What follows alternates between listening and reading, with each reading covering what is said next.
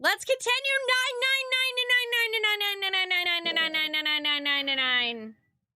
9. I gotta beat this game, y'all. I gotta do it. I gotta hurry the frick frack paddywhack up.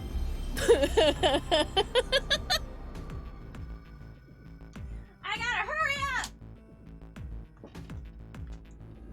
Kenny Troubles, thank you so much for subscribing with Twitch Prime. I really appreciate that. Thank you. I hope you enjoy the emotes.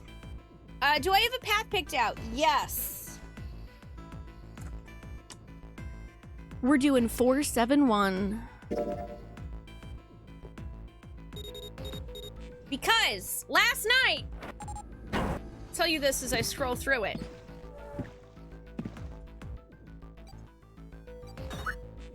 Last night, I made a tree. Last night I made a tree. I wrote down every combination of doors we had been through. And then I meticulously went and did the other 3 remaining. And they weren't the answer. Therefore, there is only one remaining answer. And that is going back to the coffin ending because it said to be continued. And now that I have more information, and we know that this game is delving into meta, transmitting information in invisible ways. I'm gonna do this.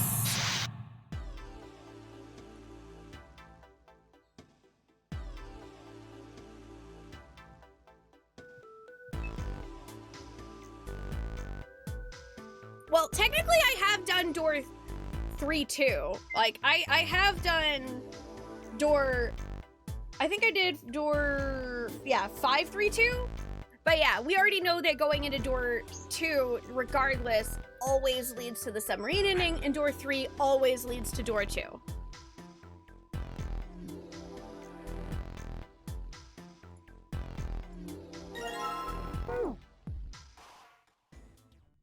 Thank you, Mellow Neko. I don't get a flowchart because I'm playing the DS version, so I was like, I'm gonna make my own. I'm gonna make my own flowchart. It's gonna be helpful. Okay, we gotta get the map. And then we're gonna go in the bathroom and get the tile. Hi, Gigandus, how are you doing? Yee. Oh, I guess we could play the original XCOM. Is it fun? Will I be upset, Ak?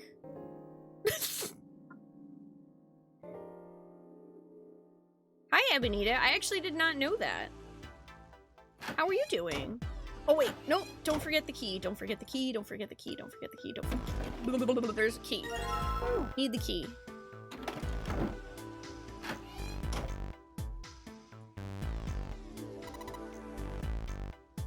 Oops. Nope. Dang it. I keep doing that. We need the bathroom tile.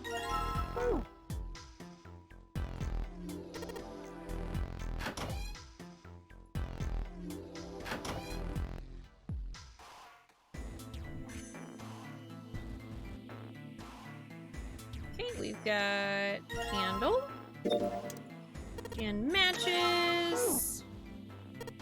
We're gonna go in here.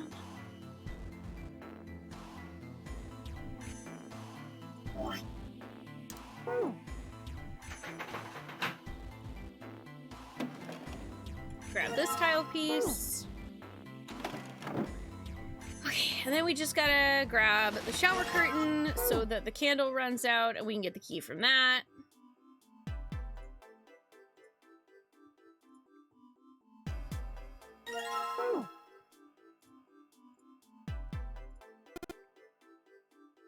Yeah, display case.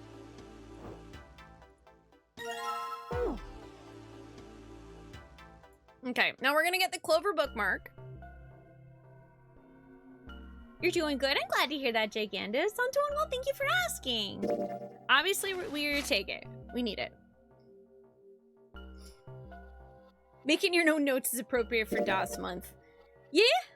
I mean, y'all know me. I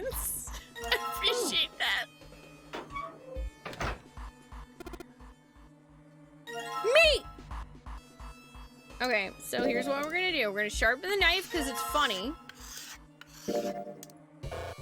Oh wait, right. You can't do that yet.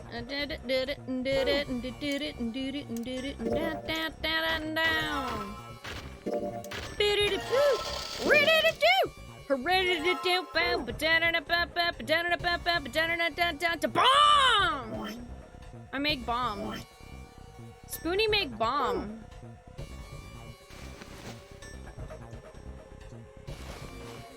I almost said my other name. I've got no love for tennis balls.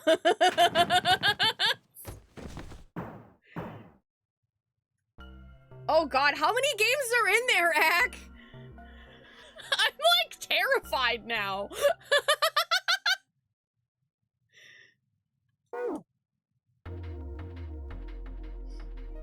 Games equals yes.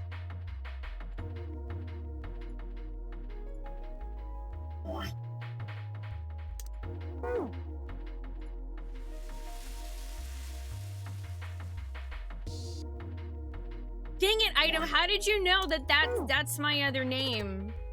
Daddy make bomb. How did you know?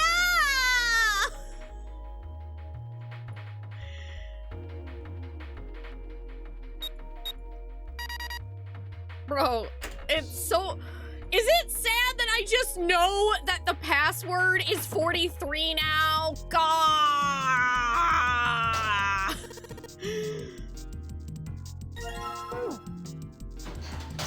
I'm gonna be so upset if like 10 years later, I still know the solutions to these puzzles.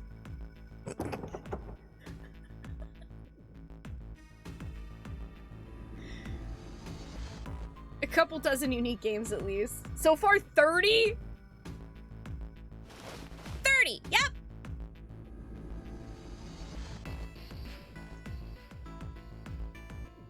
No, 10, just to make everyone upset.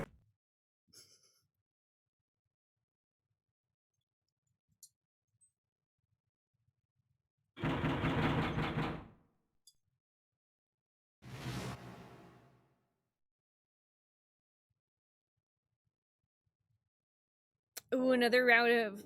Oh, Volmori. Oh, God, that game broke my heart into 1,000 pieces. You're not saying 61050 is burned into your brain, but you're not saying that. Word. Chainsaw.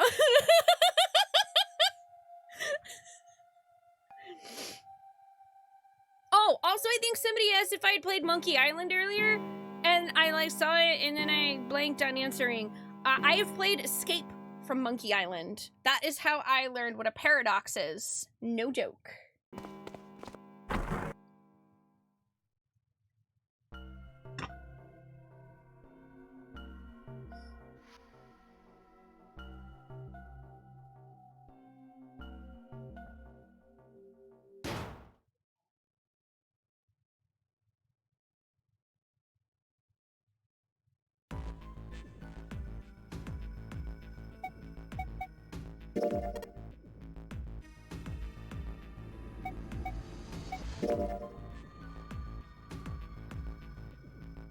Wait, Escape from Monkey Island is...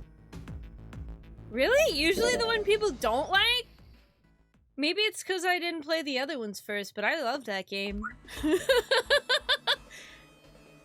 Obviously, I've never streamed it, but... Ugh. I'm sorry, Item. That sounds really, like, uncomfortable. Also, no. I'm the kind of daddy where I will walk up and I will punch bigots in the face while yelling trans rights and looking adorable.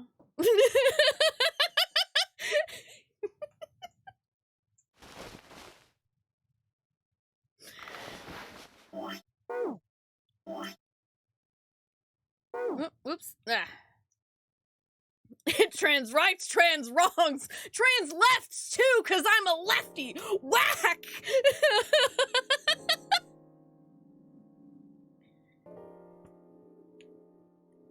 You know, okay, you know what's really funny to me? Y'all, I gotta tell you this now. I gotta tell you about this now. There was somebody that left a comment on one of my YouTube videos,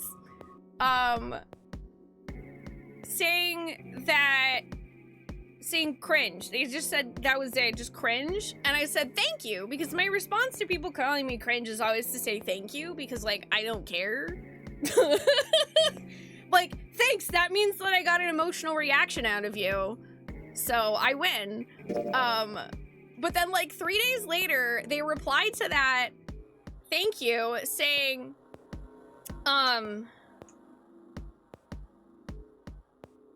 that, not gonna lie, I do pass well though. I'm still waiting to see if they take my bait. I said, pass what? High school? Because I really want them to be open and honest about their bigotry, so that I can tell them, oh, that's really sweet that, you know, you think that I actually have the kind of courage that it takes to completely change your outward appearance to reflect that of your inner self. Like, girly pop, if I had that kind of courage, I would be fucking on fire. So thank you. I'm cis, but I do appreciate that. Trans rights.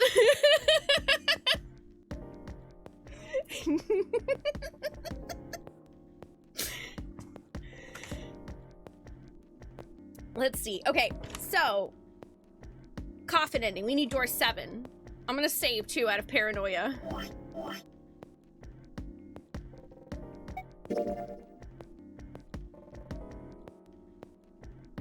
Puberty 1 was, yeah, I don't have the courage to have puberty 2 item. I don't have that in me. Puberty 1 was bad enough.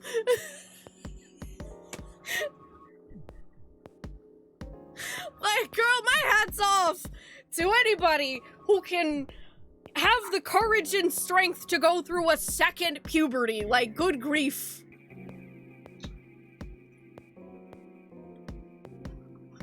Cruise control. That reminds you when you tell people you're autistic and you belong, but they tell you, oh, but you don't look autistic. And you're like, thanks, it's called masking. It took me a great deal of effort to pass. Yeah, you know, I hear it varies from person to person, but like, I've also heard that for some folks who are autistic, that it's like, it takes a great amount of effort just to be able to look people in the eyes and actually still process what they're saying to you. Because you have to like actively think about what other people just do as a default, as a social norm. And I'm like, fudge. That sounds really difficult. And there are so many people on this planet that are like way stronger of a person than I will probably ever be. And I commend them for it.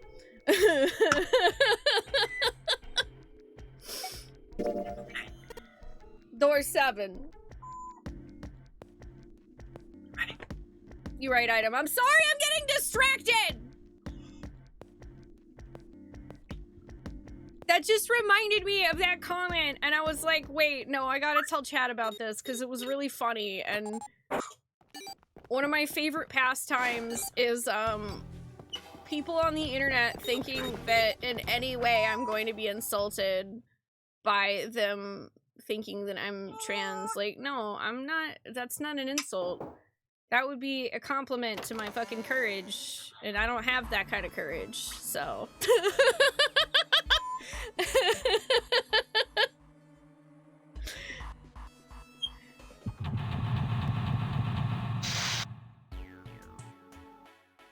Okay.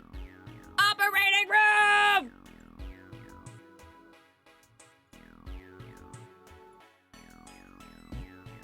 Wait, I need... Oh, wait, no. Torso there.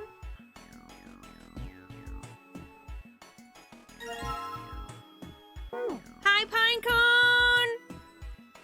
I'm sorry, I didn't mean to call you out.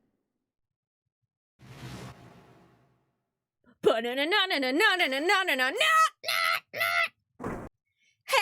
girl, I was worried that you'd murder everyone with an axe, so here's a bookmark.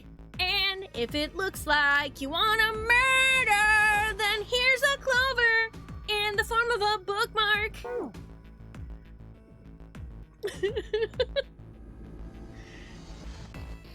I mean, to be fair, really good bookmark.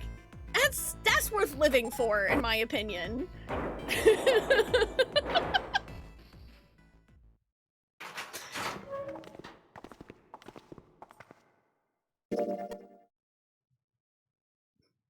Don't forget I gave you that bookmark! No, I don't even think she takes the axe if you give her the bookmark. Which is important because, according to every other route I've taken, if you do not give her the bookmark, she takes the axe and murders everyone.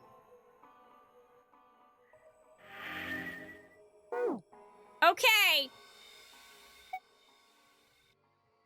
This is for you, chat.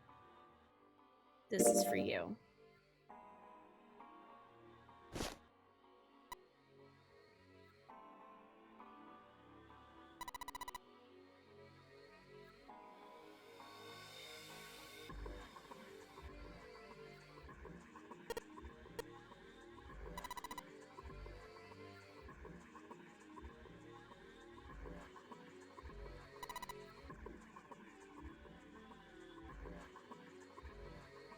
You're welcome.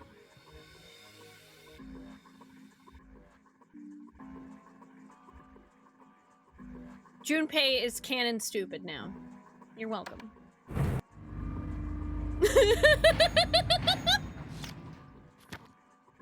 Hi, Lucky Tiger.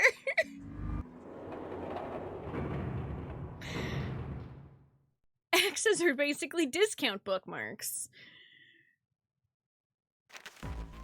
Slashing prices and people! For a new discount of free $3.99.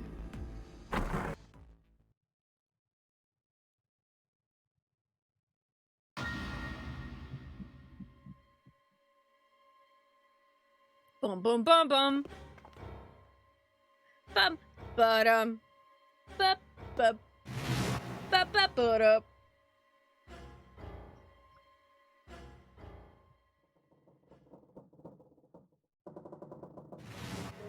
By the way, my plan today is in fact to get a second coffee because I'm gonna need more coffee for this.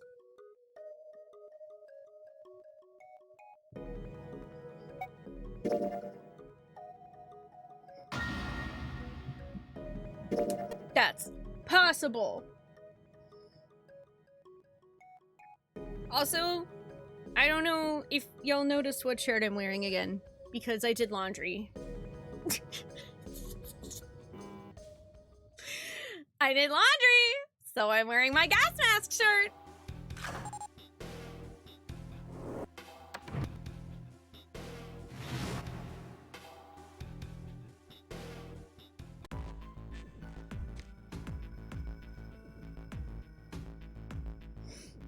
Okay, and then we need door 1.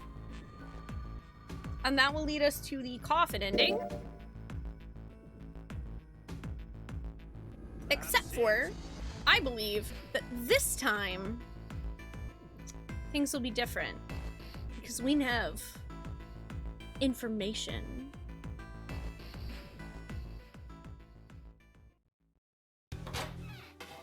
AOD Talents TV. Hi, Talents. Thank you for redeeming that. I will get that for Ollie whenever I go on break. Because I am definitely in a hurry today. The one ending we're missing is the true ending.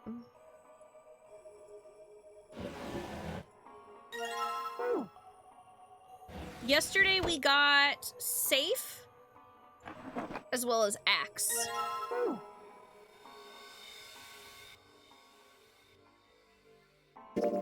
There is a problem.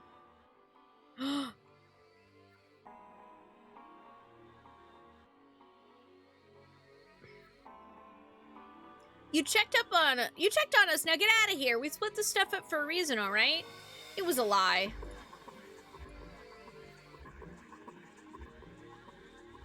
It was a lie. It was a lie. There was no reason to split up the work. Junpei wanted to talk to Clover privately. That was why he'd sent Ace to the wheelhouse. There was something he meant to ask Clover, and he didn't want anyone else to hear him ask it. He also knew that Clover would likely remain silent if there was anyone else around when asked. That was why he was so desperate to send Ace back to the wheelhouse. Okay, so I think that was just different because I didn't select that particular choice the last time that I did this route.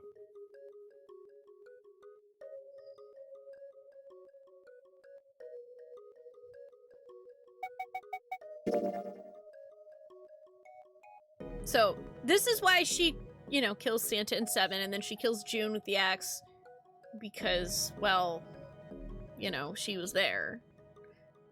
So it kind of makes sense, because she comes to this conclusion herself regardless. So, unless you give her the bookmark and get her to trust you, then she doesn't tell you.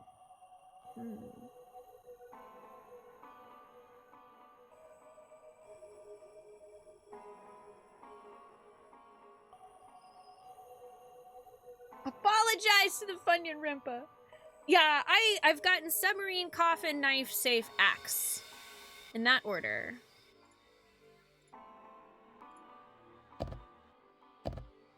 I love t-shirts and jeans, personally. They comfy.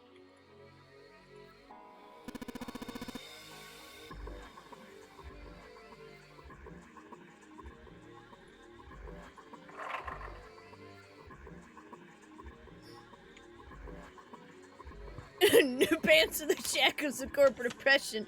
Well, I buy comfortable ones. They brought back 90s pants item. They're so cozy. I finally stopped buying skinny jeans because I got sick of them. Also, they're not in fashion anymore anyway. Okay, let's see. Where did I write this down? Here we go.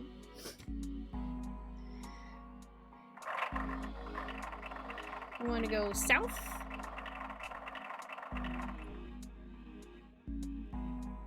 And then west. And southwest. You still buy men's jeans? I mean, that's fair. Men's jeans also have really good pockets.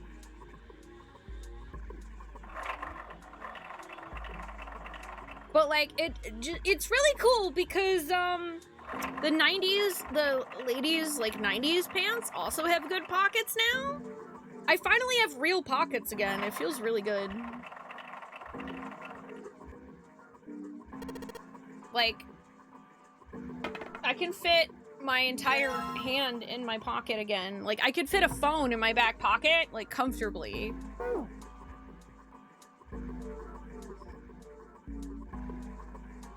Hi, Hazy, how are you doing? Oh, also, important for anyone who missed it before, this notebook has Despair Coffee on the front of it. I thought that was fitting.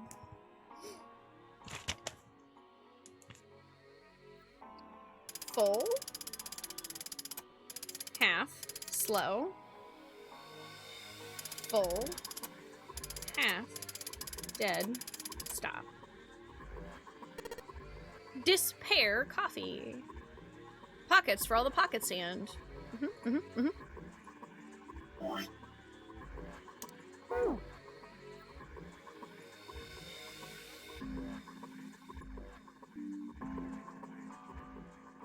Oh, no, the Despair Coffee mascot is Junko Enoshima. Which, coincidentally, Clover and Junko do have very similar hair. I'm just now realizing. Show me potato salad! Comfy jean shorts are always good too. Also, hi Neon, how are you doing today?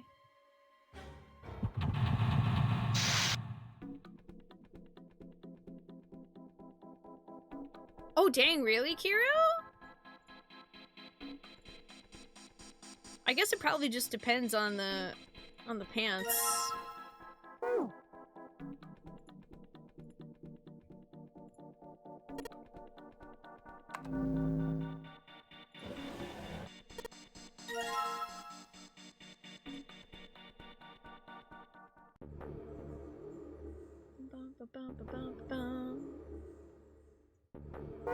Oh yeah, now we have this conversation with her.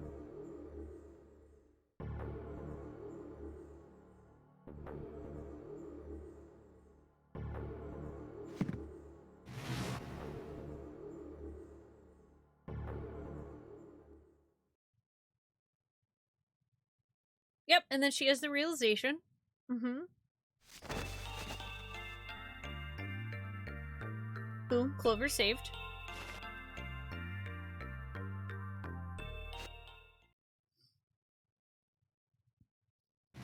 Clover Detective Agency.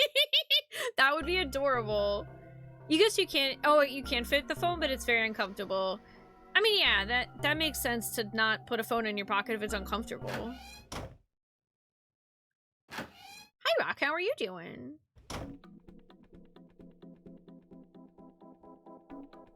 I love flip phones. I miss them. I mean, I know that they still make some flip phones, but...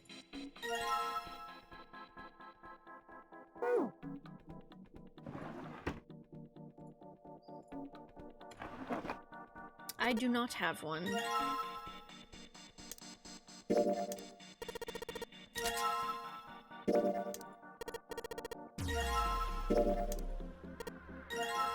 Okay, and then we get the Morse code.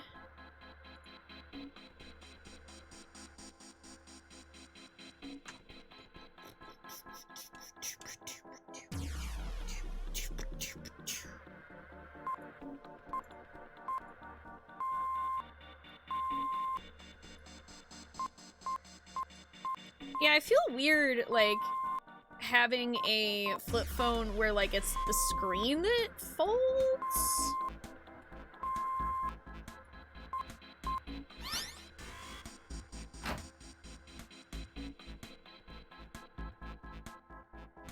I mean, yeah, to an extent, Foreigner. It's all about moderation, and I'm all for if not having a smartphone helps people with that moderation, then I'm glad. Like, good. Something that I also, what's really cool, if y'all don't know this, I don't know about iPhones. I'm sure they probably have it as well, but I know Android phones, you can actually set a time limit on specific apps. So if you have a hard time with moderating your social media usage or you know, anything really, you can put a time limit on it so that it's like one additional thing that you would have to go through of annoyance. You know, just that little reminder to yourself of like, oh yeah, I'm supposed to not be using this anymore. A time limit of 0.1 seconds on Twitch. Don't do that, I'd be out of a job. Don't put me out of work!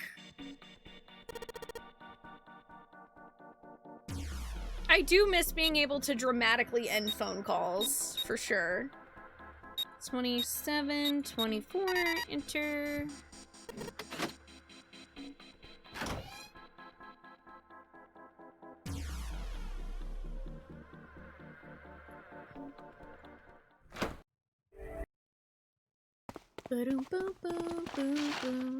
There's also apps that can remind you to close other apps. Yee.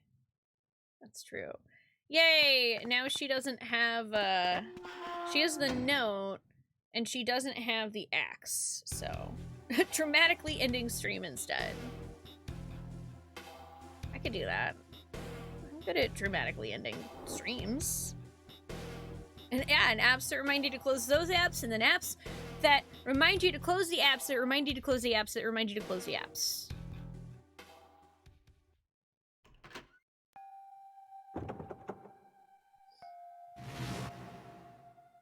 the Galaxy Fold Z folds hot dog style?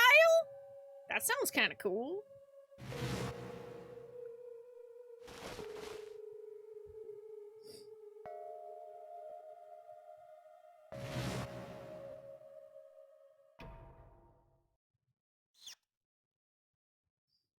Do do do do do do do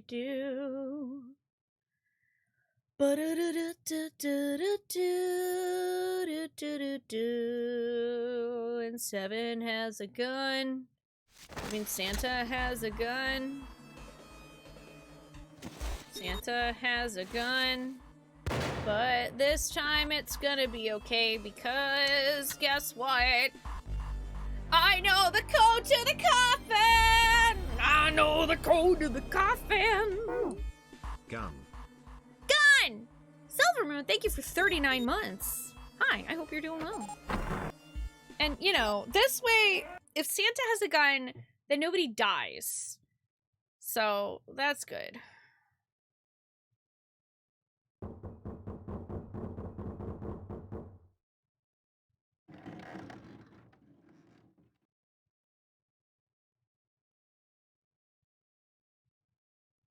There was some sort of keypad attached to the coffin. Its purpose would not have been difficult to determine.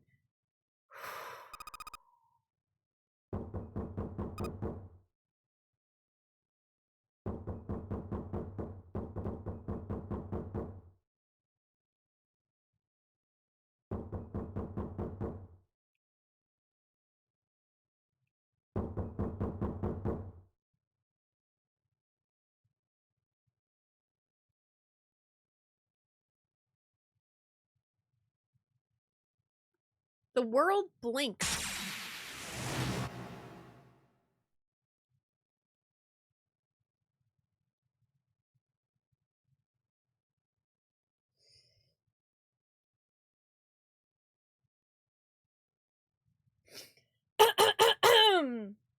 Say it with me, chat.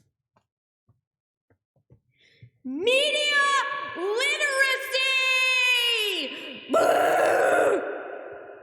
Media literacy. Freaking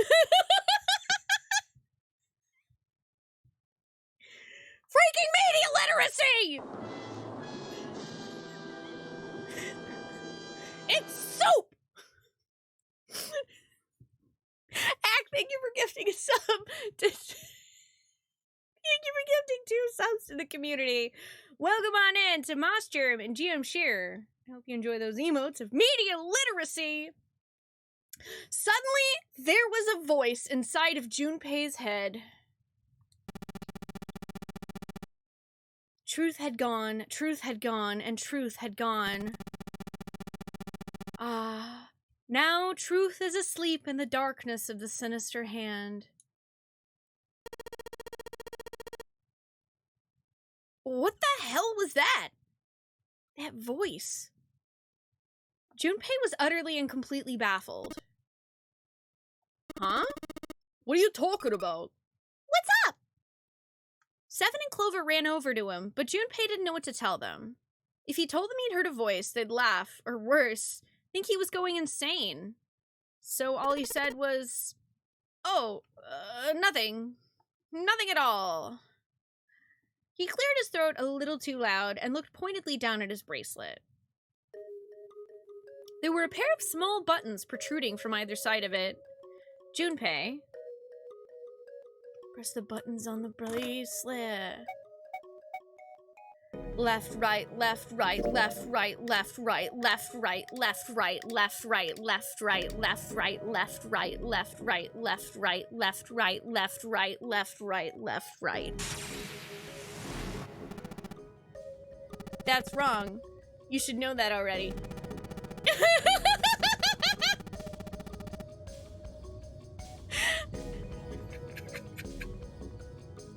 I just wanted to fucking say left, right a bunch and then see what happens. You already know that the darkness of the sinister hand is telling you to look at the bracelet on your left hand. That's why you looked at your bracelet. Right?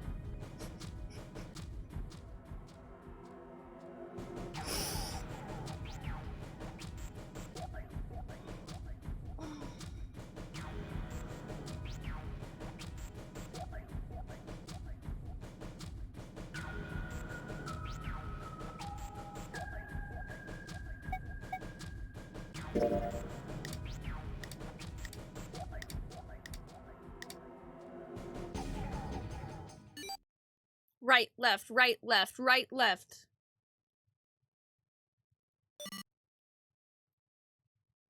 This is probably the only opportunity I'm gonna get to see what happens when I pick the wrong choice, so I feel like it was worth it.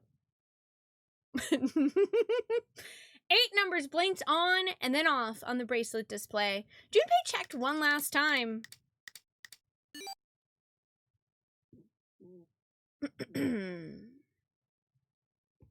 1, 4, 3, 8.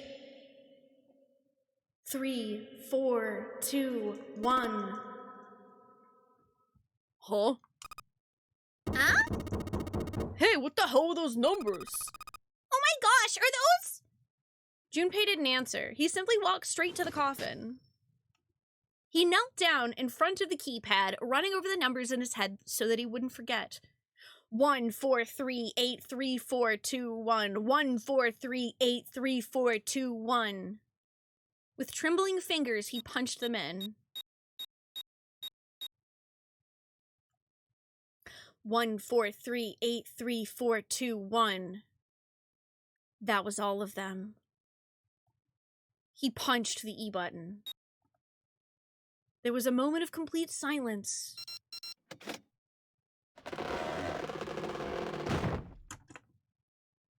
Then there was the sound of the coffin lid unlatching. It was Dracula!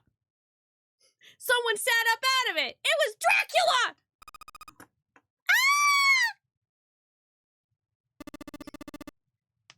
Oh, is that you, Clover? I apologize for worrying you. Snake! Oh my... How did you... Junpei and 7? Is that you?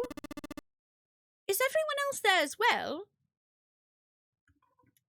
Just like Rip Van Winkle. Oh my god, are you calling Snake old?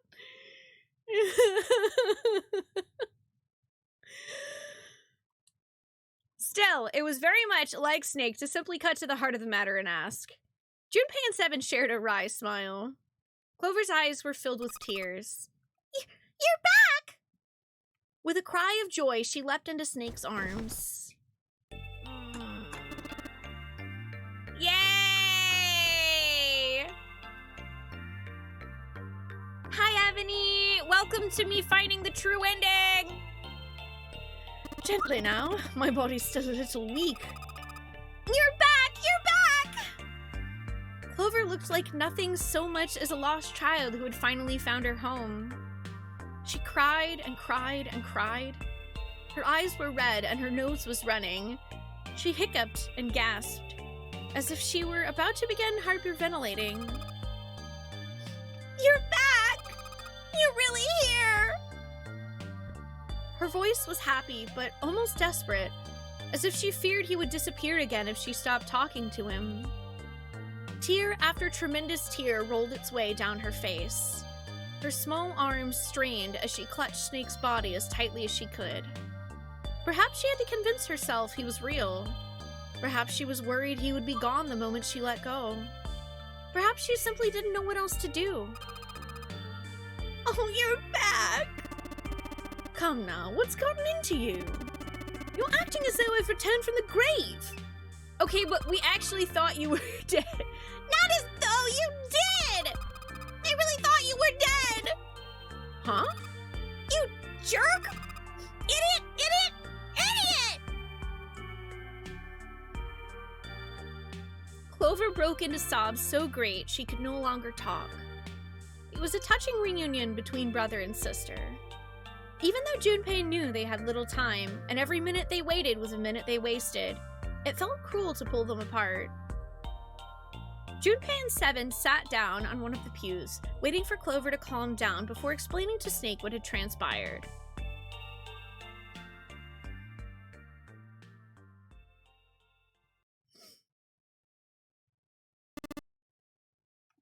I see. I believe I understand things rather well now. Thank you.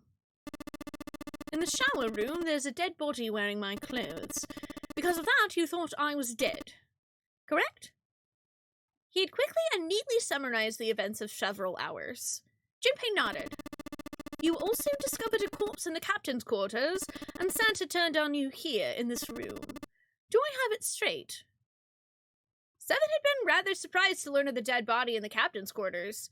With everything that had taken place, Junpei had simply forgotten to mention it to him. Well then, I've got a pretty decent idea of what happened while I was indisposed, but it's still something of a mystery who did all this and why. The corpse in the shower room that looked like me, and the corpse in the captain's quarters, why were they killed in the way they were? You don't know? No. Why would I? The guy in the shower room, we don't know who he is, so, let's just call him Mr. X. Knock, knock! Open up the door! It's real! Anyway, this Mr. X is wearing snake's clothes, but you're wearing some kind of weird robes. That means someone took your clothes and put them on Mr. X. We need to figure out who that was. I apologize, but I have no idea who might have done this to me. I only just now woke up. I was unconscious during all the events you just described to me. They must have undressed me and changed my clothes during that time. When were you knocked out? When we split up to look for the red. Where did they get you? Do you remember? It was a small room in one of the hallways on C deck. What happened? What happened? The same thing that happened to every one of us when we were abducted.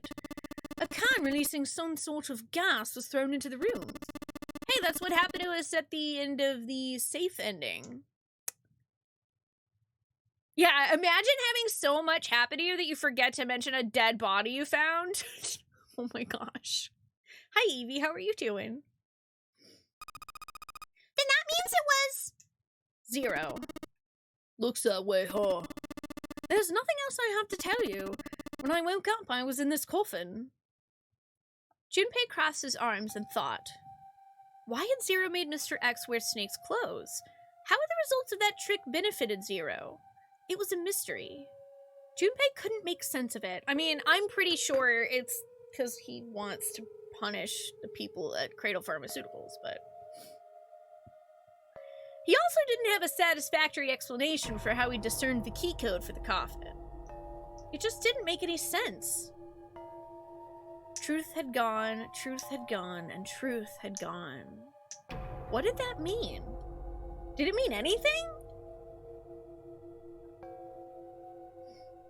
And why had Junpei felt compelled to push the buttons on the bracelet after hearing them? Seven had asked him about it while they waited for Clover to finish crying. He'd had no answer for him then, and he still didn't. All he could say was that it seemed to have been a subconscious reaction. His fingers had simply moved of their own accord. It was the only explanation that made any sort of sense, and it made almost no sense. Junpei had no idea what any of it meant. His mind was a maelstrom of mysteries, clues, theories, and more mysteries. He could barely think. And of course, Snake and Clover had been subjects in a similar experiment 9 years ago.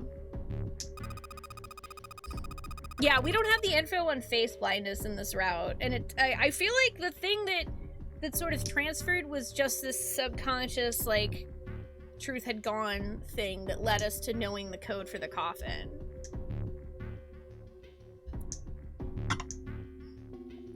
The ability to access a morphogenetic field is affected by a couple of things. The first is epiphany, and the other is danger. And someone did actually die. A girl. Her name was, There had been another experiment conducted on the same ship 9 years ago. A girl had died during it. Morphogenetic field theory. The 2 murders. Switching clothes. The Nonary game. and whatever strange thing was happening to Junpei himself.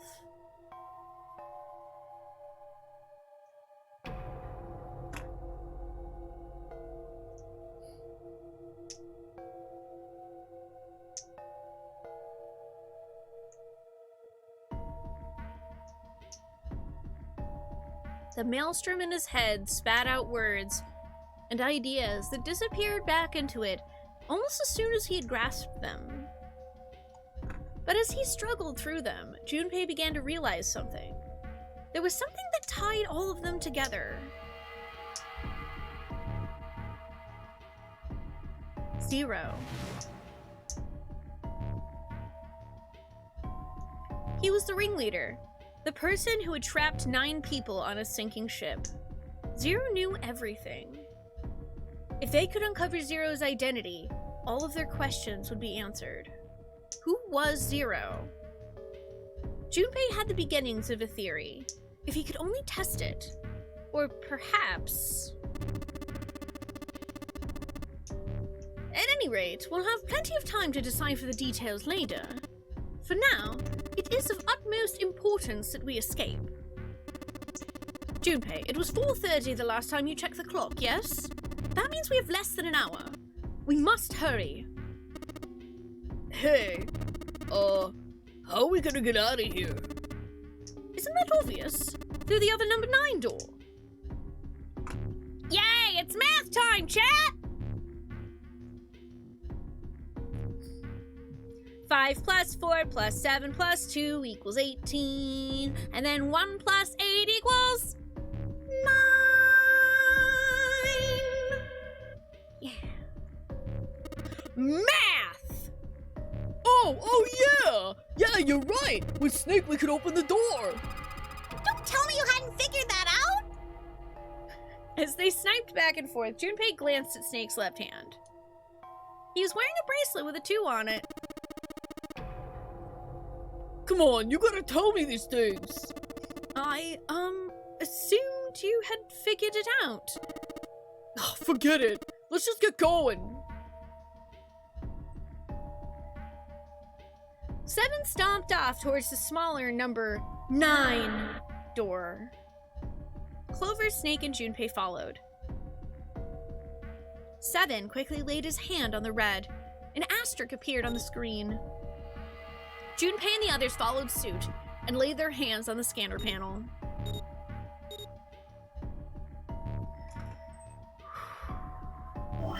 Also, saving.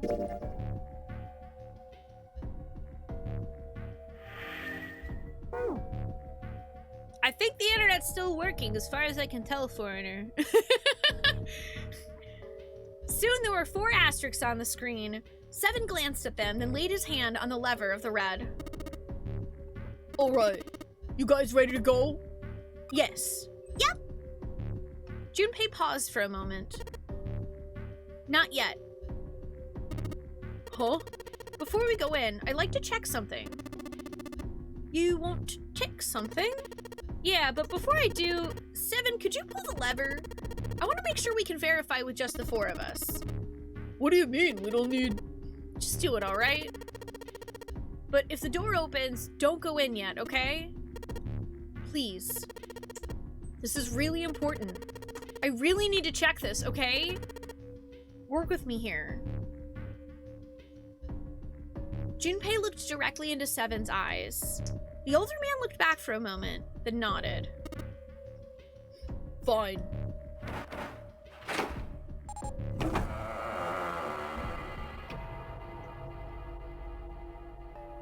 Seven pulled down on the lever and door 9 creaked open. Then they waited. 6, 7, 8. The door closes. Close the door, wash your hands. Zombie Mike, thank you so much for the Prime sub. Welcome on in. I hope you enjoy the emotes. Welcome. After 9 seconds, the door closed. Alright, that means the 4 of us can go into door 9. So? We knew that already. It's obvious. Obvious. Yeah, you're right, it is. Now, what happens if we add Zero's bracelet? What? Zero's bracelet. Why don't you take it out, Clover? I mean, we already know that, like, Junpei doesn't know this, but we already know that the bracelet is actually 6. For a moment, Clover looked surprised, but she recovered quickly and stuck her tongue out at Junpei. So you did know I had it! I picked it up because I thought it might be useful sometime.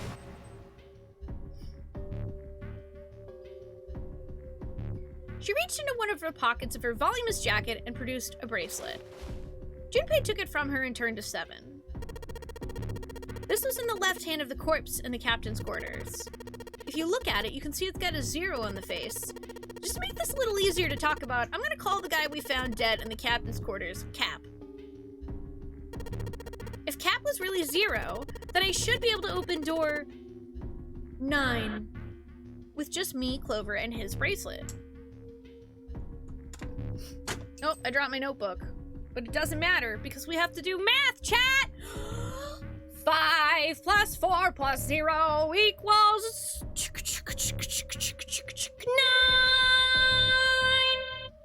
It equals 9. But most importantly, if you were Cap, and this was your game, would you really put one of these bracelets on yourself? I don't know. We don't really know how crazy he is, to be honest. Anyway, let's give it a shot. Clover, give me your hand. Okay. Oh, hell yeah, John. That sounds fantastic. After he and Clover scanned their bracelets, he waved Caps over the scanner panel. Then, he pulled the lever. However, error. The door didn't open. The red's display read error. I knew it! Now, what does this tell us? Maybe the bracelet has to be on your wrist in order for it to work? No, that's impossible. Did you see how the panel showed a 3rd asterisk when I scanned Cap's bracelet?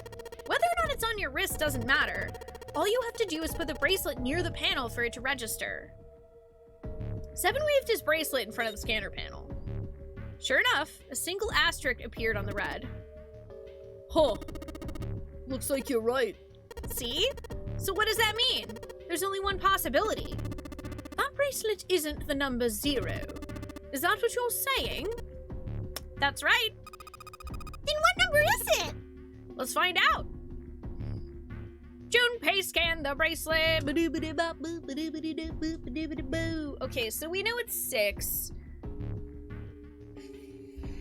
So, okay, who will make... Well, yeah, 7... Can we do 7 and Snake? Oh wait, no. Duh, what am I talking about? We need...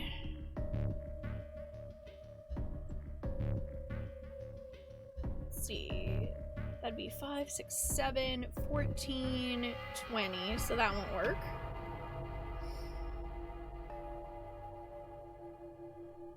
Snake and Clover would be 6 plus 7, so that would be 13. That'd be 10, so that won't work.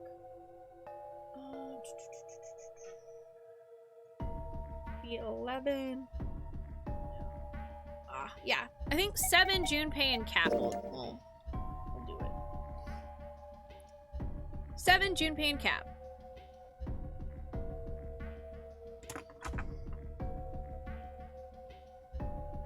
7 plus Junpei equals 7 plus 5 equals 12, and then 1 plus 2 equals 3. If this combination opened the door, then Cap's bracelet was number 6.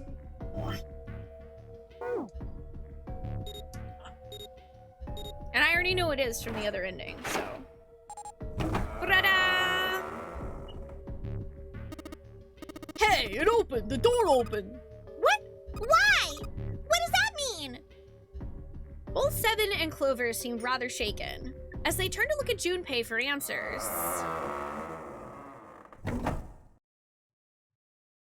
The door slid heavily shut. Junpei raised an eyebrow. Isn't it obvious? Cap's bracelet is number 6. Math, chat! Math! But doesn't it say 0? This isn't a 0. The symbol on here isn't a number 0. It's a letter. It's a letter! Oh! Oh!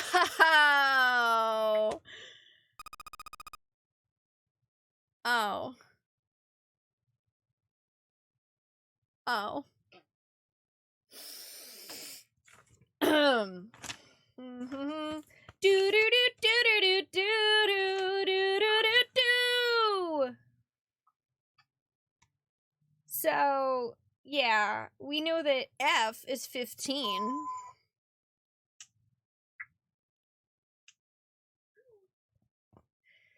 Hooray!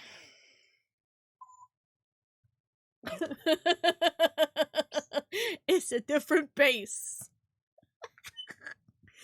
Wait a minute! I don't get it! I mean, we figured out the Cap's bracelet is 6, right? Yeah. Does that mean there are 2 people with 6s? Before Junpei could answer, Snake spoke up. There is, most likely, only one person with a 6. But I don't get it. What about June? Well, this is only an educated guess, but I think June's number was never 6 to begin with.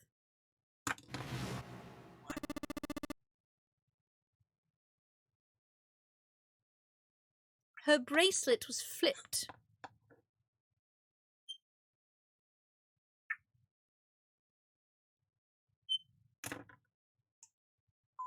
What I say?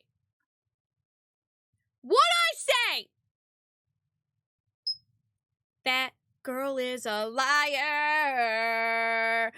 That girl is a liar. I don't trust you, Phyllis. And now Phyllis is actually June. Who's Akane?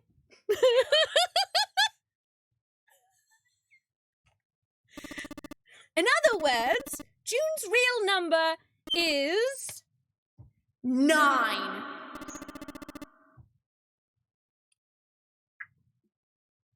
That seems the most likely. And all this number door stuff is just a load of crap? Why would you say that? Because if June is 9, then the numbers wouldn't match up. Clover grabbed Junpei's notebook and began to write furiously in it.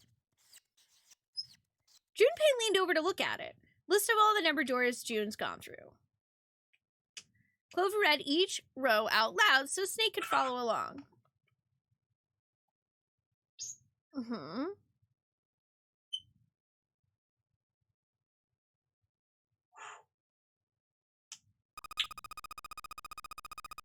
I made a list of all the number doors that June has gone through so far.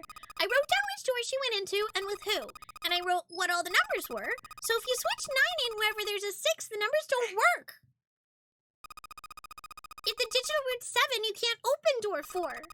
If the digital root is 2, then you can't open door 8. Clover, do you notice anything interesting on that list? What do you mean? You're talking about 3, right? 3? Santa's always in the room with her. That's what you're saying, isn't it? Yes, exactly. What about it? That's quite simple, really. You told me that the first time you came to this room, Santa was the first to refuse to leave June behind. Now, doesn't that beg the question why? Why would Santa do such a thing? The answer is easy. Because Santa can't open door 9 with only 7 in Lotus. Of course, there's only one reason for that. His number isn't actually 3. Santa's real number, 7, was... You'd be so kind as to modify my sister's equations. Yeah, sure.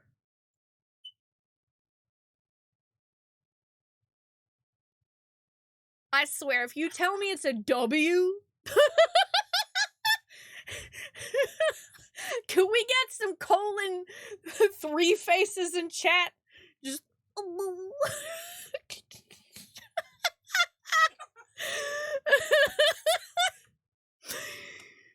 Seven took the pen from a confused Clover and began to adjust her calculations. This is what you were getting at, right, Snake? He read out the changes he'd made. When he finished, he looked at Snake. Snake smiled. Thank you. That is exactly right, Seven. Santa's true number wasn't 3. It was 0.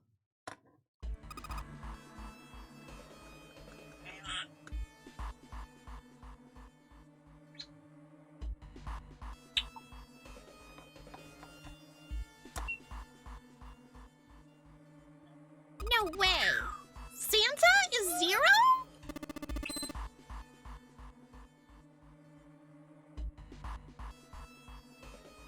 And June was 9, not 6.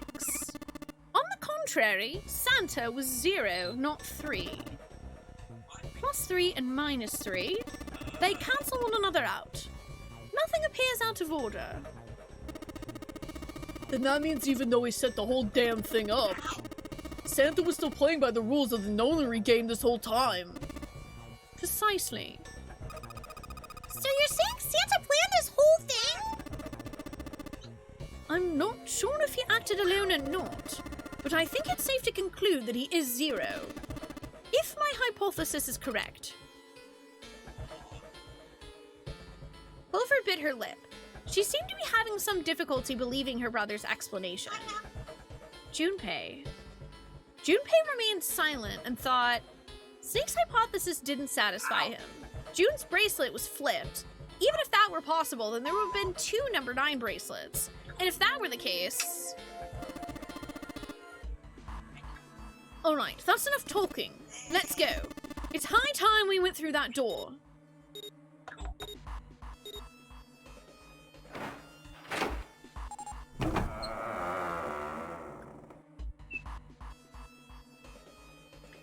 Let's see. W would have been...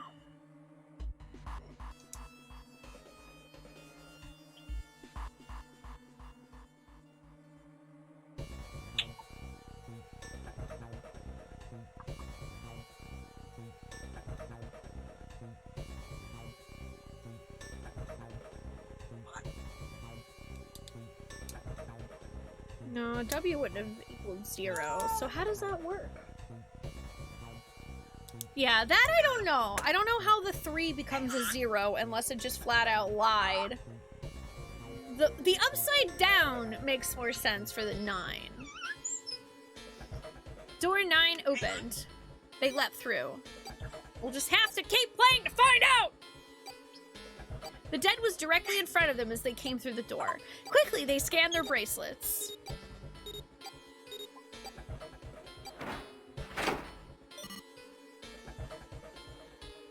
And the detonator stopped. Phew! After pausing for a moment to catch their collective breath, Junpei and his companions headed down the long hallway in front of them. I mean, to be fair, Santa definitely has the motivation to be 0 because the experiment 9 years ago did kill his sister.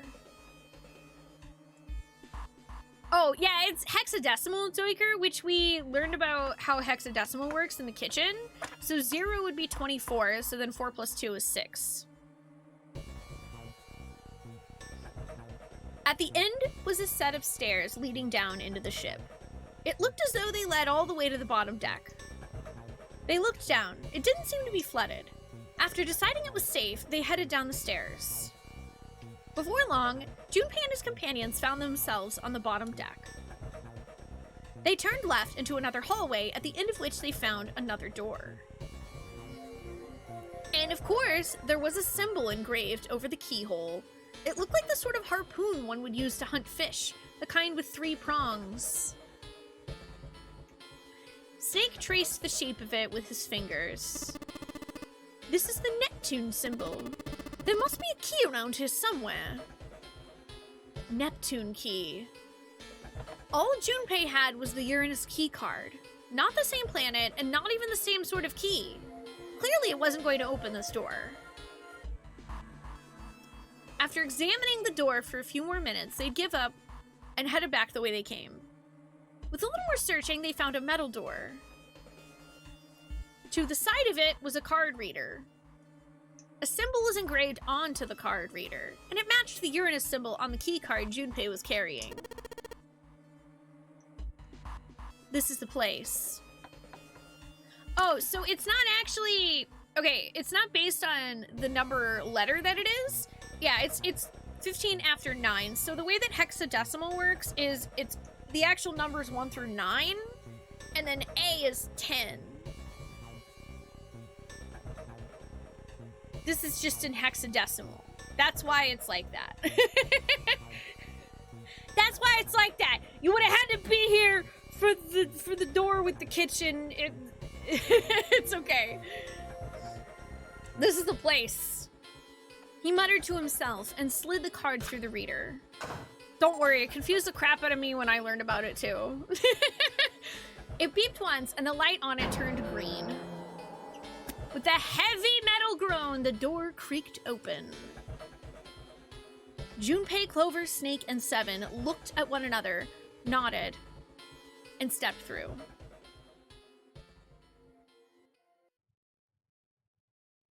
The room they found themselves in was full of books. It looked remarkably like a library. Yay! I finally found the library! Not the sort of library where large numbers of people came to read books, more the sort of library that was simply a place to store books. He felt a little overwhelmed by the sheer number of books, but Junpei did his best to speak with authority.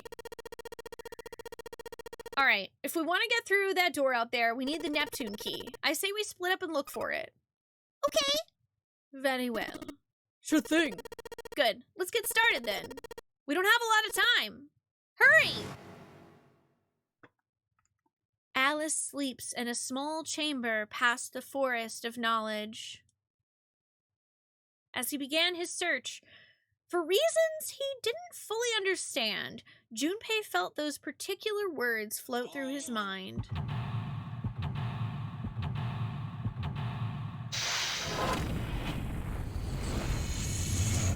Seek a way out!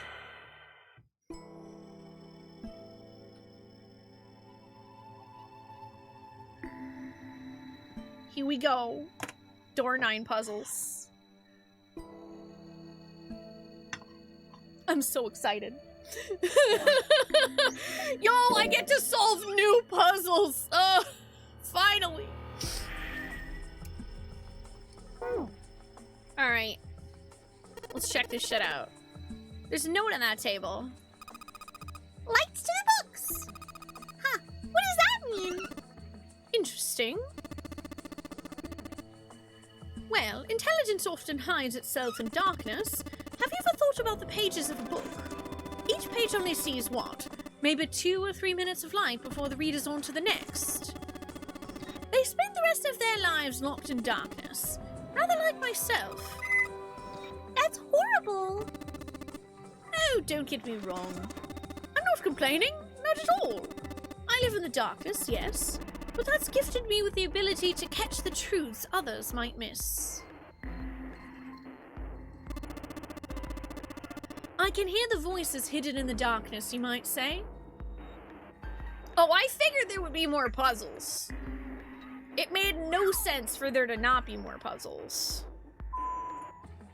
Ooh. Dad kind.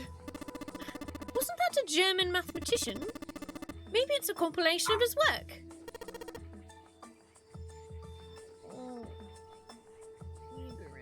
Okay. This book's in German. It looks like it's the complete works of something. I've never heard of it. Well, if Snake doesn't know what it is, I don't think we'll ever know. Owen, huh? Owen isn't enough to go on. Perhaps it's the about the English Revolution. Does this say Sheldrake? Oh my god. Sheldrake. Isn't Sheldrake? It's got the volume number written on the lower part of the spine. So, okay, we're missing 2 books. We're missing 2 books. That's a weird book, Junpei. Indian mathematics. Ha! That's funny. Why is that funny?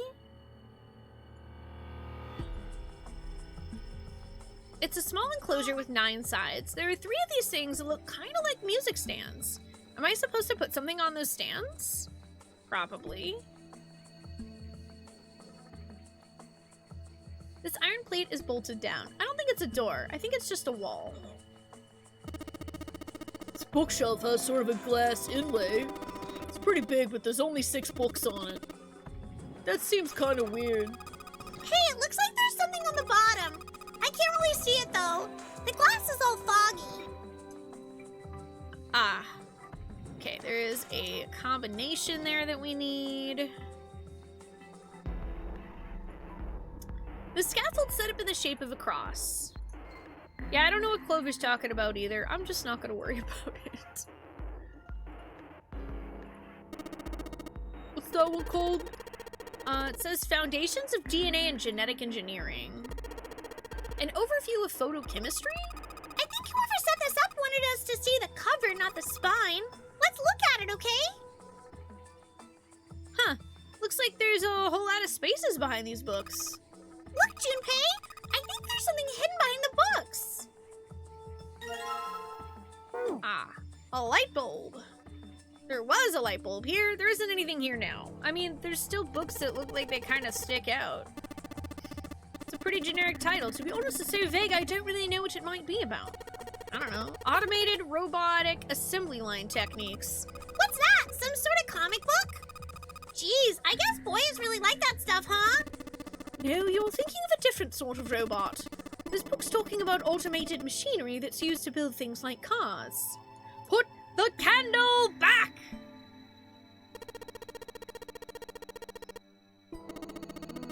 I know what telepathy is, but I've never heard of teletemporation. It refers to having the ability to travel through time.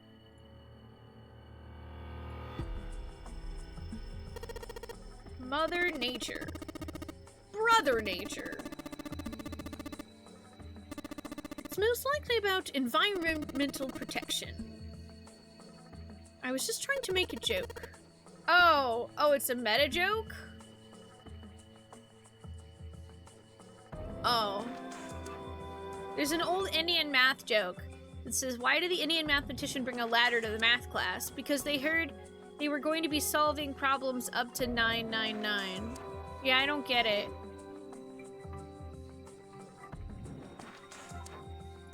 Like, huh? I don't get it.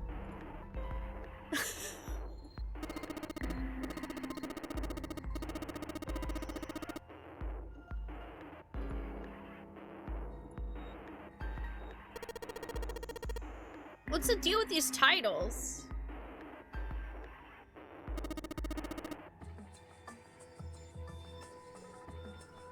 They're all just gibberish.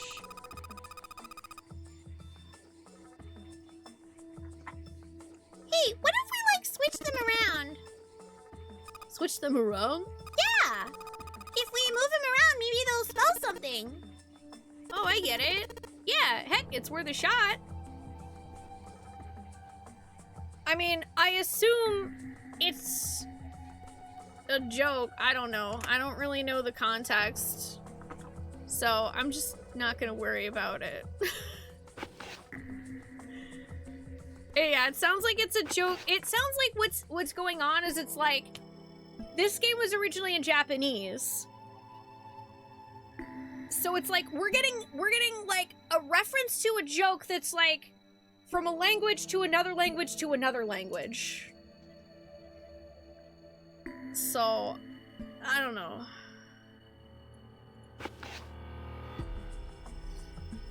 Oh wait, is it peon? But then there's also here. Oh yeah, open here, find bulb. Open here, find bulb! Open here, find bulb! I mean, yeah, I guess it's like 999's the name of the game. I guess it was like, I wish that I understood the actual joke by itself. That's me mourning the loss of not understanding the actual joke that it is a reference to. Hi, Roof Dweller. How are you doing? I guess that turned out well enough. So the letters from the title spell out open here, find bulb. Hooray! Light bulb.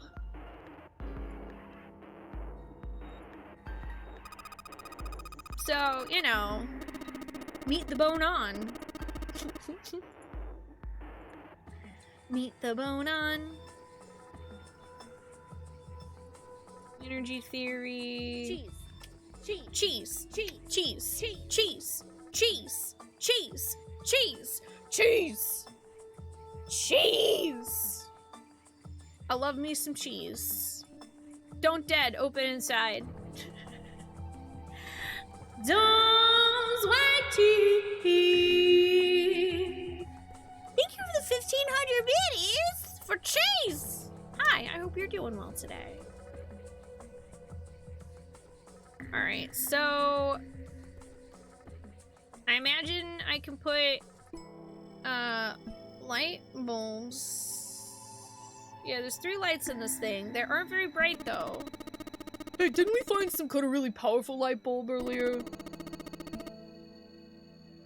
Why do you put it into one of those lights? Yeah, well, it'll get a lot brighter, but... But if there are 3 lights, that means 3 light bulbs. Okay, so we have to find the other one first. Okay. I mean, that makes sense. Okay, that only looks in there. I feel like I've got to be missing something.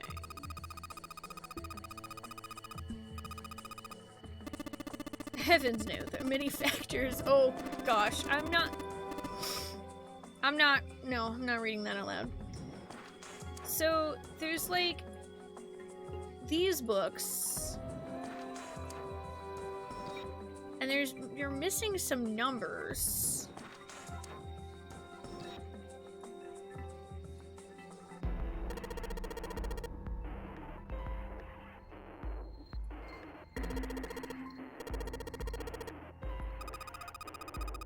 Oh, an old folktale?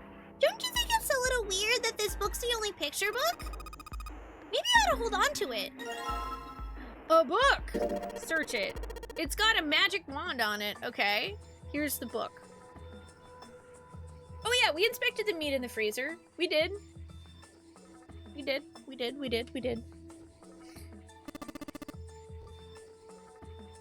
So, what's inside? Well, aren't you going to open it? Pretty sure it's just gonna have pages inside, smarta. Whoa. It's a pop-up book!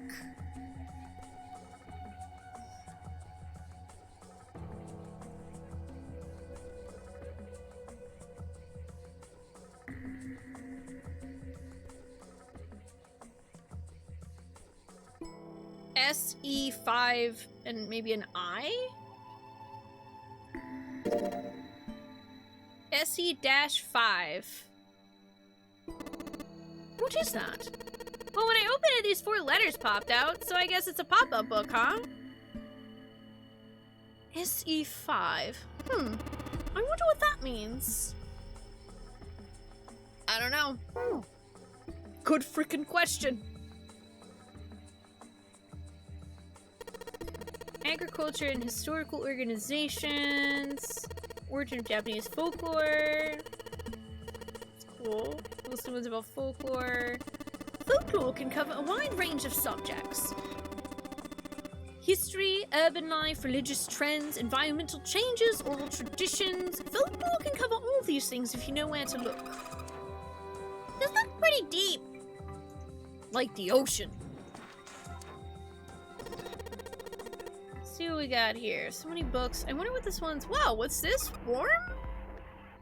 Oh. Sorry.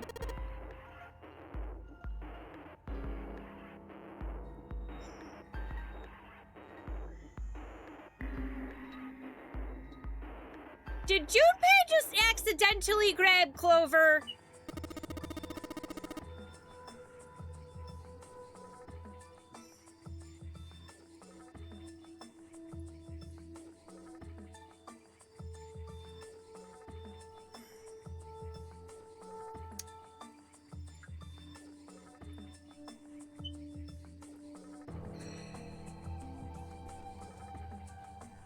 Hey, I'm just moving on.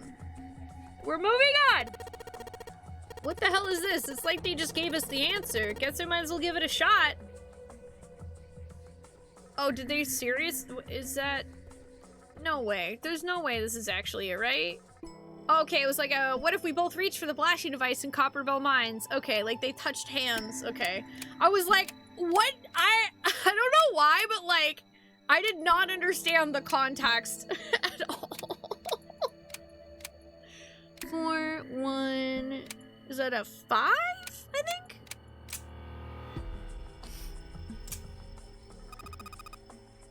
You did it, Junpei! Yay! I don't know why, but I don't really feel particularly happy about being praised for that. Whatever. At least the lock's open now. Let's see if we can get it open, alright?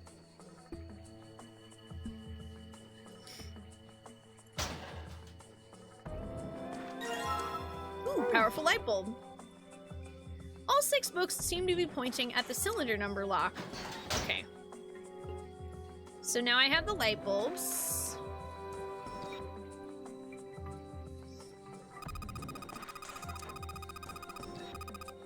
Yeah, the pop-up books. I mean, I only have 1 pop-up book, but that's kind of what I was thinking, is that if we put a pop-up book there, yeah, they make a shadow on the bottom. True, but there are 3 stands, right? If we don't have enough picture books, in other words, we need 3 picture books. Okay, so I can go ahead and put the light bulbs there, because we do have those. Now they should be really bright. Pretty bright in here. Okay, so I need to find 2 more pop-up books. Okay, I think before I look for them, though, we've been live for like 2.5 hours almost. I'm gonna take a quick break to get some coffee.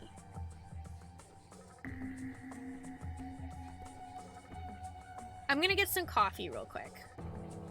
Coffee, coffee, coffee, coffee, coffee, coffee, coffee, coffee, coffee! I need another cup of coffee to finish this game. So... Thank you all so much for hanging out today for what will hopefully be the final stream of 999, and is also, in fact, the 9th stream of this game. Don't go too far, or if you do, just come back. Because puzzles. And also fun. And also, I'm still determined to say that June is lying to us, okay? I just know it in my heart of hearts. I will figure you out, June! Coming for you.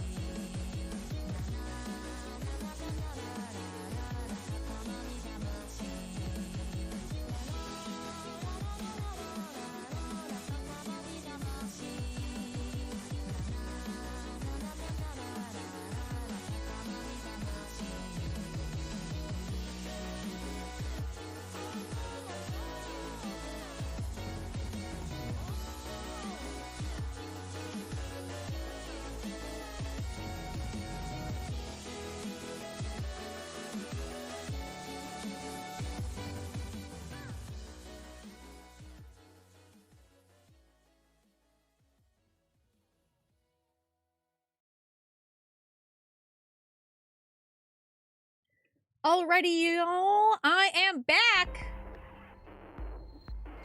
I went ahead and got a snack. I got myself a snickety snack. I had some peanut butter crackers and a popsicle, and I made myself another cup of coffee. Peanut butter crackers have protein, is good for brain meats, and also delicious. So I am prepared. I'm prepared. Let's do this. Let's continue the true ending.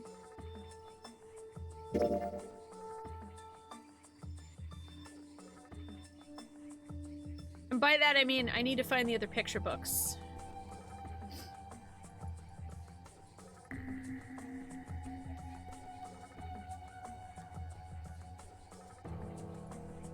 Oops, dang it.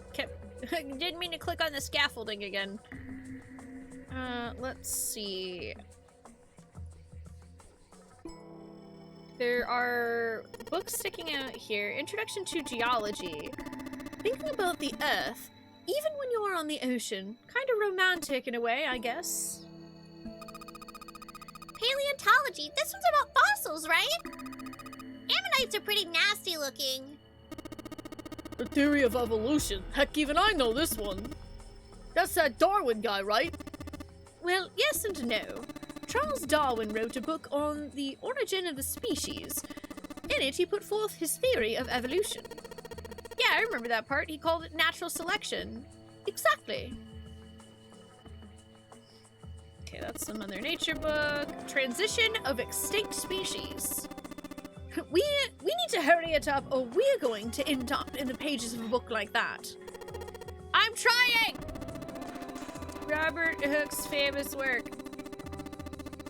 Examining things, yes. He then drew pictures of many of the things he's examined and published them in a book. I'd hazard a guess this shelf is concerned with natural sciences. Why did mankind lose their tails? Junpei, do you know what this one's about? Why are you asking me?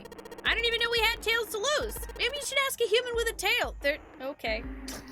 Also, thank you all for the welcome backs. Mankind's ancestors most likely lost their tails, as they were no longer useful and the nutrients required to grow them were better put to use elsewhere. At least that's what I read. I was rather young, I may have remembered it incorrectly. Why the hell would a kid be reading a book like that? I don't know, man. Because you can read whatever you want. Creatures of the South Seas! I wonder if this one's got pictures of colorful fish and stuff.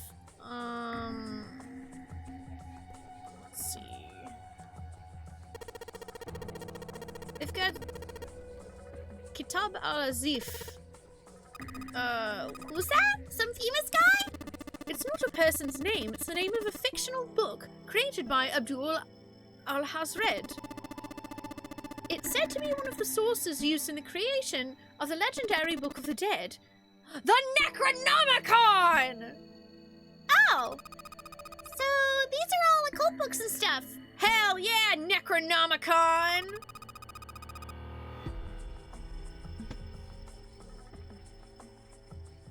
This one says the golden rabbit and the moon on it. Does that mean it's about a rabbit that lives on the moon? Rabbits are pretty cute, but what's the moon stuff about? That's a fairy tale, actually. Oh, geez. Is your cat okay, Evie?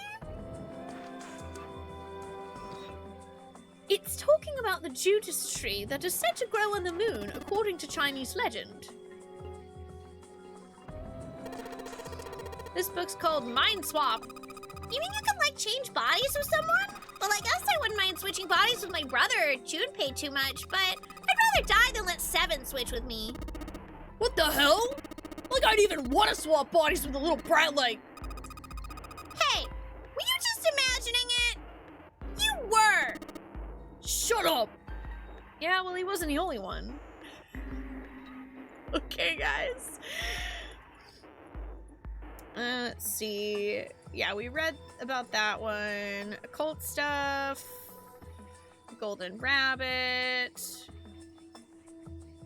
This bookshelf's full of books. Yeah. What about this one? Well, we did that. I found the light bulb. An overview of conformal field theory. Ah, well, it's a theory that posits an invariant quantum field where conformal transformation can take place.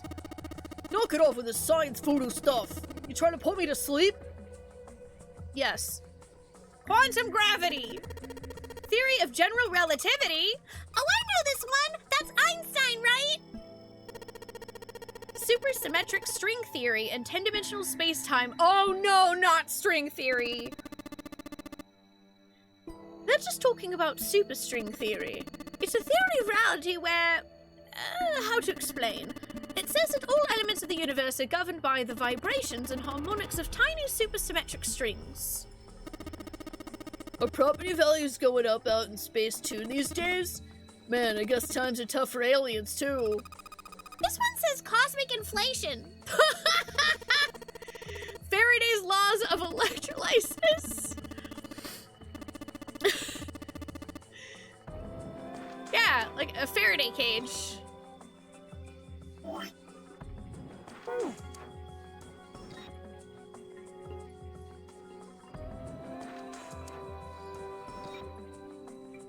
I clicked on all these, I think.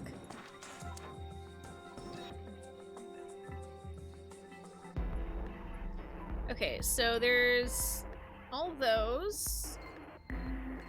And then I don't think I've looked at any of the books on this side. Interactions between shortwave energy and matter. What else have we got? Just listening to you read these titles is giving me a headache.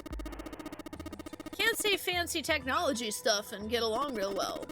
Keep on talking about that stuff and you're gonna put me to sleep.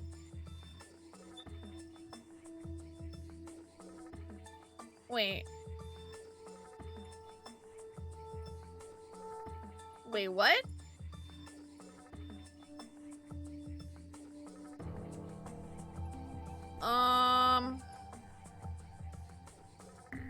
Is that the same shelf? That's confusing.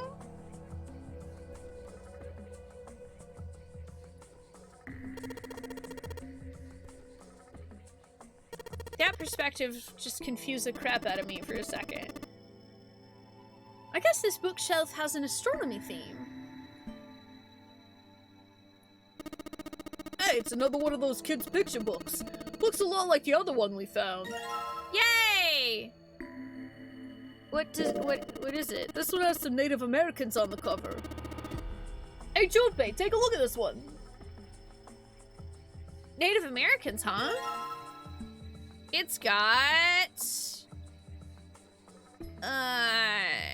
KRL?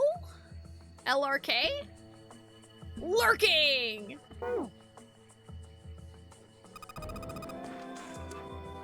What's Hellenism?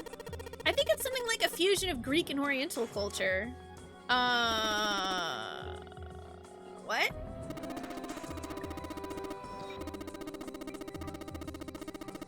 Okay, Junpei, I don't know what that means, and I'm not gonna ask. History of the medieval period. Maybe it's about Sir Lancelot? Isn't he just a story? I don't think you're gonna find a guy who didn't really exist in a history book. A history of Buddhism. Cultural heritage of Rome. Bet that's gonna be some serious inheritance tax. History of the Western world. Well, I'd assume it's about European history. Yeah, just gonna leave it at that, Snake? Doesn't seem like you... Huh? Greek mythology! I like Greek mythology! Damn, that thing's huge. Can't imagine anyone's actually read the whole thing.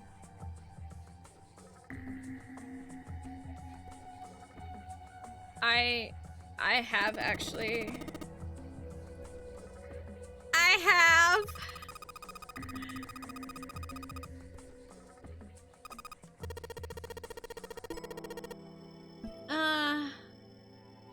Okay.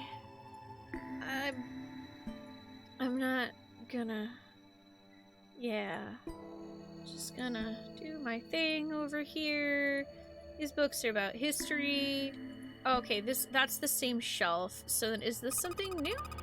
Looks just like, okay, cool. Here's the other picture book.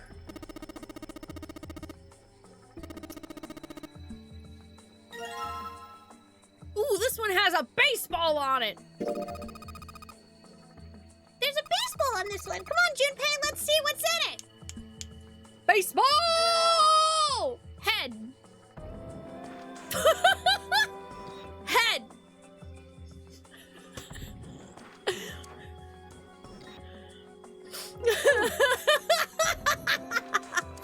So head, smash.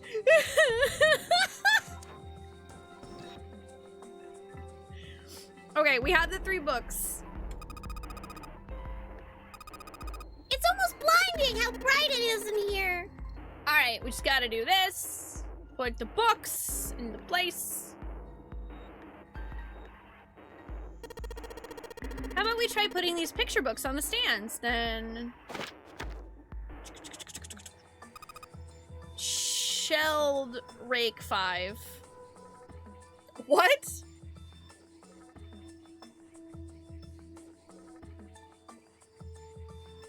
Oh, Sheldrake 5.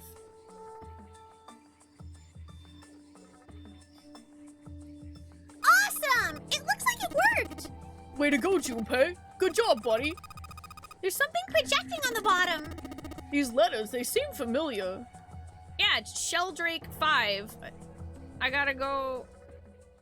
Okay, I was like, I'm pretty sure I probably have to click on this. Where's this rake?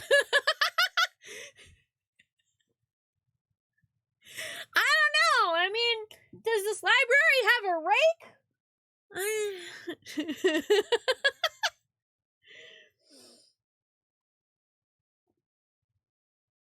Sheldrake 5.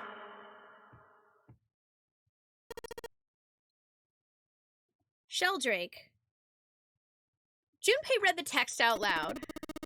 I think I saw the rest of this collection somewhere. Yeah, I think it was somewhere around here. Let's go take a look. Okay. Seven and Clover walked off, leaving Junpei and Snake behind. Have you heard of him? Sheldrake, I mean. Junpei grinned. Yeah, Lotus told me about him. There's a British biochemist named Sheldrake. He had a rather interesting theory. The theory of morphogenetic fields, which relies on the theory of morphic resonance. Really? From Lotus, huh? Well, Clover also said something to me about that stuff. She did. Yeah, what was it? The ability to access a morphogenetic field is affected by a couple of things. The first is epiphany, and the other is danger. That girl. I told her not to tell anyone. You did? Why? Junpei's eyes narrowed. Look, man, I didn't push it because we're in a hurry, but I'm kind of sick of this. How about you just tell me, okay? Tell you what? Don't give me that. About the experiment. Snake's shoulders slumped, and he shook his head slowly. He'd finally given up. Very well. Fine. I'll tell you everything. That is literally how I read it in my head, Mellow Neko. I just can't do that deep voice from the Full Metal Alchemist intermissions. That is exactly how I read Sheldrake 5.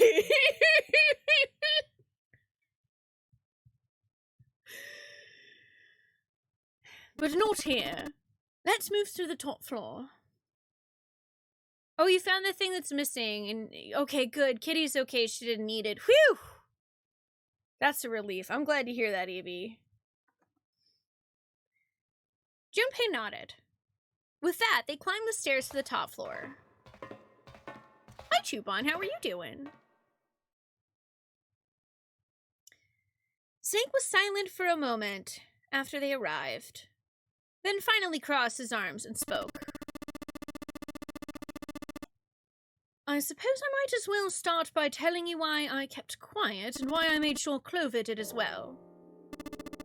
To be honest, the explanation's quite simple. Zero told me not to.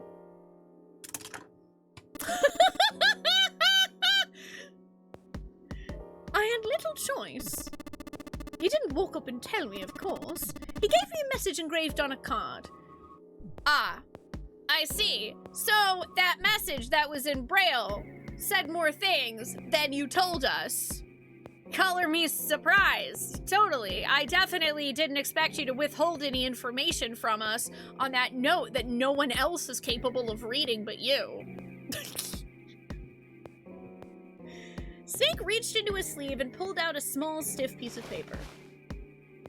It looked like a good deal like the one he'd showed everyone on the central staircase. So you had 2 cards? No, only one. Huh? What do you mean? I thought that card just had some rules for the nonary game on it. Yes, it did. And those were the rules I read you. However, they were not the only thing on the card. There was something I didn't read. Well, perhaps I should say there was something I couldn't read. And that was... Tell no one of the events that took place 9 years ago. Tell, and I activate your sister's detonator. Ah. That's probably why Snake was, like, telling her, it'll be alright.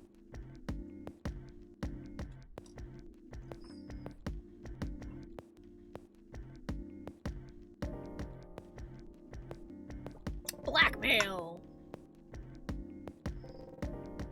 You're all physics nerds. Yeah! Hell yeah. We're a bunch of nerds too. So I'm happy about it. My husband actually has a double master's in physics and astronomy. So he's a bigger nerd and I love him.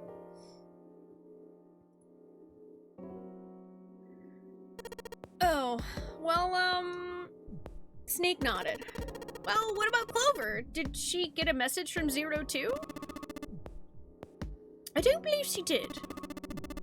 But doesn't it strike you as strange that Zero would shot my mouth but not hers? Yeah, that does seem a little weird. To be on the safe side, however, I told her it was best not to tell anyone. Still, apparently she told you. That girl. What's wrong with her telling? Oh wait, sorry. What's wrong with her telling me? I mean, she could have exploded. Have a good one, Soljan. Thank you for joining us. Yeah, Angry Trees also did make his own D&D campaign, which you can buy. You have a degree in biology, but you always wish you were smart enough for physics. I'm sure you are, Roof Dweller. Also, biology's dope, too. I mean, hell, I got no room to talk.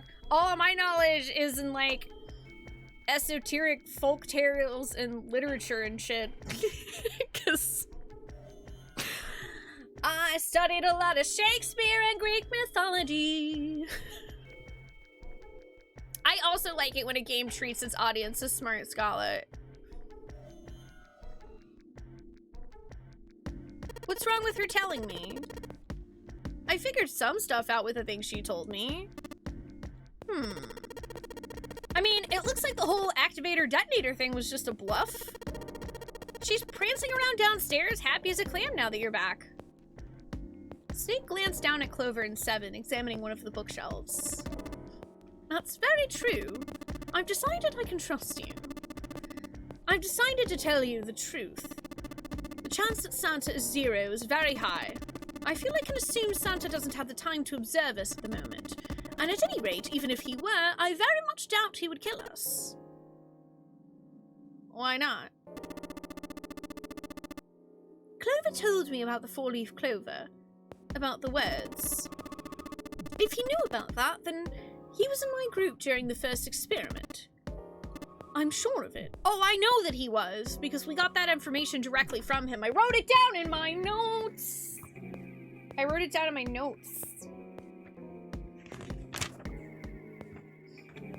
have it in my notes. Santa. His sister died during the experiment 9 years ago. He was her Santa Claus. Their parents died in an accident, so Santa was kind of like his little sister's dad and brought her Christmas presents like Santa Claus. I mean, literally as Santa Claus, even. And basically, yeah, he doesn't like clovers or the number 4.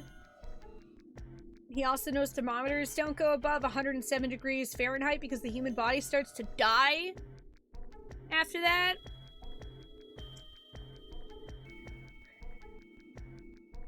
As a chem major, organic was fun. Hi, Kimoma. You read along with the buddy's organic chem course work and you could feel your brain melting. Yeah, Angry Trees is pretty darn good at math, too.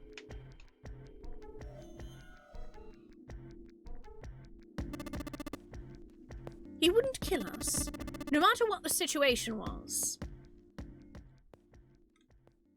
Snake paused and cocked his head as though he was listening to something very far away. His face looked dark, as though something was weighing on him. Hey, Snake? Junpei wasn't quite sure what to say. Snake turned and looked at him. Yeah, history and art are also dope. Also, just a shout out to everybody who went to college, learned things, and didn't actually finish getting the piece of paper. Because you're still valid, and the knowledge that you gained is still valid too.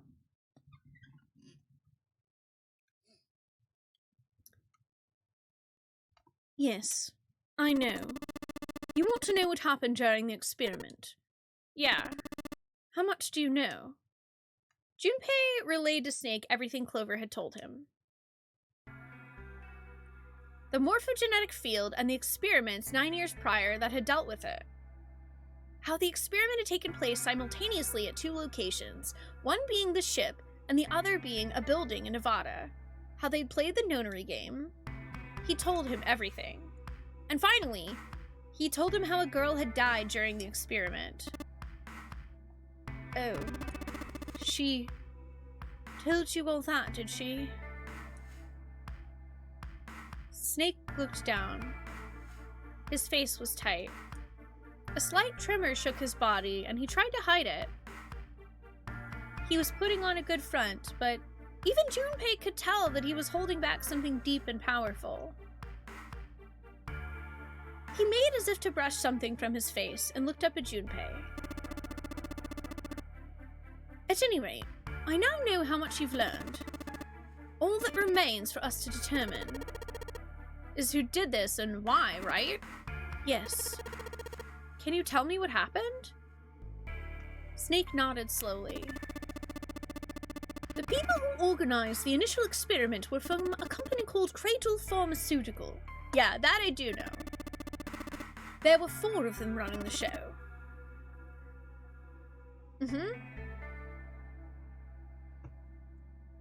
Gentaro Hongo.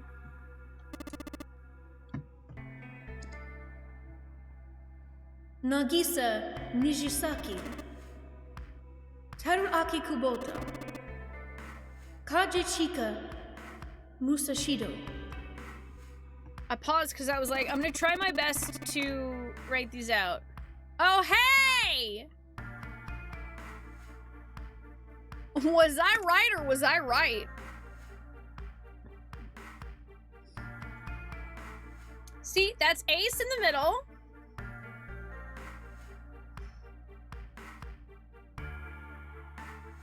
Hi, Moral. That actually made you feel better for not completing your degree. Thank you so much. You're welcome! You're valid. It's just a piece of paper. You don't need it. You don't need it. You still have the knowledge and the experience. Nobody can take that away from you. Hongo was the CEO of Cradle Pharmaceutical. Nijisaki was his right-hand man and did the lion's share of the planning. Yeah, that was the guy that they replaced Snake with. I recognize the hair, funny enough. Kubota led the company's research and development division. That's the 9th man. I recognize the bottom half of his face. And that's the guy who was dressed up in the captain's uniform. Musashido was their majority stockholder. It was these 4 people who planned the initial experiment. Let me simplify it for you. Hongo designed it and Nijisaki put it all together. Kubota delivered the technology required and Musashido provided the cash. So it's Hongo, Nijisaki, Kubota, Musashido. Junpei couldn't shake the sense that he had heard those 4 names somewhere before. Yeah, from when we looked in the safe. Of course, more than 4 people were required to conduct an experiment of this scale. To that end, they organized a top-secret team to assist them with their research. All in all, they gathered 10 people or so. Those 10 completed their team, and they were able to begin the project. They named it the Nonary Project.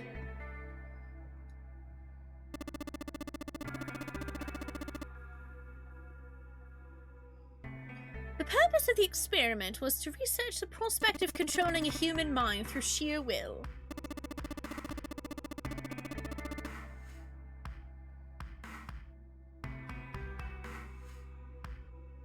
It's just ended all of the subordinates. I mean, he's responsible for the 9th man getting killed. And he straight up murdered, the guy that he thought was Snake. But he really did think that that was Snake because of his face blindness. And then the captain guy, I actually don't think Ace killed. I think that was Zero, to be honest.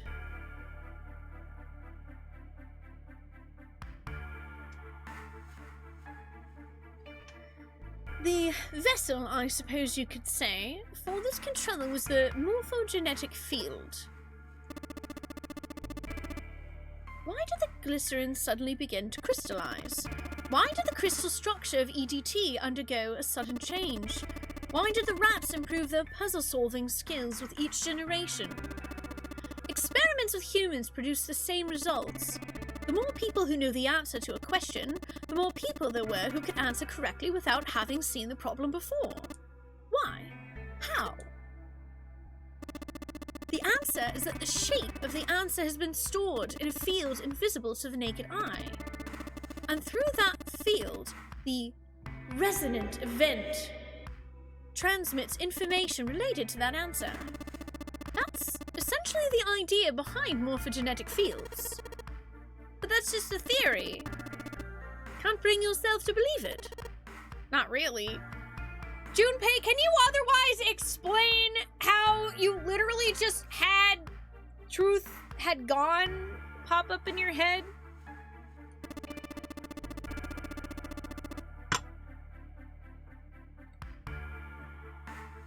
Let's say someone kills another person because the devil told them to do it. Whether the devil exists or not has no relevance to the murder. They believe the devil exists. Whether or not he does is immaterial. So what matters here is that Hongo believed in the morphogenetic field. Snake nodded. But I still don't get it. You said they wanted to figure out how to control people, right? That is what you were saying? Yes.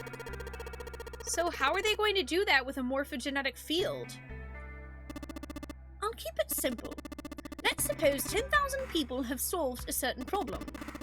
The chance of you knowing that answer, even if no one has told you, will go up. Let's have another example, shall we?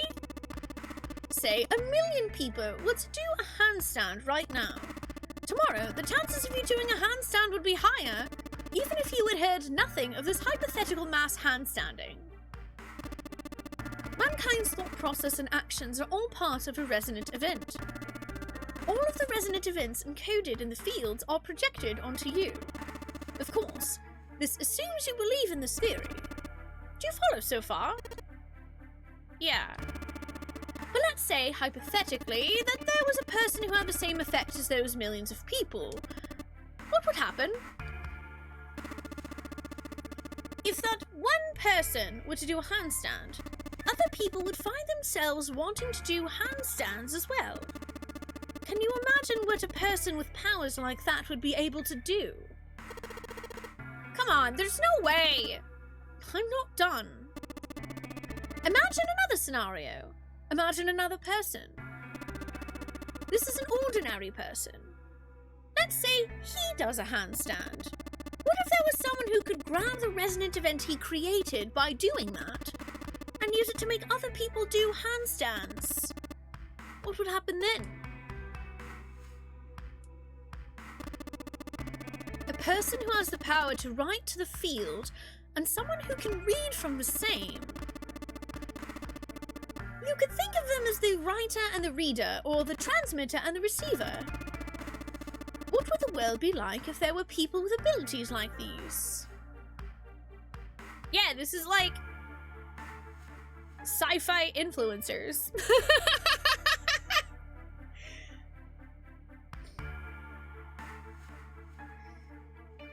Junpei thought about it for a moment.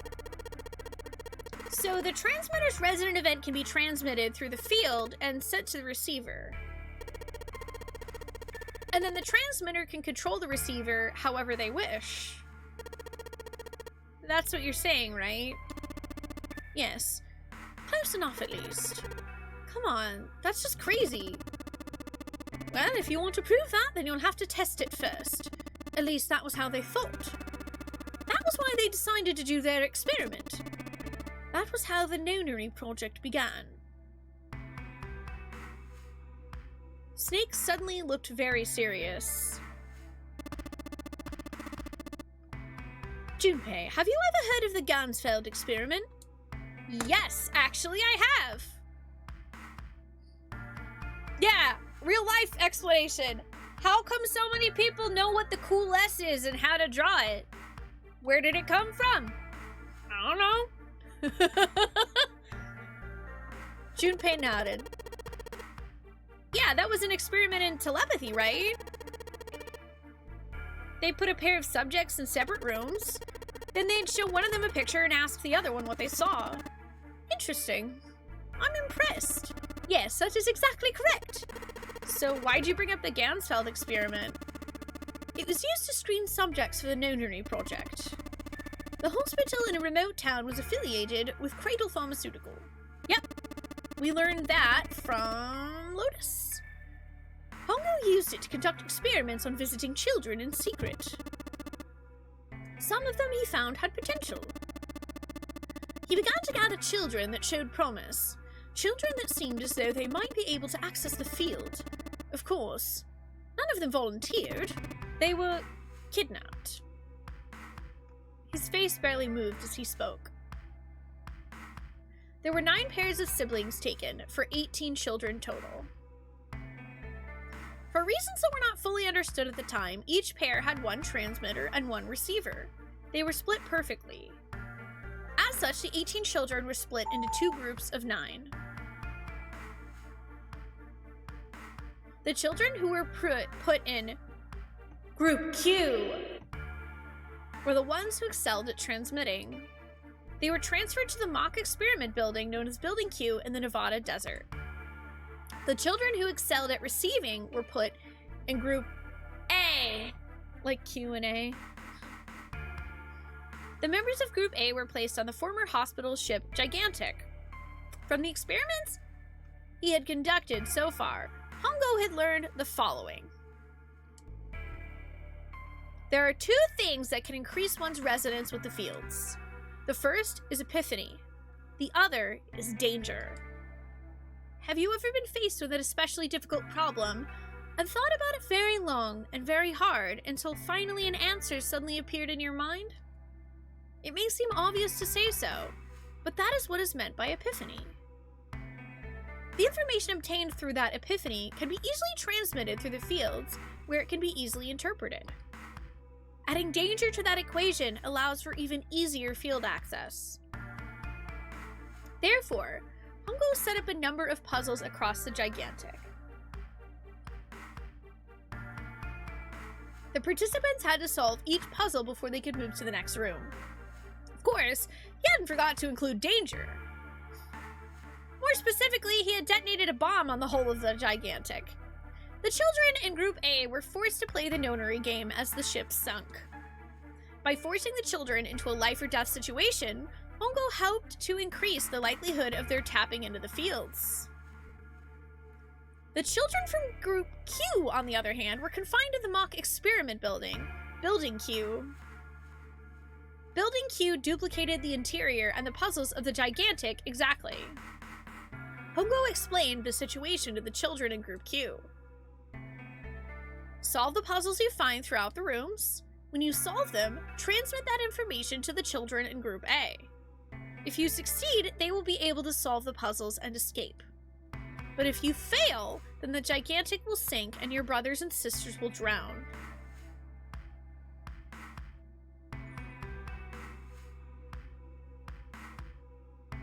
Do you know why the astronauts of Apollo 13 were able to return to Earth safely?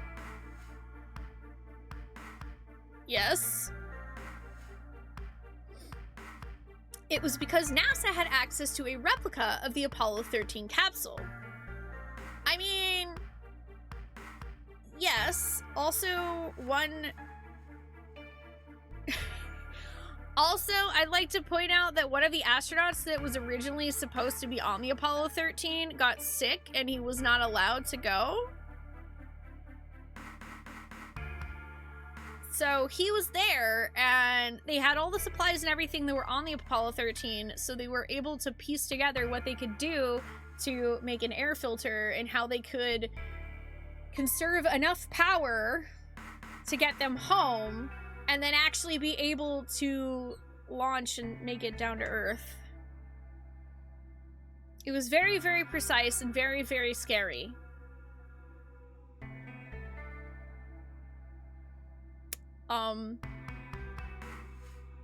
Like, I know, so, okay, there's a movie about Apollo 13, obviously, that is a really good movie. But there's also, there's a really good documentary on Netflix about Apollo 13 if you want to learn more about what actually went on with that and why there was an issue, and you should watch it. It's really good. Also, this picture is really cool looking. All of the equipment, the instruments, everything, all of it identical. NASA was able to replicate the situation the astronauts were facing. By putting themselves in the same situation, they attempted to solve the problems they knew the astronauts were experiencing. Once they had found solutions, they reported their findings to the men aboard the actual capsule. That was how they were able to return safely. It was the same with the Gigantic and Building Q. The children from Group Q had to use the power of Epiphany to solve the puzzles they found and transmit what they learned through the fields. The children in Group A, however, had to access the fields to learn how they might advance to the next stage. That is the simplest explanation I can manage. Snake sounded defeated. His half-hearted attempt at derision served only to show how much the story had affected him.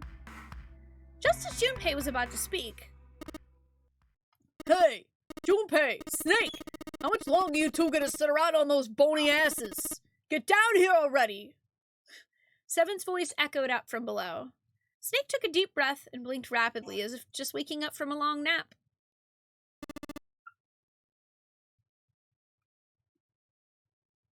He's right. Let's go, shall we? We don't have much time. We need to get out of here and soon. Snake headed for the stairs, but Junpei put out an arm to stop him. Hold it. There's one more thing I want to ask you. Are you sure that there were 18 kids? Why? Well, I thought it was only 16.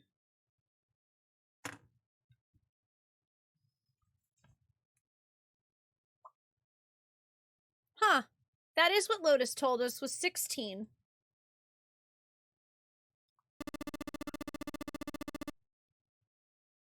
Oh. Yes, that was what they said on the news, wasn't it?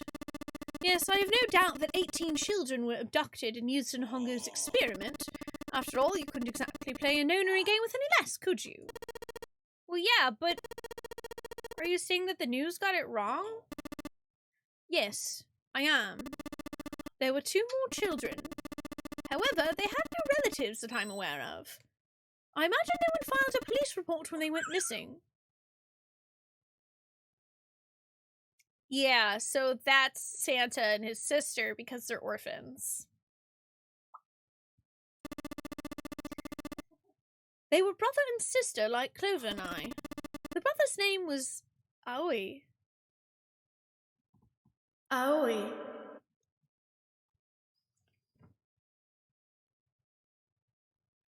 Wait, didn't 7 mention that name?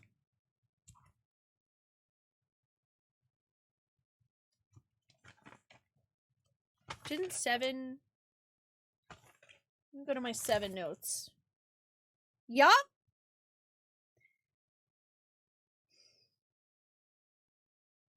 Seven mentioned that name.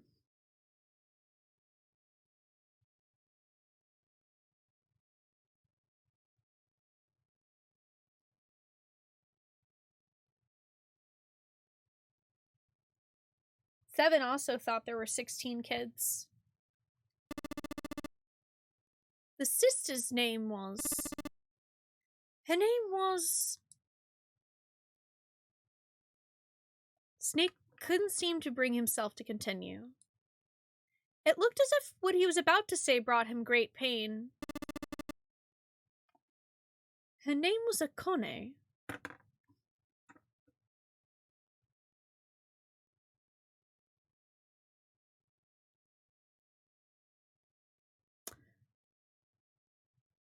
Well, that's certainly interesting.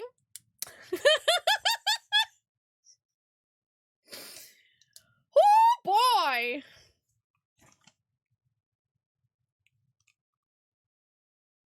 Y'all remember when I brought up that it was kind of weird that we recognized June after she immediately called us Jumpy?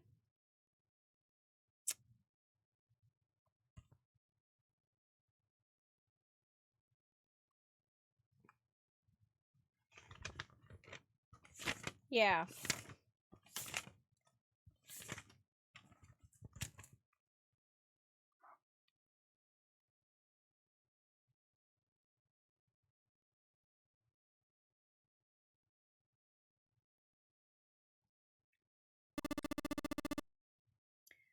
That was the girl who died.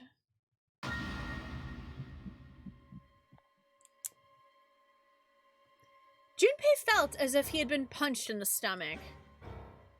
His vision went blurry and his head felt light. He couldn't think straight. Everything was blank.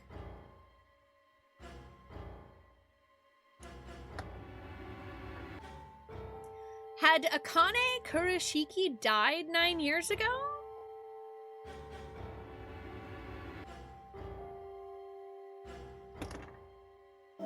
Let's save.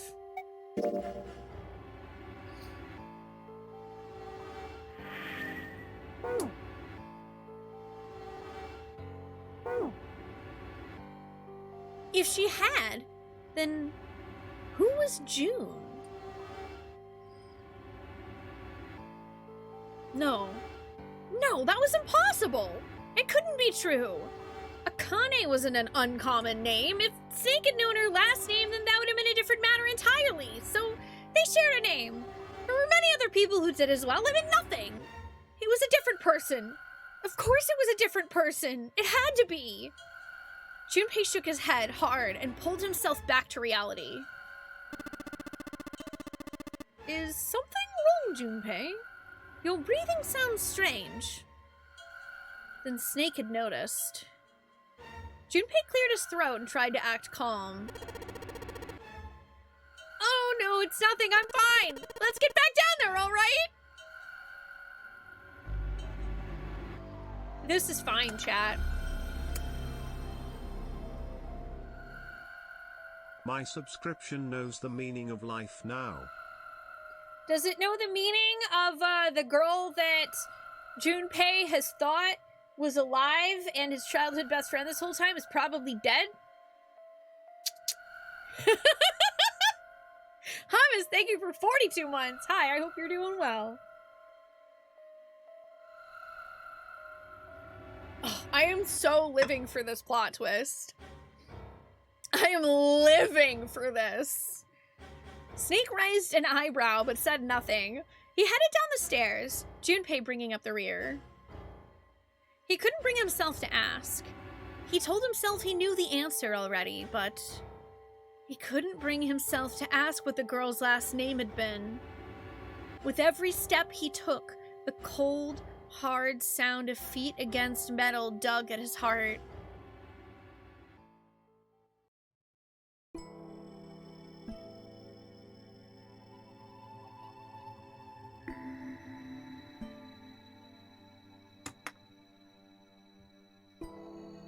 I'm sure it's fine.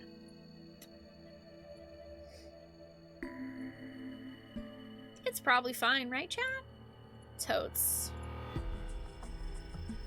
Sheldrake 5.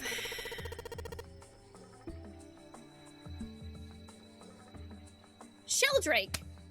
This is it! This is what the shadow picture was pointing to. But didn't it say 5 at the end of the shadow picture? Yes, I think we need to find the 5th volume. I mean, it's literally right there. Wow, would you look at that? There's a big red button behind this book. Just convenient, large red button. I guess we should press this button.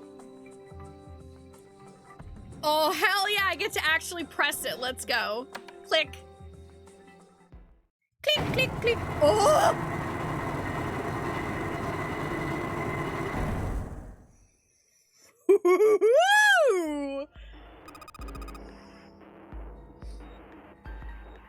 What was that sound? It sounded like something really big was moving. It came from the top floor. All right, let's go check it out. Check it out. What's it all about?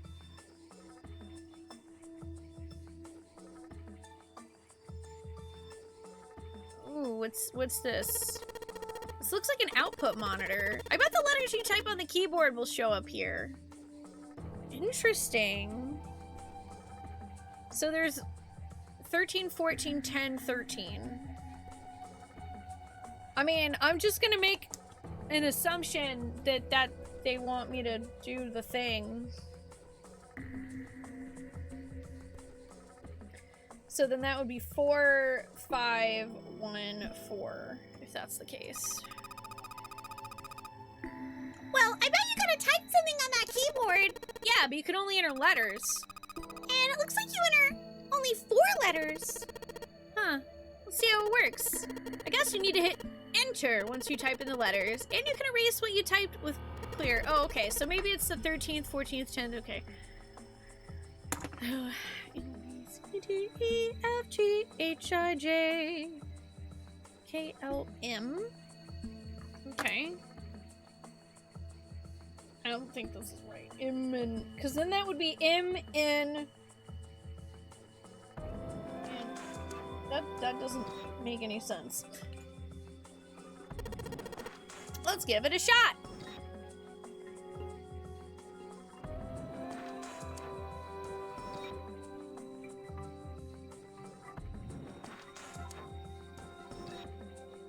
I don't think... Yeah, no.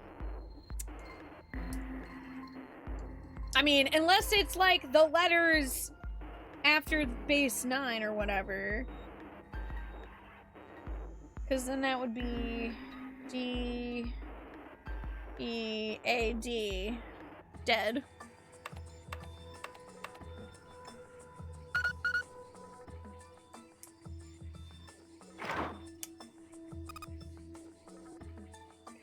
Dead!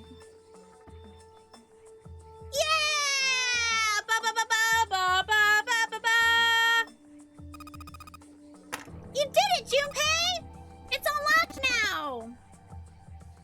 Good job, Junpei. Well then, don't get too excited. The password was dead, remember? It just makes me think whatever's waiting for us isn't good. So what? Jeez, you're such an old lady!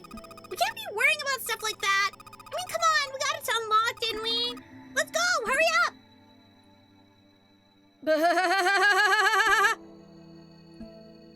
Goody. I'm sure it's fine. I'm sure that there's nothing terrifying back here, like literally an undead mummy lady. There's definitely not a scary undead mummy back here. I keep dropping my notebook though. I just need to like put it over here when I'm not writing in it. It's fine. It's fine, chat. On a scale of 1 to 10, 10 being the most fine and 1 being the least fine, how fine do we think this is?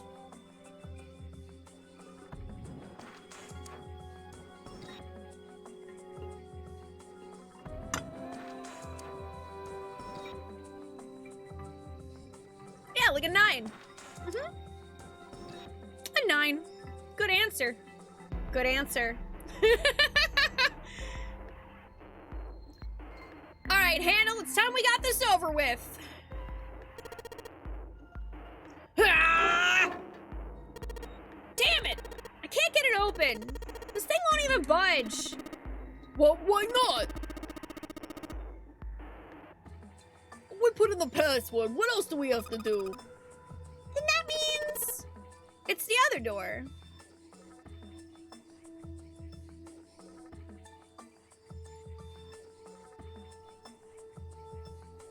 The other door! Alright, let's get this thing open.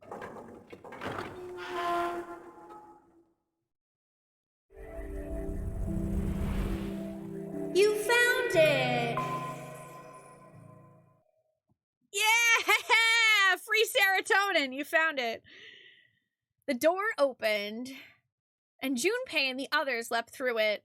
But no sooner had they done so than the clang of metal on metal rang out behind them.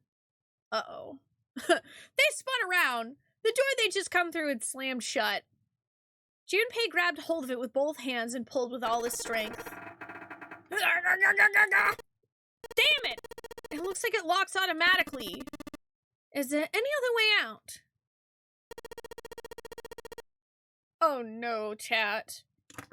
It's the trash compactor room from Star Wars! There's a worm in here somewhere, I know it! I mean, there's another door over there, it's fine. There's a card reader. It's got a red light on it, though, so I'm pretty sure it's locked, too. But there is a card reader, right? Yeah. Then perhaps if we find a key card, we could open the door and leave. Yeah, that might work, but... Hey, wait a minute! Are you saying we're gonna have to search through this room for one little card? Oh man. They took a second look at the room they'd found themselves in. Oh boy. It was filled with piles upon piles of all manner of things. The only word that could describe it was chaotic. It was like a tornado would pass through, followed by a giant who had picked up and shaken the entire room a few times. Junpei's heart fell. Clover and Seven looked as though they were about to cry. Well, we can sit down and wait to die, if that's what you prefer.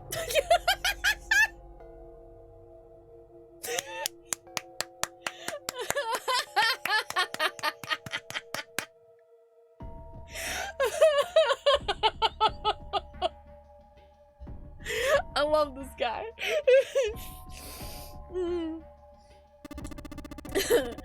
I'd rather doubt that, however, so it would be wise to start looking. We haven't much time. Let's find that key card.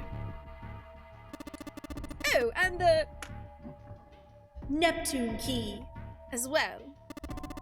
We won't be able to get through the hallway without it. All right then, let's begin.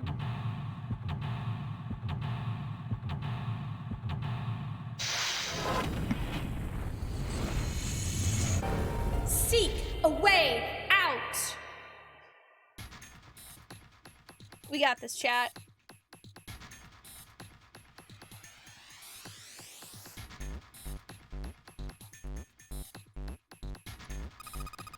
Hey, Junpei, isn't this a nautical table? Yeah, I feel like I've seen this before. Oh, yeah, that's totally the directional one. A ruler that's attached to the drafting table. A light that's attached. It's got this little metal arm that holds it up.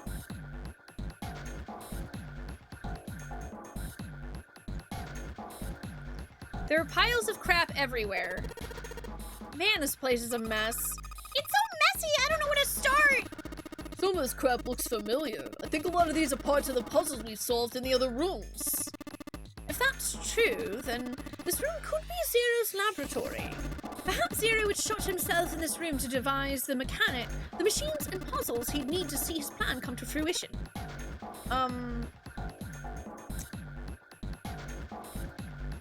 Just a pile of junk. There's nothing useful here. Okay. I think these fans are for ventilation. They're probably there to circulate air. Gosh, this desk is really big and it feels really sturdy. Yeah, it does seem pretty heavy duty. Yeah, it's Santa's workshop. I suppose it belongs to whoever uses this room, wouldn't you say? Or maybe June's workshop. I don't know.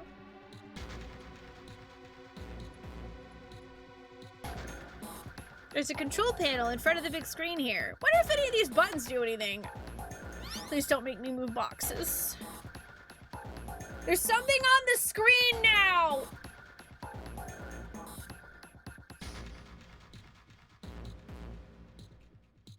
Math.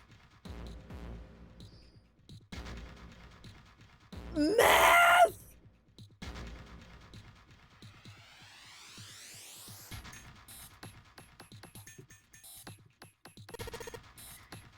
What's this? There are 15 cells here with numbers and letters in them. Let me see that. Oh, I see. So whenever you touch a cell, the ones next to it turn on or off. You just gotta use that to make the all cells on the right and the bottom green. Hey, Junpei, I found this piece of paper under that thing. Do you want to take a look at it? Do you think this might have something to do with the puzzle? It's a piece of paper Clover gave me. There are a bunch of numbers and letters connected by equal signs on it. Just like she said, this is probably related to the puzzle on the screen somehow. Thanks, Clover. This really helps. Hee Alright, let's go back and try again. Anyway, it looks like I just need to make all the cells all green. Haha. Alright. Here we go.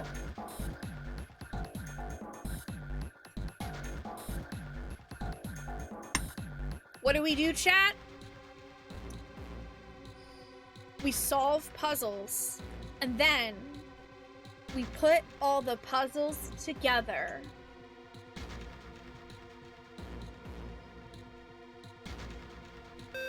Okay, so that's a 4.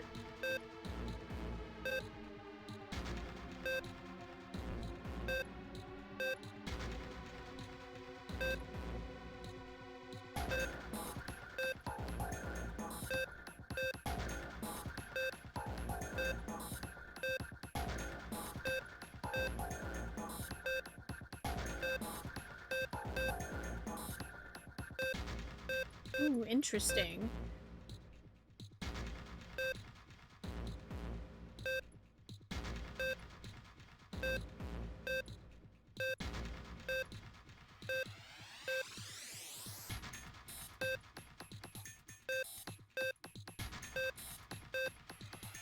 Okay, so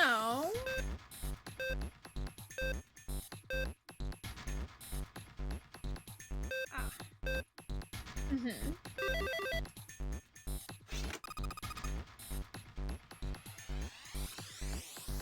You did it, Junpei!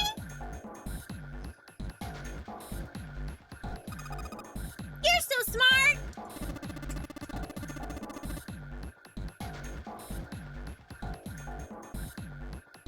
To face when chat thinks you brute forced it, but actually you were calculating the entire time?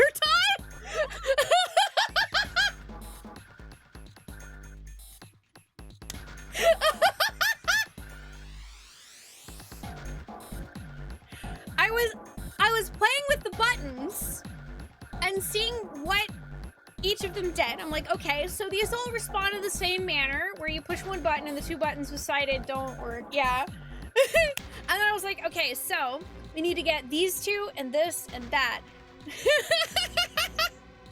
I was thinking of the follow.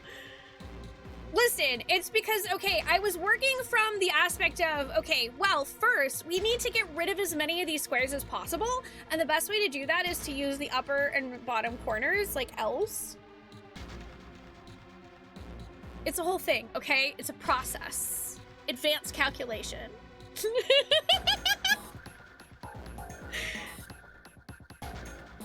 You seem to have done an excellent job in solving the puzzle. Just what I would have expected of you, Junpei. Hey, come on, you're embarrassing me. Don't get cocky, kid. We don't got time for that. Look at this. Check out the right edge of the control panel. The lid slid open and something came out. Ooh, a cross emblem. Ooh. Yeah, lights out puzzle, but also with math. Ah, okay. So there are 3 other puzzles that we need to solve then. What's Snake doing? I feel symbols engraved just above each indentation. On the upper left is the steering wheel symbol. On the upper right, the cross symbol. On the bottom left, the mysterious circle. Okay. I guess.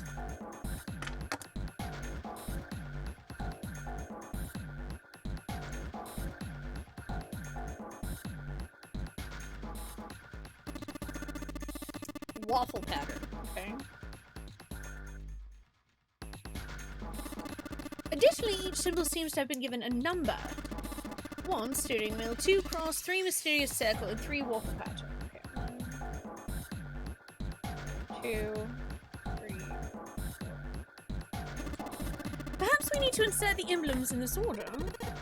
That order, huh? Well, I don't have the other emblems, so. There are 3 monitors here.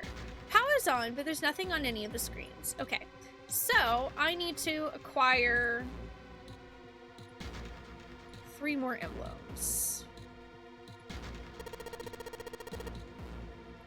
This monitor's part of this machine. It's really dim though. It's got a map of the world on it, but I can barely see it. Well, I mean, we have... Oh, dang it. No, I was trying to click on... There's something that looks like a compass. Yeah. I was trying to... Don't I have... I have that map thingy, though. Junpei, it looks like there's a compass on there. Oh, now I get it. What do you mean? I guess you weren't there, Clover, but I solved the puzzle like this one in the wheelhouse. I think I just need to do the same thing here. The same thing? The important part is this nautical table we just found. I just have to match up the directions on the compass with the lines on the nautical table. I used the steering wheel in the wheelhouse, but this time I think I'm gonna use the wheel attached to the side here. Okay then, show me, now! Of course. Maybe I had to run through the instructions. The instructions! This looks like it probably works the same way the steering wheel and the wheelhouse did. If I just touch the direction I want it to turn to, the compass will turn in that direction. Then I just gotta press stop when the compass is pointing where I want it to. I'm betting something will happen if I can do it right. Let's do this. Okay, so I'm gonna write this down just in case it does happen to be different. Also, hilariously, I am actually getting to the end of this notebook. Hi, Dr. XP, how are you? Alright, so east.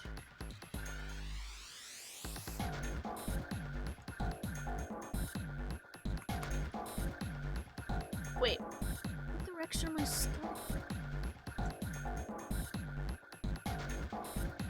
Oh, I see. Okay, I think it starts there. So that's south,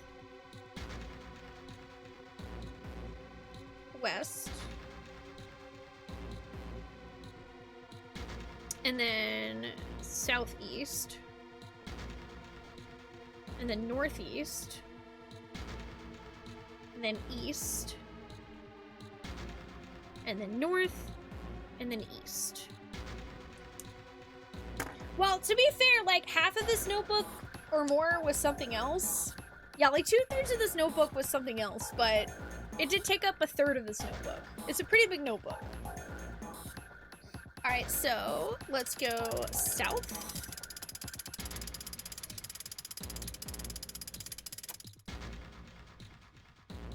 West.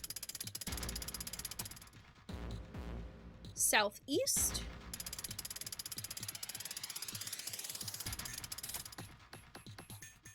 Northeast.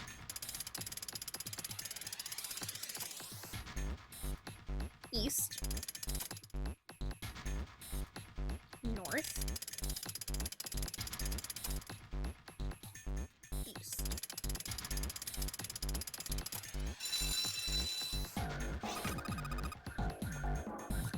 Yay! You did it, Junpei! Good boy! Who's a good boy? I don't have time for screwing around right now. Clover just pulls out some dog bones. Kind of slid open and something came out. Oh yeah. I heard a noise too. You know that big box in the hall by the exit? I think I made a noise, like something unlocking, you know? A noise, huh? Okay, well, we need this.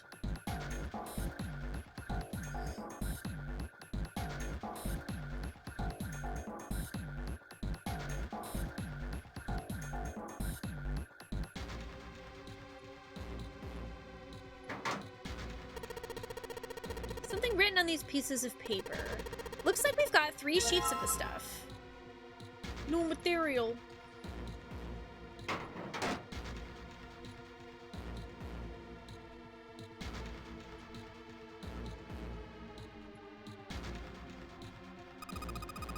It's a pretty impressive mess. We try and search every one of these. We're gonna be at it till the cows come home. Well, that doesn't seem too bad. We won't have to go to bring them in ourselves then. Don't you get smart with me, kid! How about we deal with this area later, okay, guys? Maybe we should try something more promising.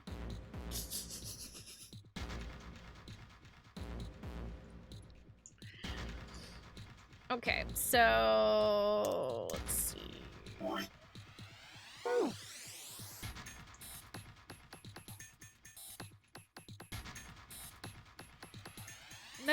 Yeah, okay, it looks pretty sturdy. It was frayed with black and yellow warning stripes.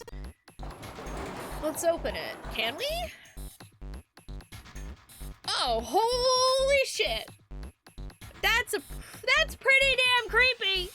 There's a coffin. A coffin. Oh man, does Seven think? Yeah, he's all Pale. He's thinking the same thing I am. no way. Could this be? All ice. I'm sorry, but what's going on? It's a coffin! I wonder if there's a vampire in it! Right. I guess Clover and Snake don't know the story. Man, I can't bring myself to tell them. Well, at any rate, let's have a look around. 2 Alucards. Yes, please. There's a metal plaque on the coffin. Snake's touching it. Oh, ice. Oh, the 2 machines. Holy shit. Man, this is serious. Oh well, let's open it, shall we? Clover, if you could give me a hand. Okay, I got it. Ready? 3, 2, 1. Ha! No luck. It doesn't seem to be ready to open. Yeah, but it's not like it's screwed shut or something. Yes, I believe it's locked in some other way. Hey, Seven, you think you could open it up with your superhuman strength? No, What's wrong? I think I'll just pass on this one, okay? What the heck? Very well, we'll just have to give up on the coffin for now. Let's look around the room a little more, shall we? Alice sleeps in a small chamber past the forest of knowledge beneath the navel of the gigantic. Is that actually true?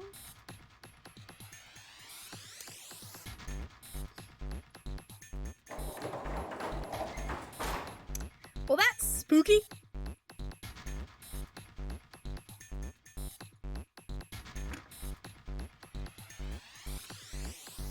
Tap a few keys. Yeah, I don't imagine we're gonna be waking this up.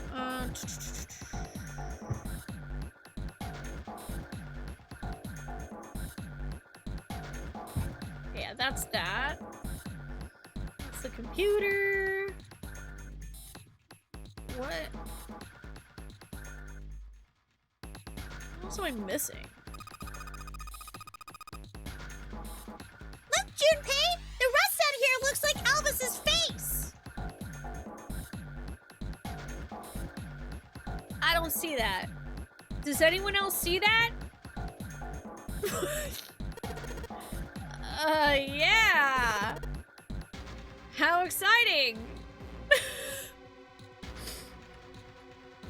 Mm-hmm.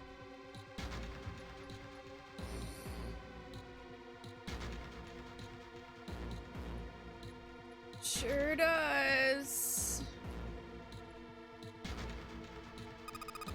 It's a chair!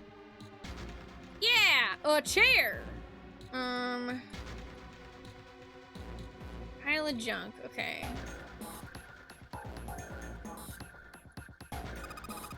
That's a pipe! There's a cabinet underneath it. Ah.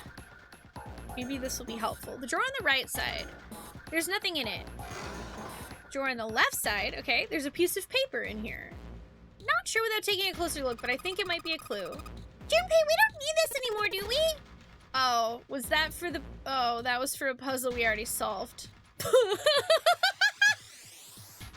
Son of a biscuit! I literally already solved that!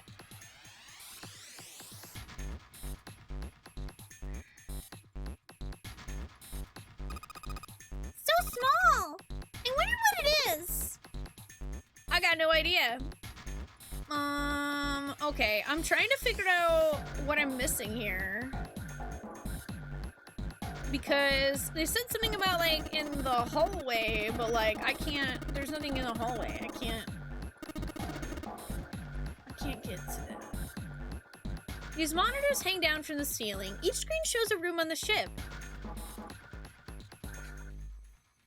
The side of the machine. The rust makes it feel rough.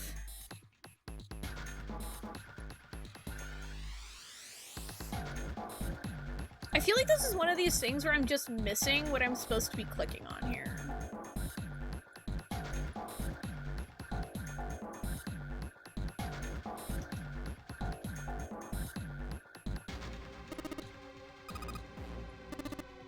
A pipe! Ventilation fans!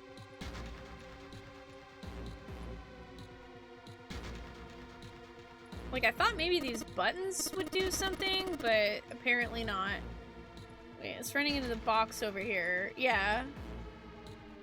But that's the box that I already looked at. I mean, yeah, okay. It's wheel. Nothing happens when I turn it.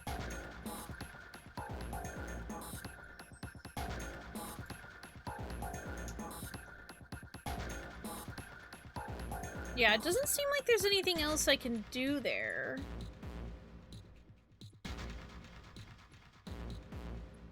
So I'm trying to figure out what I'm missing. Was there something else in here other than the coffin?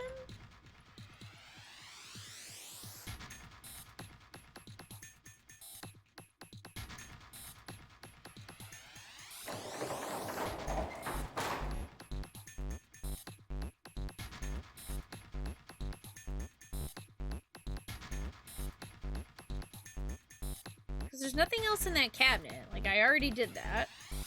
And I'm gonna assume... Oh, wait. Is this a different... Oh, this is a different monitor. That's what it is. For some reason, I kept thinking this is one I had already looked at. Wow! Well, now we got something on the screen, at least. Huh? What is this? Wait a minute. I saw something like this when I figured out that Morse code puzzle back in the communications office. Morse code.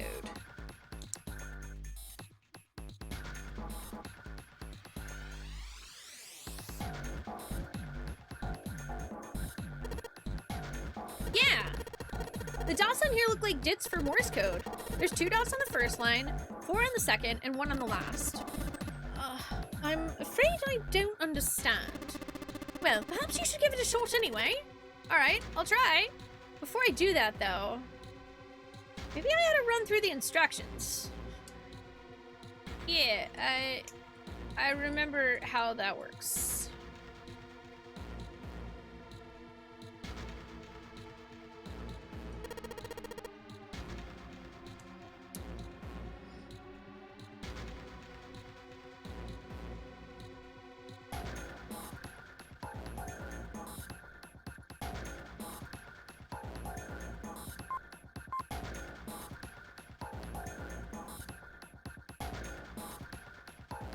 So that would be I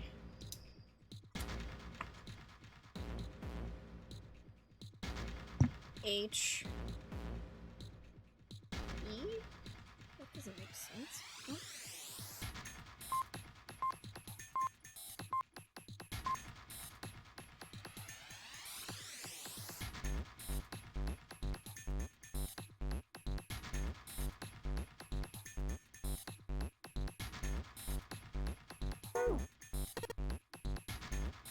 Okay, I'm obviously missing the word I'm supposed to be entering.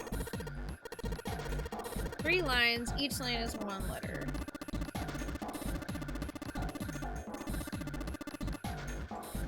Perhaps the letters you need are made up of 2 symbols, 4 symbols, and 1 symbol respectively. After all, isn't that what you just said? Okay.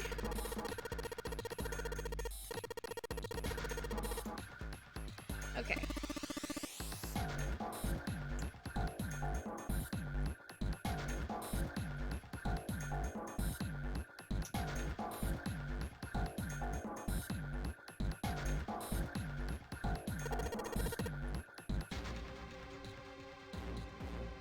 I'm gonna try something.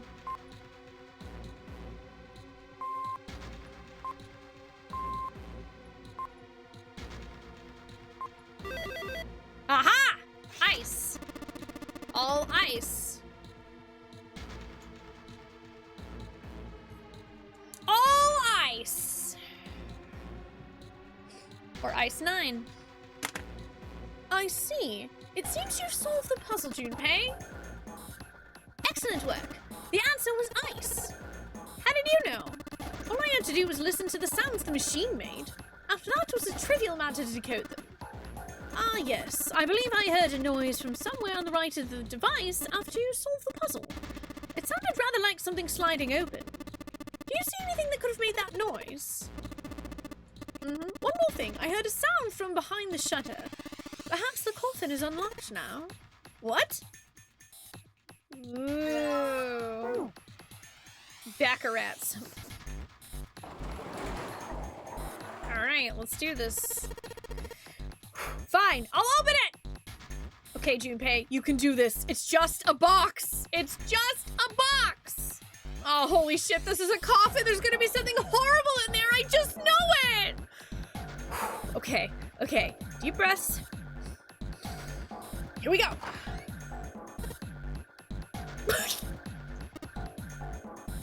It's empty. The opposite of full.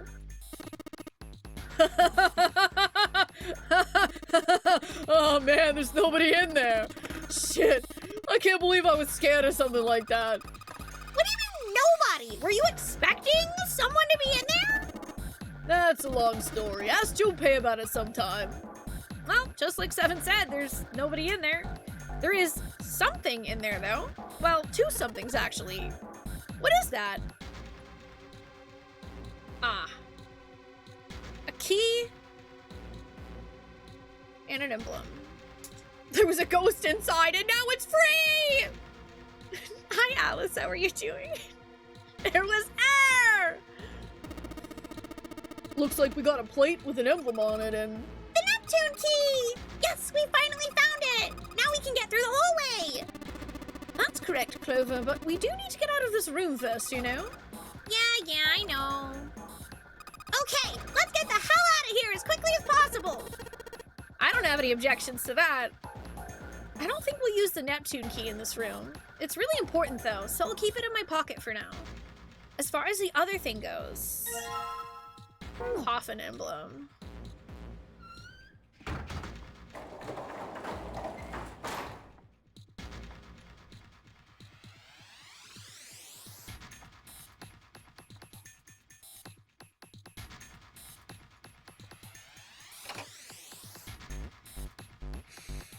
Oh, I see. Okay, I need to actually click on these in the right order.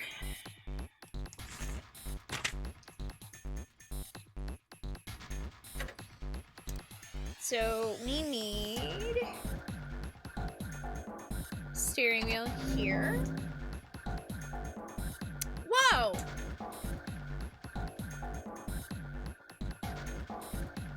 Well, we got something on the monitors at least.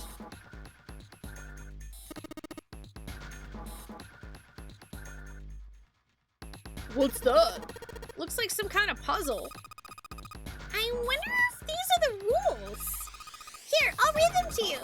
When you touch a numbered area, that area will be selected and it will turn blue to indicate this. Touching a numbered ball after selecting an area will cause that ball to be moved to that area. However, you cannot move the red balls. You can only move 3 to 5 balls into a single area. This is just a nonary game.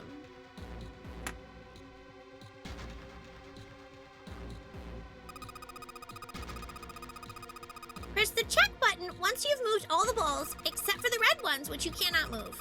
The digit order of the balls in an area must match the number for that area. That's it. I still don't really get it. You could stop at 3 to 5 balls or just one. You got a big storm coming, honey! I don't need friends, they just disappoint me!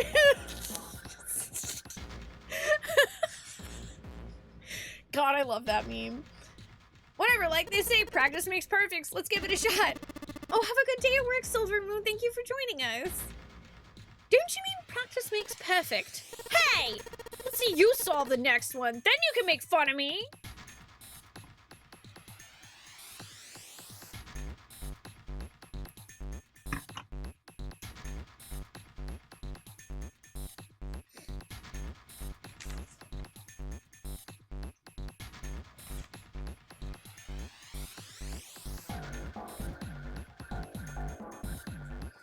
Okay, so...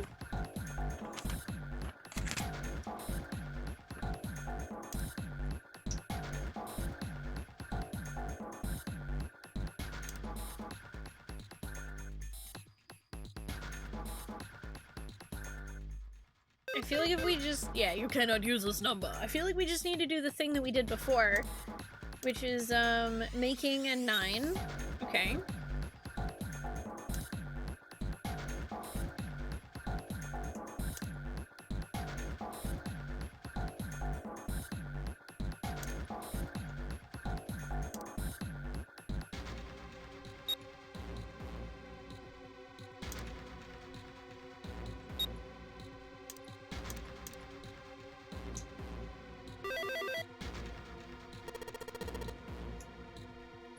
Okay, this is it, right?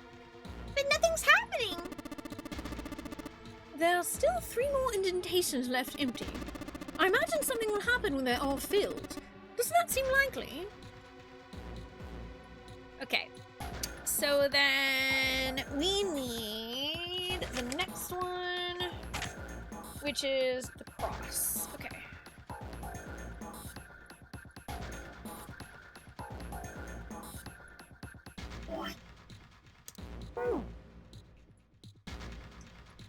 Let's put in the emblem of the cross. Hey, Junpei, something just showed up on the screen. This puzzle sure looks a lot like the last one. Yeah, but there's more of those red balls you can't move. The numbers for each area are different too. Looks like it's got the same rules as the last one, though. Sure you don't want to double check that? No, I'll be fine. If I get confused, I can just look at the screen over there, right? Anyway, like they say, a picture's worth 1,000 words. Let's give it a shot. That's not what they say at all, Junpei. Isn't that a picture is worth 1,000 words? Hey, shut it! At least I'm trying, all right? Junpei, you're such a goof. Oh, man. I guaranteed it. Oh, you hadn't thought of that video in a long time. I love that video. Okay, so we can't use the number 1 now.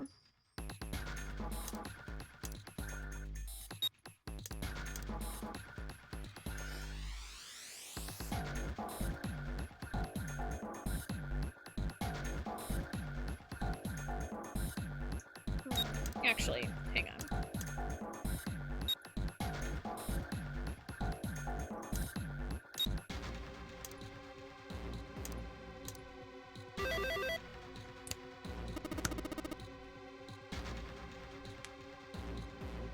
That's awesome, Junpei! There's only 2 left now, you can do it!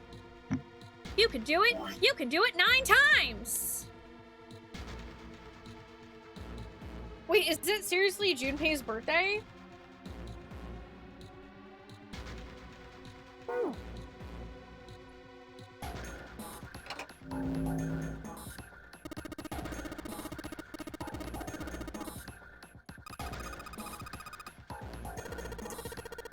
Oh, you're just thinking of that post. Aww. If you can't think of anything clever, please don't strain yourself. You might hurt something.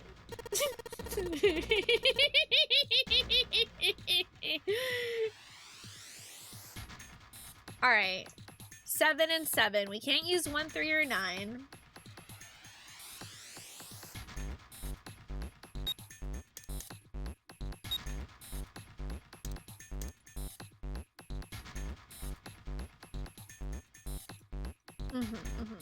Hang on.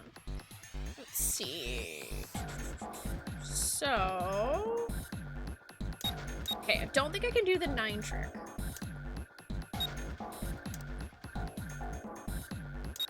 Let's see, if we do 10...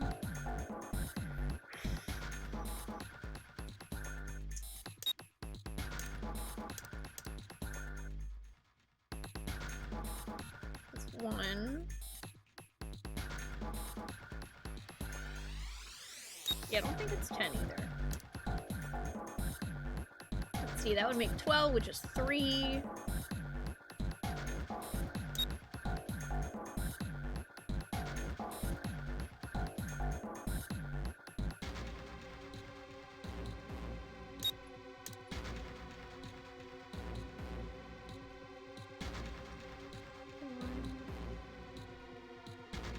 Yeah, not being able to use the 7 is rough. Okay, so 8 plus 6, 25, 6, 7. There we go.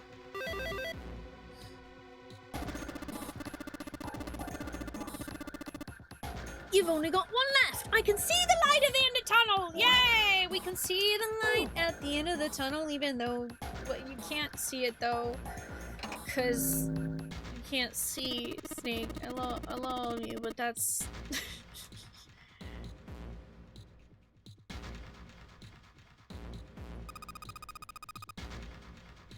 probably the last puzzle. Once we solve this puzzle, I'm sure something will happen. Alright, I'll solve it in no time! Sure we will. We can't use 1, 3, 6, or 9. Hi, Static. How are you doing? I don't know if I've seen that post before, Item. I don't think I've seen that.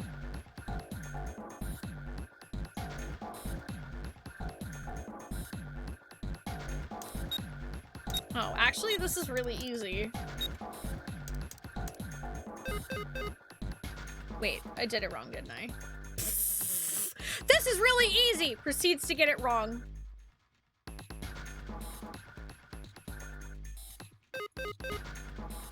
Actually, wait. Hold on. Well, how are you supposed to do this because there's not enough numbers?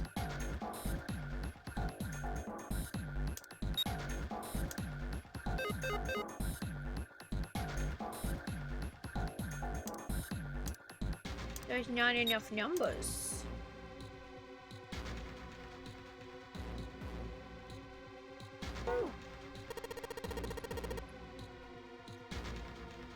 We need 3 to 5, and there is not enough number.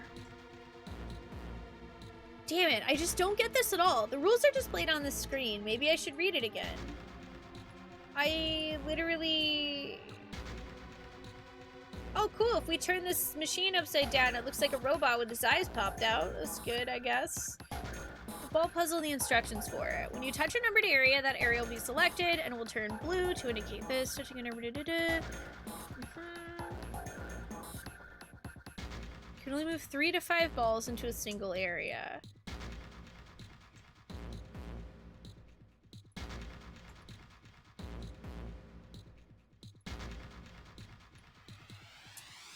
Okay, so I feel like we're missing something then.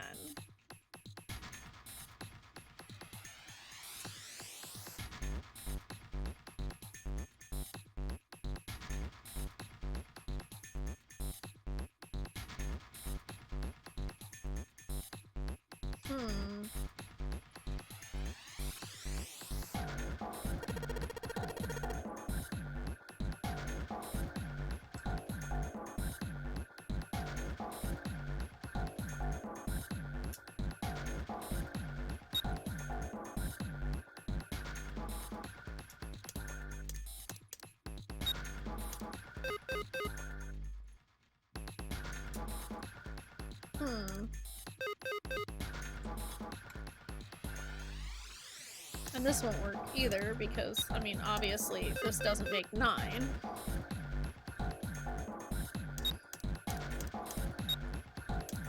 So do you have to put them all in 8? Yep.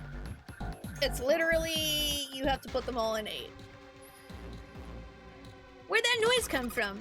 Underneath the keyboard? Way to go, Junpei! You answered all the questions! Damn, Junpei, good job! Well, I was sitting here like, okay, it says 3 to 5, so you can't do 1 or 2 in 1. It doesn't say, I was like, it doesn't say that I have to have them in both, though. It doesn't say I have to open both doors.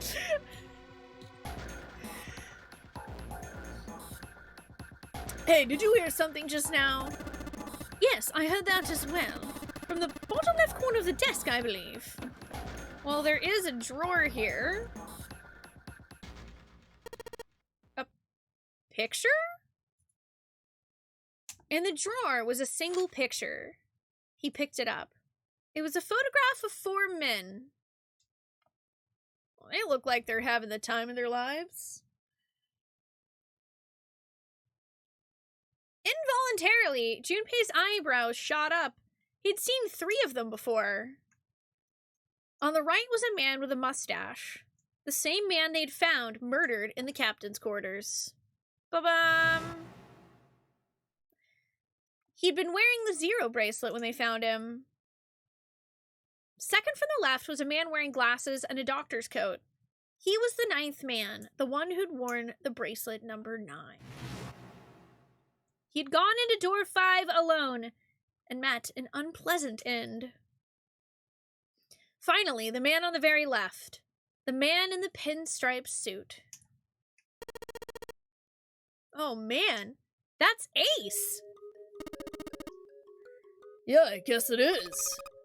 No doubt about it. Seven and Clover had come to peer over Junpei's shoulders. But what does it mean? What was Ace doing in the picture? Perhaps more importantly, why were the ninth man and Cap in it as well? Oh my god, I feel like I'm so far ahead of Junpei at this point. This poor Babby. This poor Babby not having all of the meta information that I have. As Junpei looked closer, he noticed the expression on each man's face. Their smile suggested they were close, at least to some degree. But why? How? What was the relationship between these four men?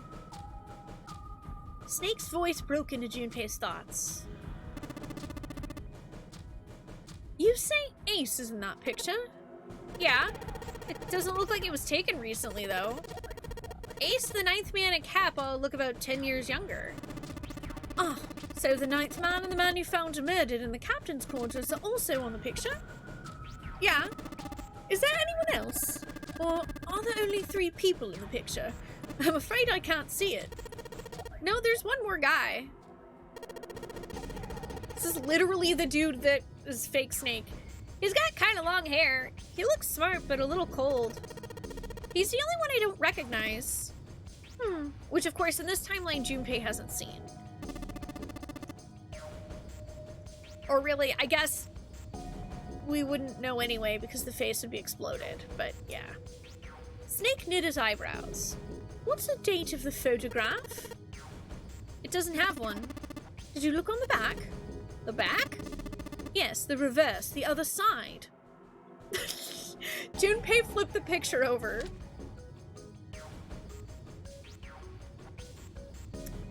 There it was. To be precise, it wasn't a date, but it was certainly significant. He read it out loud so that Snake would not be left in the dark. Praying for the success of the Nonary project. With Nijisaki, Kubota, and Musashido. Nonary project. Nijisaki, Kubota, Musashido. Junpei immediately flipped the picture back over. That meant the 4 men in the picture had run the Nonary game 9 years ago. Only Hongo had not been mentioned on the back, which Junpei felt meant he had written those words himself. But what surprised Junpei was not this revelation, but the fact that it felt nothing like a revelation. It felt obvious. That their true identities did not come as a surprise was what Junpei found most surprising. Why then? Why wasn't he surprised? Why do I know? Junpei had just discovered that Ace had run the Nonary project, but he felt no spark of excitement or surprise. Nothing. It was almost as if he'd already known. Ah, of course. I understand now. Junpei looked over at Snake in his own confusion. He had missed the dark look on the other man's face. Ace was the CEO of Cradle Pharmaceutical. He was the one who invented the game 9 years ago. He was Gentaro Hongo. I'm probably still butchering their names. I'm super sorry about that. It's Ace! Even as he asked, Junpei felt as though he'd already known. Also, it's been a very long time, so I'm saving.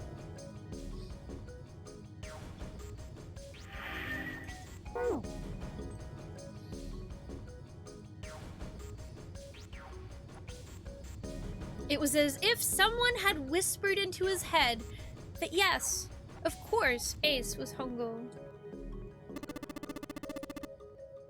I had my suspicions from the beginning. Their voices were familiar. Too familiar to be a coincidence. I could never forget his voice. It was a voice of the devil. I couldn't be sure, though. After all, I had no way to check. I certainly couldn't ask him. Even if I had known, however, I would never have told you. Zero made it quite clear what would have happened if I did.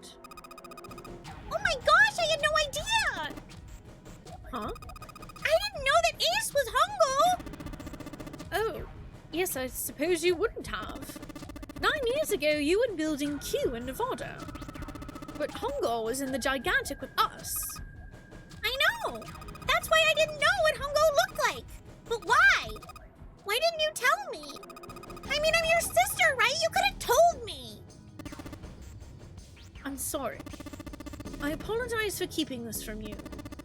But if I'd told you, Clover, you would have told everyone else.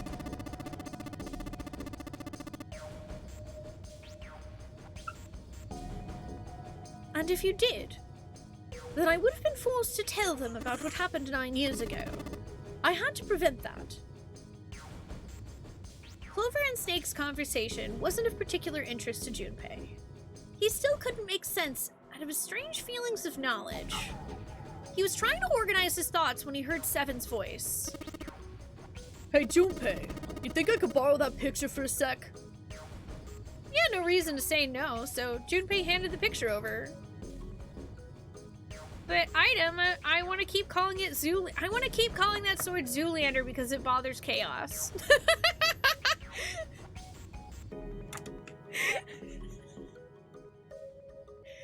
Seven stared at the picture and began to mutter the 4 names of the project's leaders over and over to himself. Yes. His brow was furrowed and his face was flushed.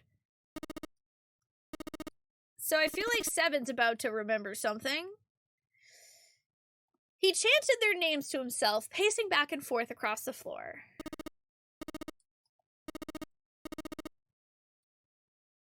Seven shouldn't have known their names. After all, he hadn't been there when Junpei and Snake had spoken of them in the library.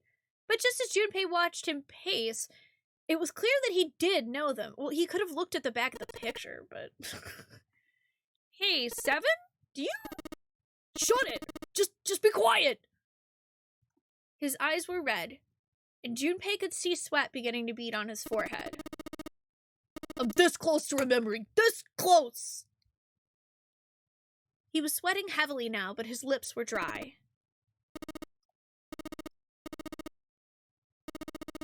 Cradle Pharmaceutical. Nonary Project. Then he stopped. Seven set down the picture and looked at the red light near his feet. His eyes narrowed.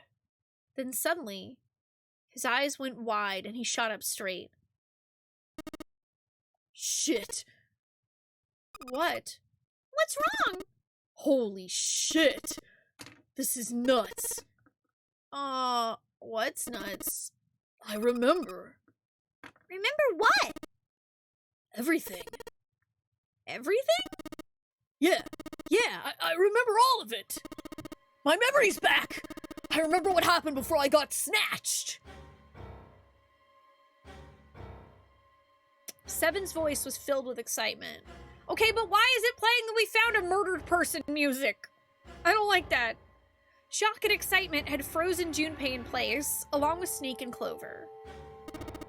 Let me tell you what happened. Seven hastily drew a shaking hand across his mouth and began to speak. Like Snake said, Ace is Hongo. From the right, the other 3 are Musashido, Nijisaki, and Kubota. Musashido was the man with the cash. Nijisaki was Hongo's right-hand man, and Kubota developed the actual technical details of the experiments. Realization began to dawn on Junpei, along with a pressing question. How do you know all this? Come on, man, I told you, I finally got my memory back! No, that's not what I mean. I'm trying to ask you why you knew all this stuff in the first place, before you forgot it. Oh, right, we only found out that, Seven was a cop when we went through door 2.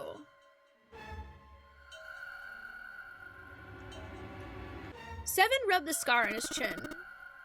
You really want to know? Of course! Me too! Snake was the only one who didn't voice any sort of agreement. It looked to Junpei as if he was simply waiting to see where Seven's sudden recovery might take him. This is gonna take a while. Hell, it'll probably take me a good 3 days to tell you everything. 3 days. Just give us the short version, alright? Short version, huh?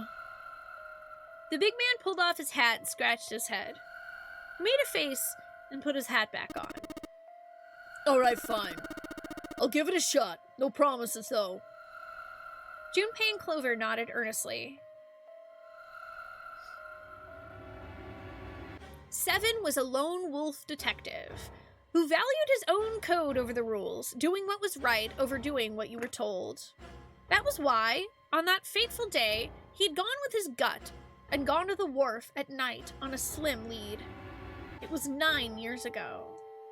The wharf had been dark and cold and foreboding.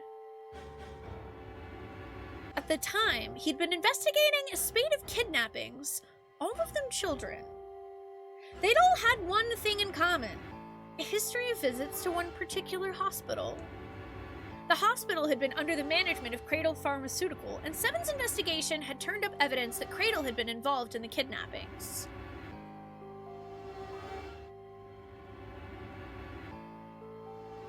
After a little persuasion, he'd managed to finally get a real lead from someone inside Cradle Pharmaceutical.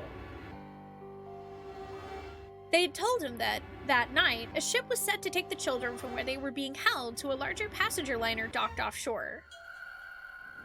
Seven had, of course, gone to the wharf. Hidden in the shadows, he'd searched the harbor until at last he'd found the ship he was looking for.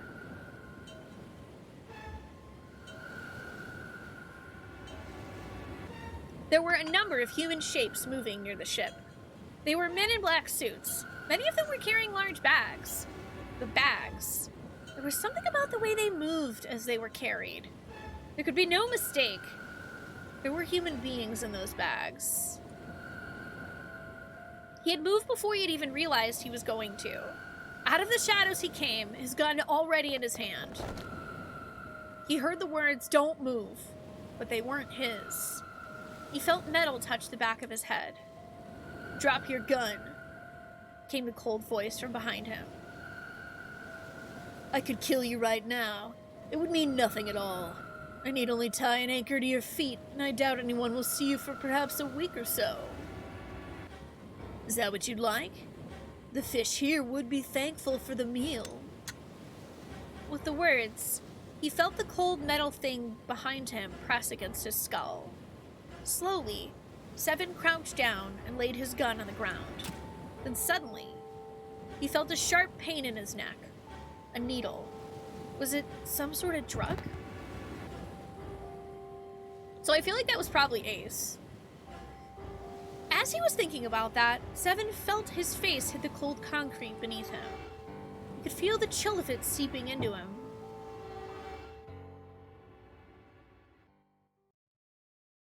Ugh, damn it. Shit, my head hurts.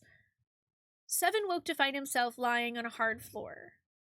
He twisted his neck to peer around the room. There was a small, shabby bed. Yeah, okay, yeah. This is... So, are y'all cool if I skip ahead a little bit? Because this totally is the story that he told me in room 2.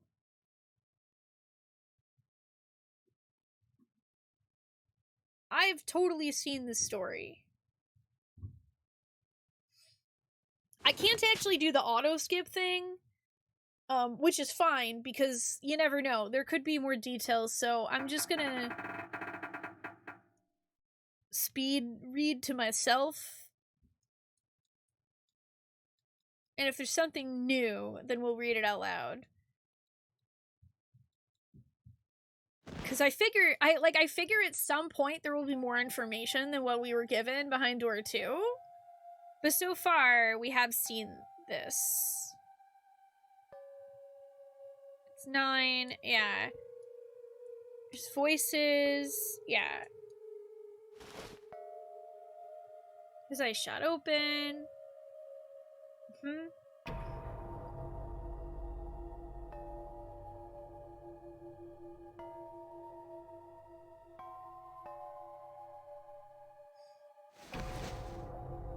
Yeah, he finds the grate.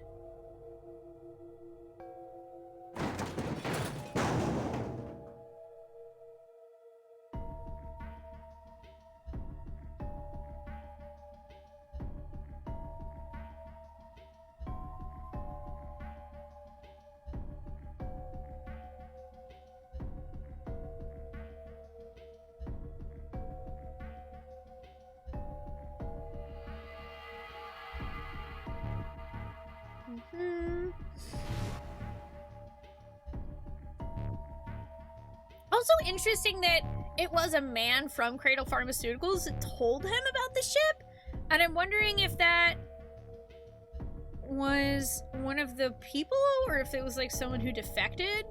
So yeah, he goes through the grate and he finds the children, from what we know.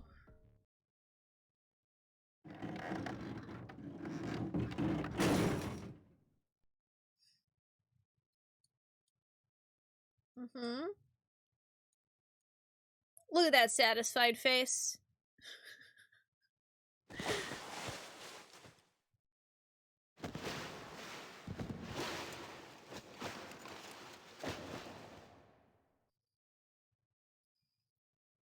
So he wriggles through. He felt like he'd grown from an inchworm to an insect. I remember this part. There's a thunderous sound. Yeah, warning, emergency. Ooh. Emergency incineration command has been acknowledged. Automatic incineration will take place in 18 minutes. Please evacuate the incinerator immediately.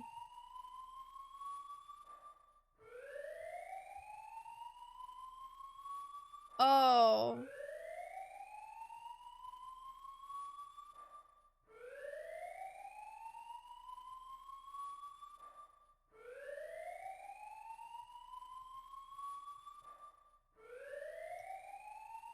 Why do I feel like Santa's sister burnt in the incinerator?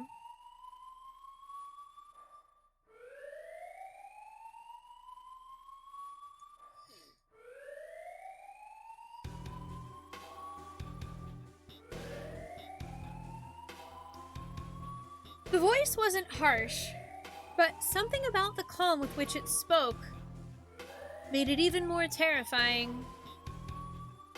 Seven wasn't sure what it meant, but incinerator certainly didn't sound good.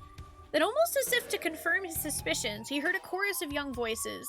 No, help me! Many of the voices were simply screaming in terror, mixing with one another to create a single, horrifying howl. Damn it! What the hell's going on in here? Seven began to crawl along the duct as fast as his arms and legs would carry him. The noise he made was tremendous, but he was long past caring. A few moments later, a metal door appeared on the left side of the duct. Seven could hear the screams of the children from the other side of it. This was it. He grabbed hold of the handle and threw the door open. The old metal gave way easily before his onslaught. What the hell is this place?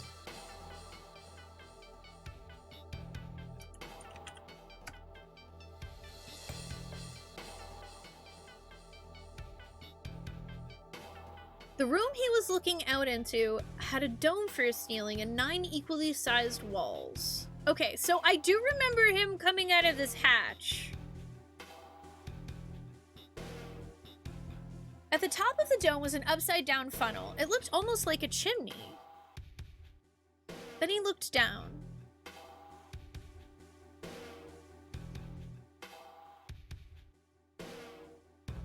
That looks like Santa Akane?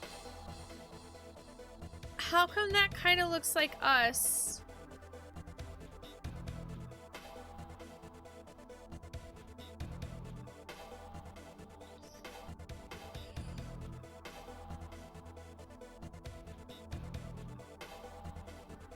Then he looked down. There they were. The children he'd been looking for. They stared up at Seven, their cries silenced for the moment by surprise and fear. Whether they were scared of the room or him, Seven couldn't tell. It was certainly possible that they were frightened of both. Not that I can blame them running into a mug like this when they're already scared shitless. He permitted himself a short snort of a laugh, then turned to the children again. Don't worry, kids. I'm not your enemy. I'm one of the good guys. Not a single one of them moved, except for one. It's It's Santa! Wait. Wait, but if he was on the ship...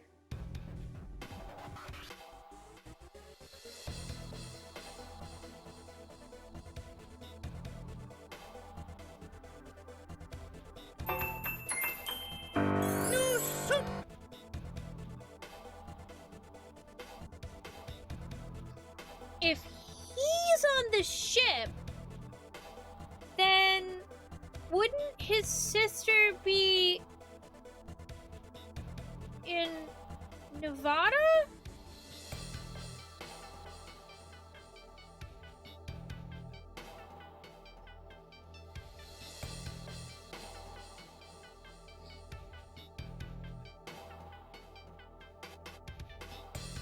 Wait. Unless, because it's an exact replica, was Seven never actually on the ship? Oh my god, that's what it is. No. That's why...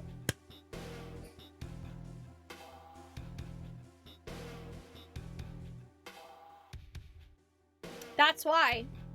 That's why when you go into room 2, okay, or sorry, that's when you go, yeah. When you do the door 3, door 2, the reason why Seven thinks there should be a grate under the bed is that's what he's remembering. But what he's remembering isn't the actual ship, the gigantic. He's remembering the exact replica that was in that building in Nevada.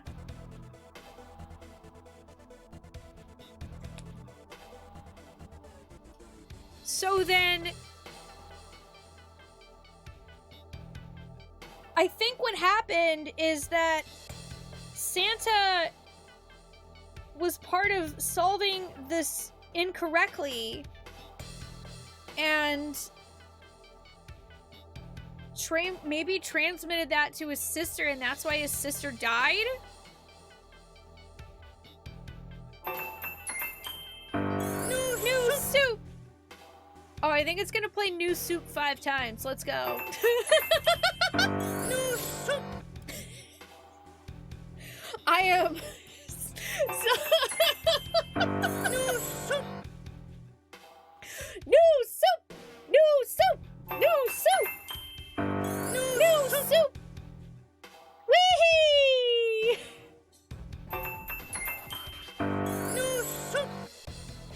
Anonymous, thank you for gifting 6 subs total out to the community. Spoonee loves cheese. That is very, very kind of you. Thank you very much, Anonymous. Soup for all. Don't mind me over here having a moment where I'm realizing that Seven was never on the ship. He was in Nevada. Except for one. He was a boy slightly older than the others in a private school uniform. Who the hell are you? As he spoke... Oh, wait. Who the hell are you? As he spoke, he took a tentative step forward and gave Seven a suspicious look. I'm a detective. I'm here to rescue you. The moment the words were out of his mouth, he could see the children relax. How are you gonna help us? The boy in the uniform asked. Where's the exit? Seven responded. There isn't one. The doors we came in through won't open, and the door over there... He cut himself off, considered something, and then continued. Anyway, there's no point. We can't all get out of here. If we don't get out of here, we're gonna be burned to death. Burned to death? Can't you hear it? That voice said the incinerator's gonna start up soon.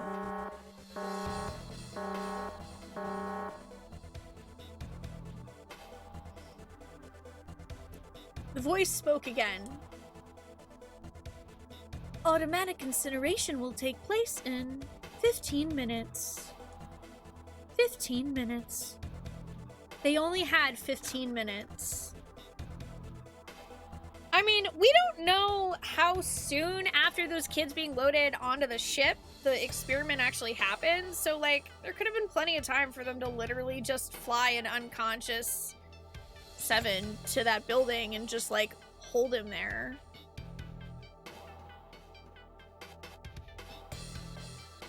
And I get the feeling that the groups split up, so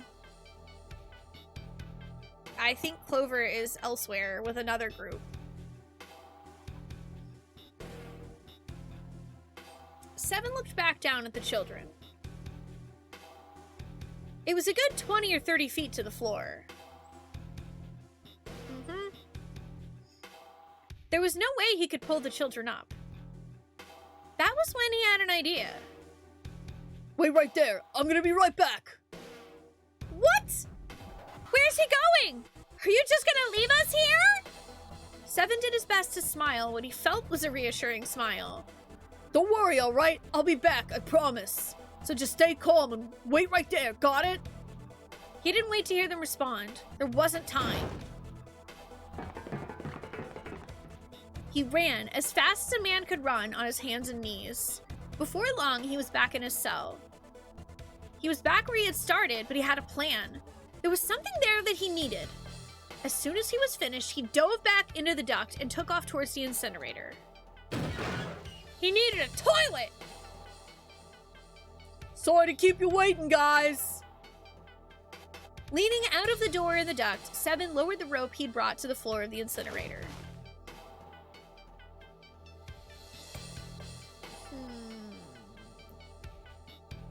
I mean, that could maybe be Snake, but I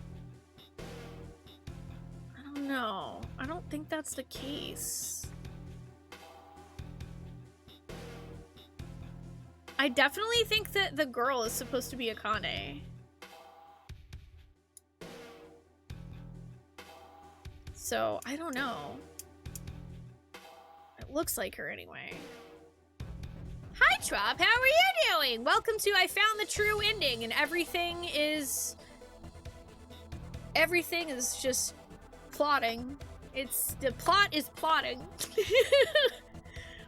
Back in the cell, he'd torn the bed sheets into strips and tied them together to make a rope.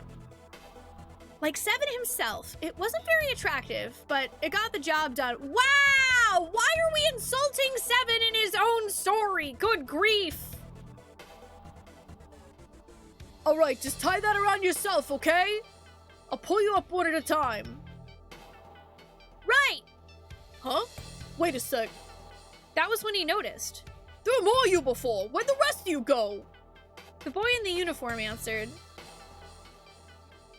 I let them go on ahead. We opened the number 9 door and they left. What? You're telling me you opened that door? That's what I said. Then what the hell are you doing here? We couldn't go with them. Why not? Look, the only people who can go through the number door...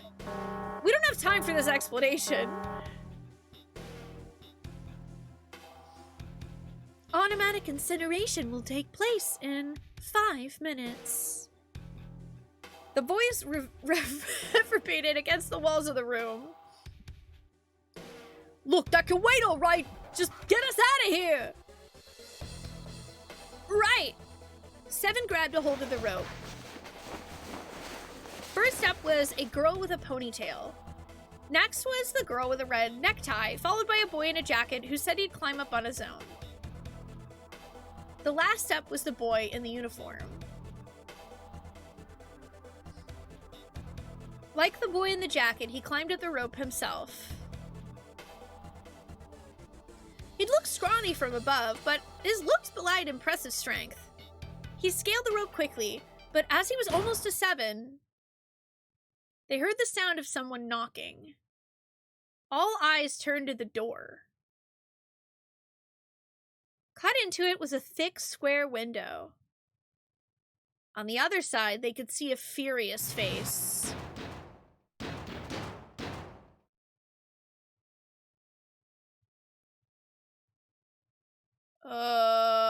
Okay. Well, then I think... God damn it. What's going on in here? Why is the room empty? Where the hell are those fucking kids?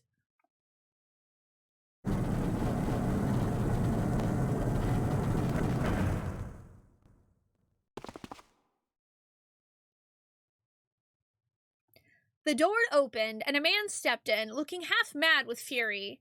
Seven recognized his face. He'd seen him many times in photos during his investigation. The man's name was Gentaro Hongo. Okay, so that was... Okay, so then... Wait. Then this has to be on the ship. If Snake is correct, then this is the ship. So then that means that... Hold on.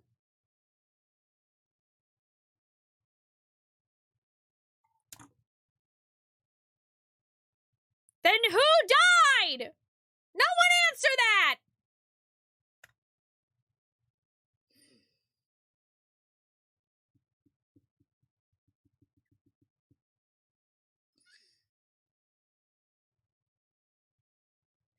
The CEO of Cradle Pharmaceutical.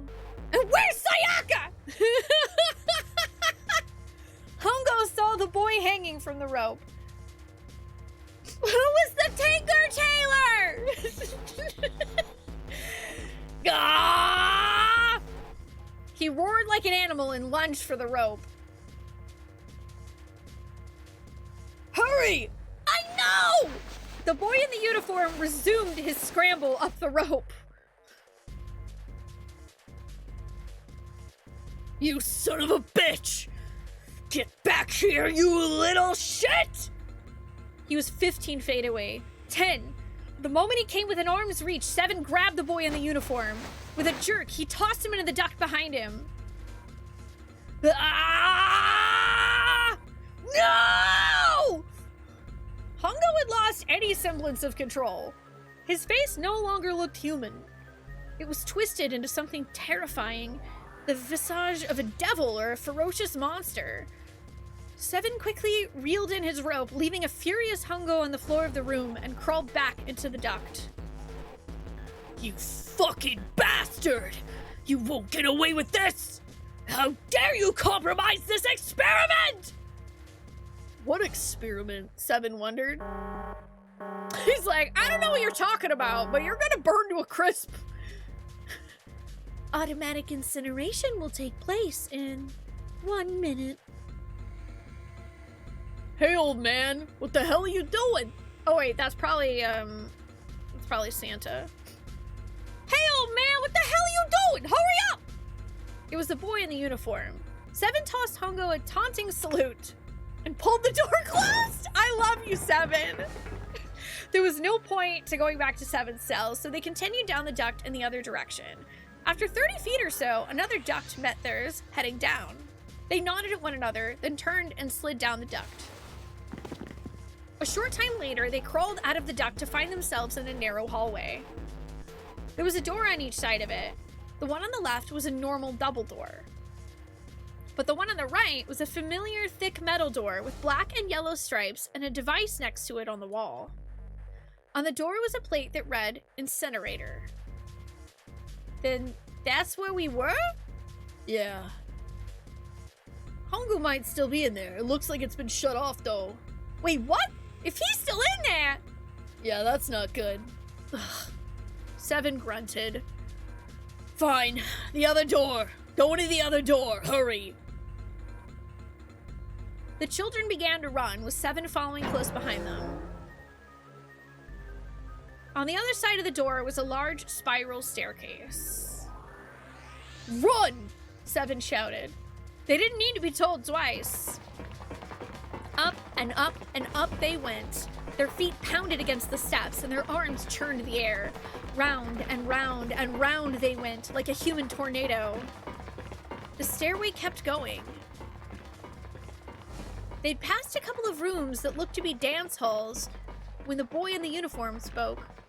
Yeah, that definitely kind of looks like us a little bit.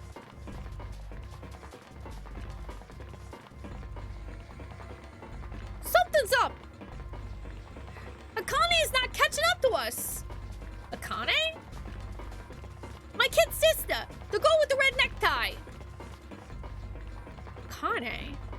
strange. Seven didn't remember seeing that name in the list of children who had gone missing. Hey, Akane! He cupped his hands around his mouth and yelled. Okay, so then that means that Snake and his kid sister were both on the ship then.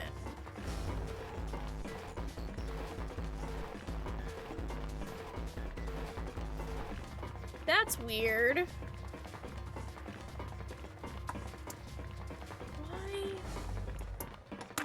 Why were Santa and Akane both on the same ship?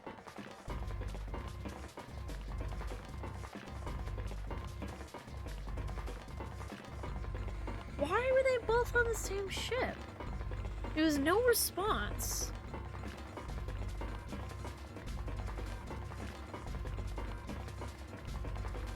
Maybe we outran her. Suddenly the boy in the uniform stopped short. Seven stopped too, as did the boy in the jacket and the ponytailed girl. When did we do that? Well, we passed a couple big rooms on the way here. Maybe she took a rest on one of them? No, that's impossible. Sorry, Grandpa, you keep going. I gotta go look for her downstairs. He turned to go. Hey, kid, wait. God damn it, I said wait! The boy didn't even seem to hear him. Fuck! Seven spun around and yelled to the boy in the jacket and the girl with the ponytail. I'm going after him. You two keep going, all right? You got it? The girl nodded and began to run up the stairs. The boy, however... I'm going with you. Seven didn't have time to argue. Instead, he simply nodded and took off down the stairs. The boy in the jacket followed.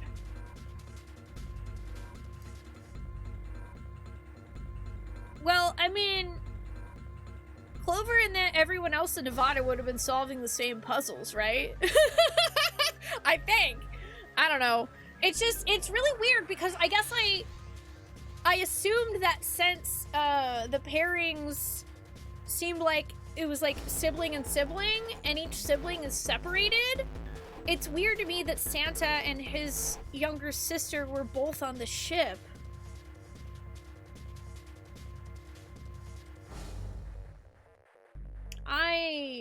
I eagerly await the game revealing what's going on there to me.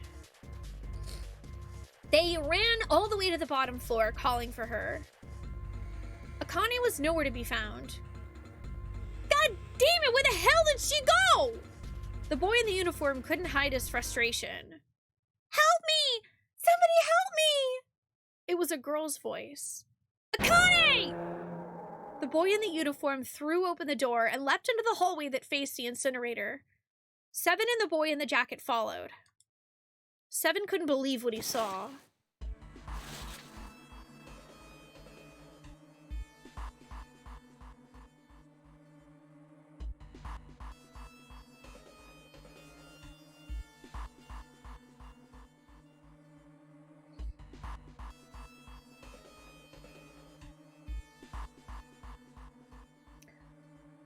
Thanks for the 250.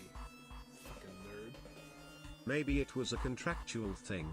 Like a Santa Claus bard think. A Santa Claus, like the movie with Tim Allen. I don't know. This guy doesn't look that friendly. Thank you, Snowman, for the 250 bits. Hi, how are you doing? Welcome to me, trying to solve the mystery of the true ending of 999 and enjoying the ride of it.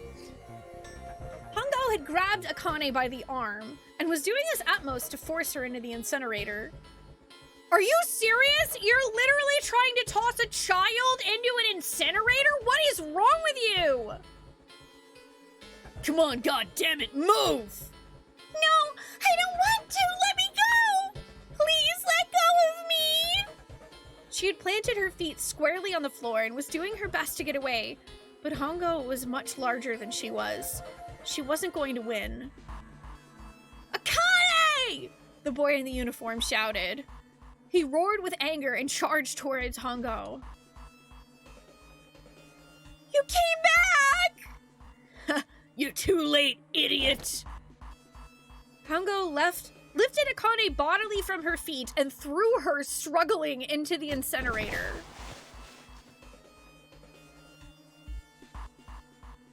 Before Seven or the boy in the uniform could react, Hongo leapt through the door after her. They saw him land inside. What?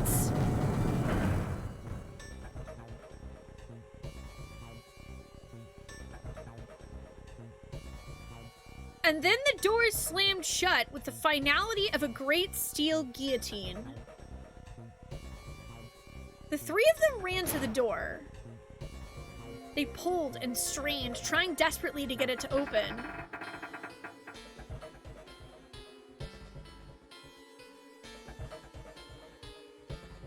Fuck! It's no use! This goddamn thing won't move an inch! The boy in the uniform cried out and began to slam his fists against the door. He hit it with such force, Seven feared his knuckles would shatter from the impact. Akane! Akane! Are you okay? Help me! Her voice was muffled by the door, but the sheer terror in it was unmistakable. What should I do? I think I'm trapped in here! Where's Hongo? He went out the other door! What? Warning. Warning. Emergency incineration command has been acknowledged. Automatic incineration will take place in 18 minutes. Please evacuate the incinerator immediately. Repeat. Emergency incineration command has been acknowledged. Yeah, it could be Snake. It could be.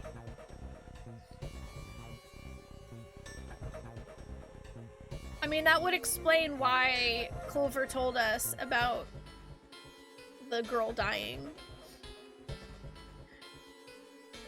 Are you fucking kidding me? Seven was at a loss. It's the same damn thing. Are you there? Akane's voice sounded close to tears. Yeah, we're here. Just hang on, all right? We're gonna figure out a way to save you.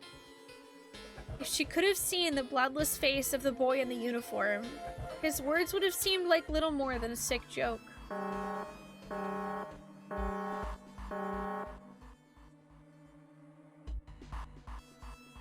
Automatic incineration will take place in 17 minutes.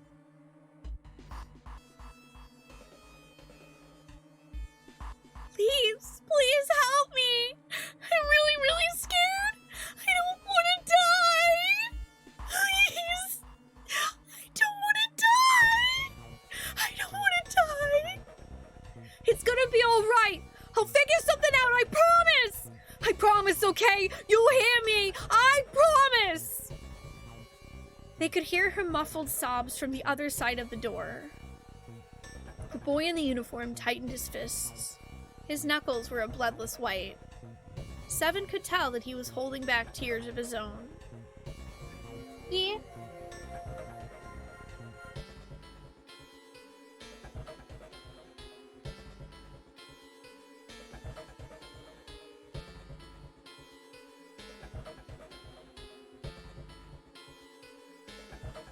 Okay, sorry, Angry Trees was asking me a question.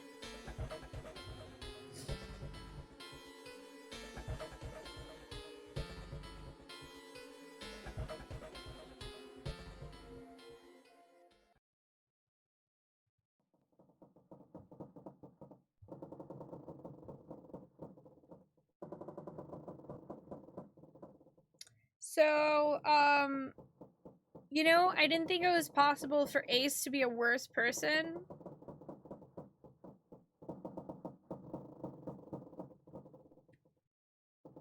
But here we are.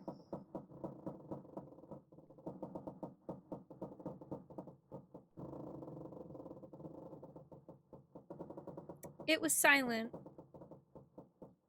All they could hear was the creaking of the boat as it shifted in the water.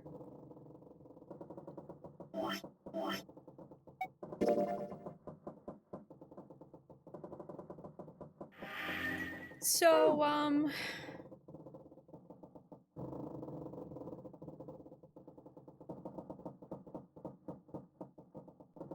So who the hell is June?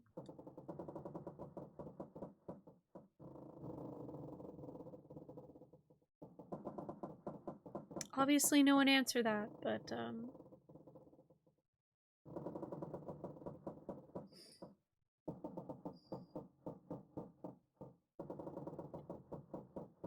they waited and waited, but Seven didn't continue.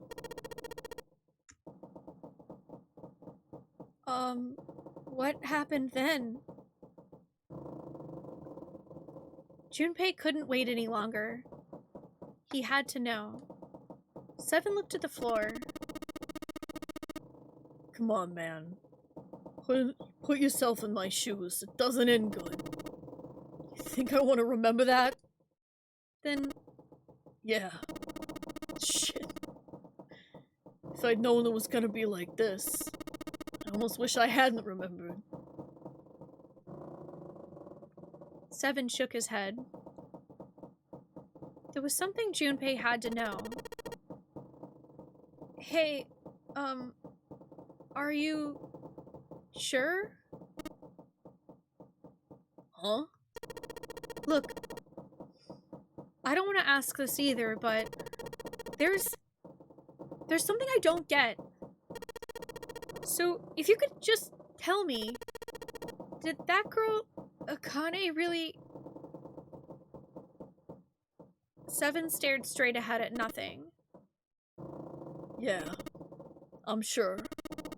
There wasn't anything we could do. After a while, the countdown ended.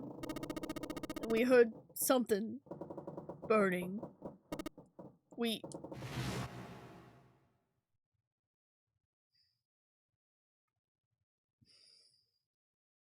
Even after the fire stopped, they couldn't move. Seven and the boy in the jacket simply stood where they were, frozen. The boy in the uniform collapsed, falling to the floor in a jumble of limbs like a puppet whose strings had been cut. A few more minutes passed. The door opened.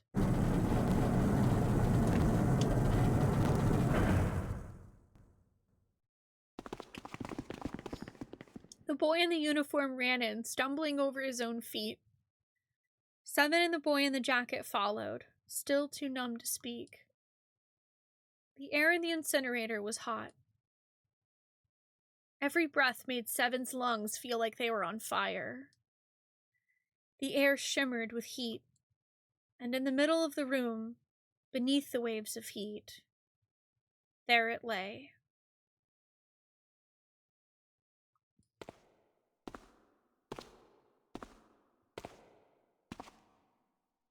The boy in the uniform walked toward it, his legs shaking violently. Seven couldn't see his face, but his body looked somehow empty. Finally, he reached it. The boy collapsed to his knees, his legs no longer able to support him.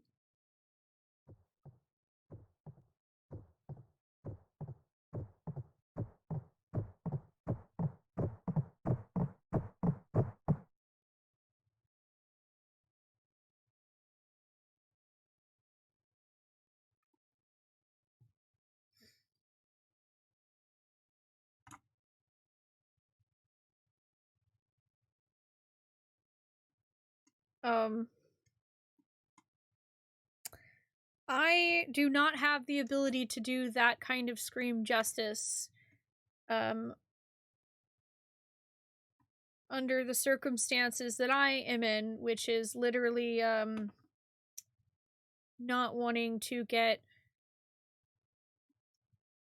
my neighbors thinking that I am actually in danger and having them, like, knock on my door or call the police. So, instead, I'm sure you can all imagine the kind of scream that Santa probably let out deep from his chest.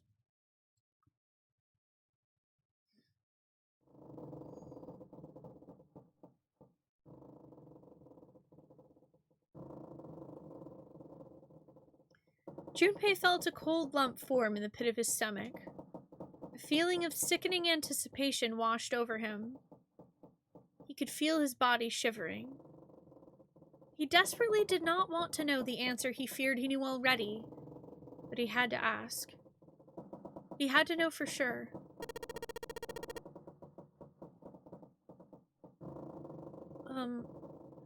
Can I ask you one more thing? What? The girl, Akane, what was her last name?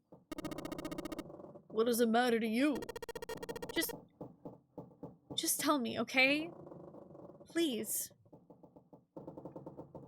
Seven looked at Junpei curiously and ran his tongue quickly over his dry lips. Kurashiki.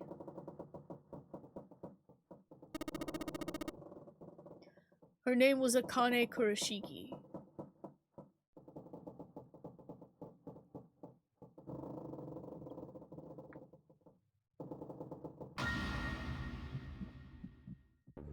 Yeah. That's what I thought. Something inside of Junpei stopped. He had no more words left. He had no more Junpei left. He was just a shell of flesh and bone.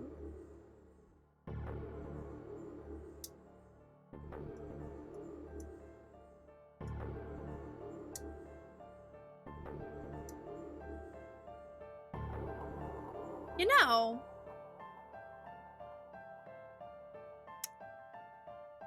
what would be really interesting is if that Akane is actually Alice.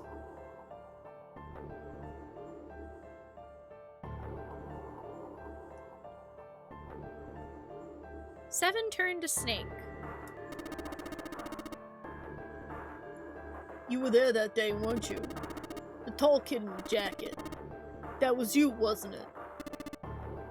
Yes, I was. You are correct, Detective. Junpei's mind was blank, withdrawn from the world. Somewhere far away, he could hear Seven and Snake talking. Don't misunderstand me. I told you before how Zero threatened me. There was nothing I could do. I couldn't say anything about what happened 9 years ago. So you're saying you're not working for Zero, right? Of course not. Clover? What about you? Hey, come on! You really think I'm working with Zero? I told you before, you idiot! I was in Nevada in Building Q! I did hear that a detective rescued the kids on the boat, but I didn't know it was you. Her surprise seemed to be genuine. Seven regarded Clover for a moment and rubbed his chin thoughtfully. Huh. Well, I guess I believe you. Clover nodded. Alright, let me ask you another question. He stuck his hands into his pockets and took a few steps. Then he stopped and turned to face them again. Santa's real name is Aoi Kurashiki. He's Akane's brother. You know that? Mm-hmm. No, I didn't! Did you? Well, yes, I know Aoi Kurashiki was her brother, but I didn't know he was Santa, at least not from the beginning. 9 years ago, he was in the middle of puberty. His voice is entirely different now. Oh, yeah, that makes sense why a Snake might not recognize him off the bat. I'm ashamed to say that even my exceptional hearing wasn't able to make that connection. As such, I had no reason to think Santa was Aoi. When did you figure it out? A short time ago, Clover told me that Santa might have been one of the subjects on the initial experiment. When she told me that, I had a feeling. Santa! And also Akane! Yeah, Santa's June's brother. Yep. That spark caught flame in Junpei's leaden mind, and the fog began to clear. Like an engine beginning to turn, images and thoughts began to coalesce in his mind, coming faster and faster, forming bigger images, bigger thoughts. Junpei blinked. he was back. There's still a lot we don't know. I mean, like, a lot. But there is one thing I think we can say we know. What's that? The body we found in the shower room had to be Nijisaki, dressed up to look like Snake. What? Come on, man. What kind of a detective are you? You didn't figure that out already? Hey, go easy on me, man. I just got my memory back, alright? Cut me some slack. Huh. Well, if he is, the 3 murders make sense then, don't they? Yeah, that's right. Murder. Kubota blew himself up, but that was murder too. So why did these murders take place? If Junpei is correct, and the body in the shower room was Nijisaki's, that means all of the people who were murdered were involved with the creation of the Nonary Project. Yep. Oh yeah, maybe that's Nona then. Lotus's daughter. Okay, and then Snake's name is Light. Yeah, so okay, that covers the 3 names that Seven gave us before. So yeah, I already know this. I figured that part out! You mean this was all just revenge? Santa is Zero. He's getting revenge for the death of his sister? No, I don't think Santa actually murdered anyone. In fact, Junpei didn't think. He knew. He couldn't explain why or how, but he had no doubt that Santa had killed no one. Perhaps the madness of the last several hours was finally driving him insane, but Junpei had ceased to be surprised at his sudden knowledge, and had even begun to accept it. If I'm right, then it's not hard to figure out who the next victim's gonna be. Is it? I'm pretty sure I don't have to tell you. Snake, Clover, and Seven all nodded. The next target will be Jintaro Hongo. The person who planned the Nonary Project. In other words, Ace. There was a moment of silence. Honestly, if he dies, I'm fine with that. And then the room shook. From far away, they heard the sudden rush of water. Whoa, what the hell's going on here? It must be 6 a.m. Our time is up. Shit! Come on! We need to get out of here! How? In the drawer that had held the picture was a key card. Junpei grabbed it. I'm betting this sucker opens the exit! Come on! Let's go! Oh my god. Also, dude, did we seriously spend all this time standing around talking about all this?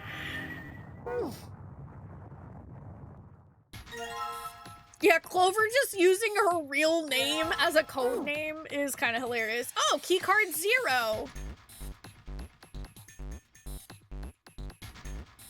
Swipe this card. Junpei, look, it's unlocked! Yep, now we can go back to the library. Alright, let's go.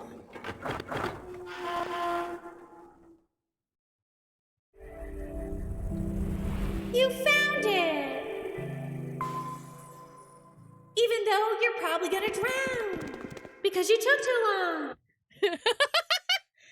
The door opened and they stumbled into the library. The shaking had stopped, but they knew the danger hadn't passed. They ran across the hallway, straight for the large metal door.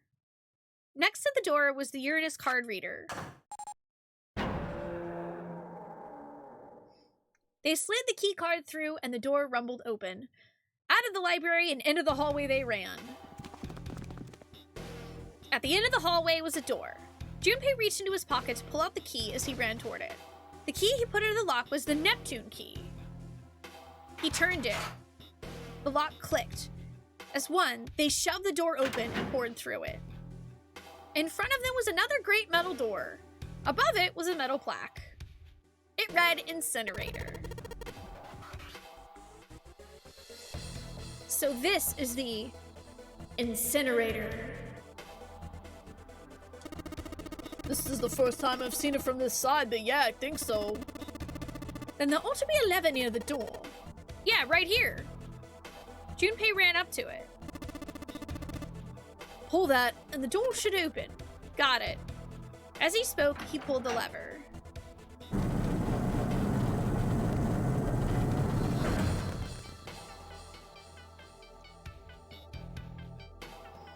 The motor in the door groaned as it slowly ground open. There was no time to waste. As soon as the door had opened far enough to admit them, all four dashed through. Then suddenly, there before them were the four who they'd parted from earlier.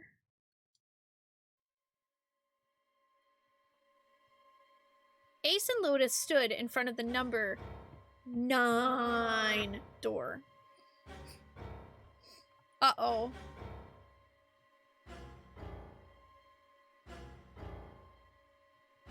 Santa was curled into a ball against the wall of the incinerator, holding his stomach.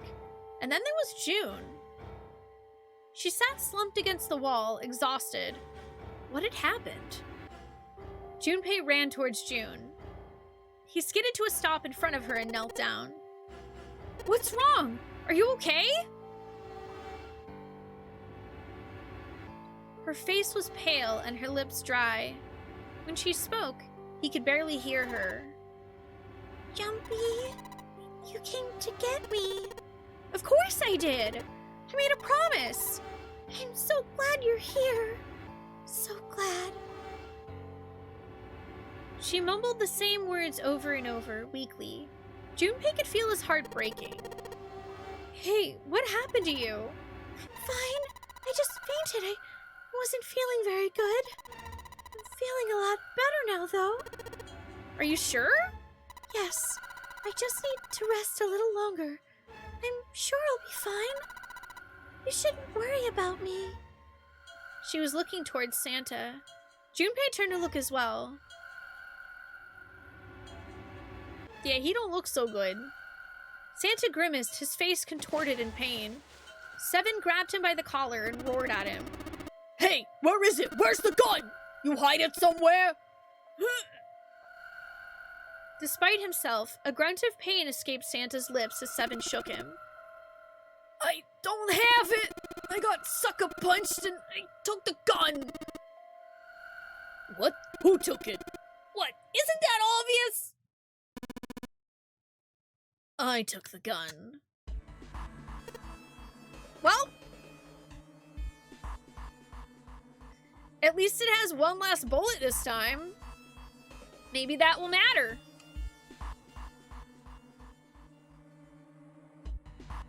Hello, Ace.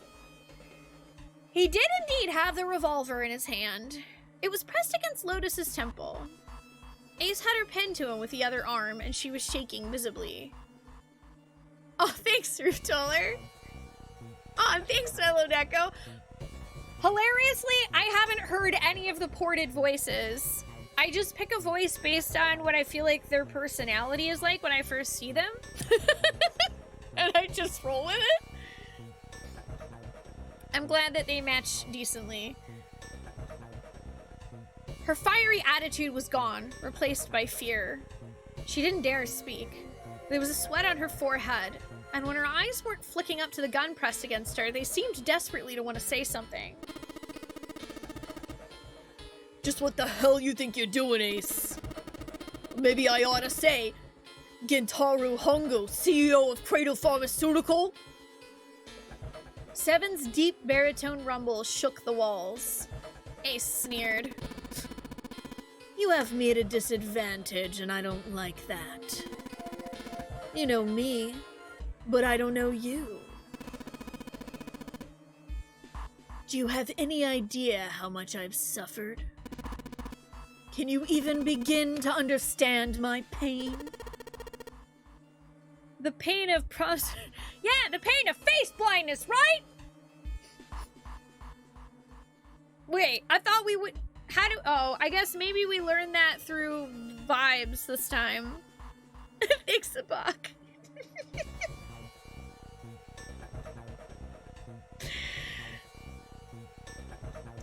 Junpei's voice was casual, or at least was trying to be.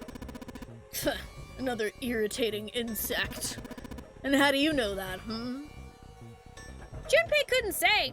He just knew. Another unexplainable vibes mystery. No matter. If you don't want to answer, it makes no difference to me. This is a waste of time anyway. It's time for me to go. Behind Ace, Junpei could see the red. It was placed in the small indentation on the wall. Quickly, Ace placed his hand on the scanner. It beeped, and he forced Lotus's hand onto it as well. Then at last, he reached into the pocket of his jacket. He pulled something out and pressed it against the panel. The third asterisk appeared on the red. The thing he had used for the final verification was the bracelet with the number 9. It had belonged to the first man to die, Kubota.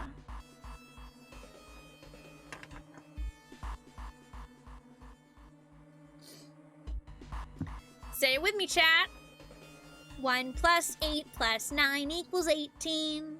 And then 1 plus 8 equals 9.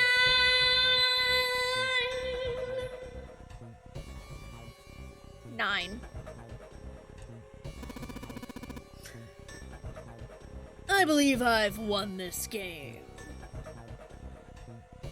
His smirk made Junpei's blood boil. I've had quite a time playing with you. I must thank Zero, I suppose. Wait, something about the way he'd spoken. Did Ace not know who Zero was? Junpei's eyes flicked towards Santa. He hadn't moved since they'd entered the room. Santa was still holding his stomach and groaning as if in immense pain. Junpei wasn't sure if it was real pain, but he wasn't sure it wasn't either. What the hell did Santa have up his sleeve this time? At any rate, this game ends now. I will escape, and the rest of you will have a slightly less pleasant ending. I suggest you enjoy your final moments. Goodbye. Wait!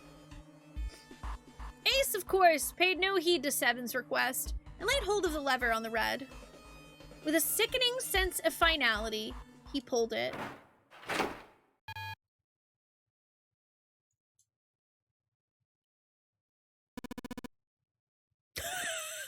The door doesn't work! It doesn't work! What? What? Why isn't it opening? Lotus tried to take advantage of Ace's confusion and managed to twist herself out of his grasp, but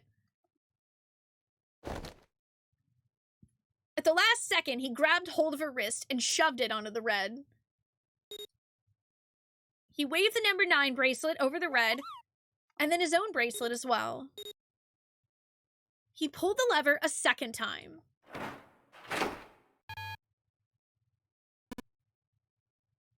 No! What is this? Why? The digital root should be 9. It has to be 9! Then why isn't it opening?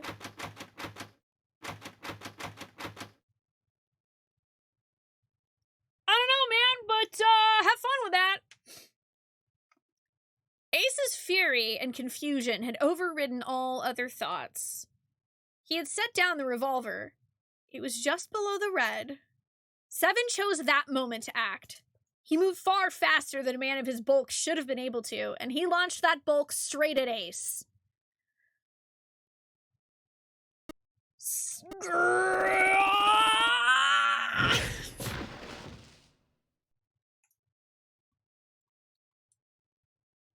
It was over before they knew it. In the blink of an eye, Ace was on the floor. Hell yeah!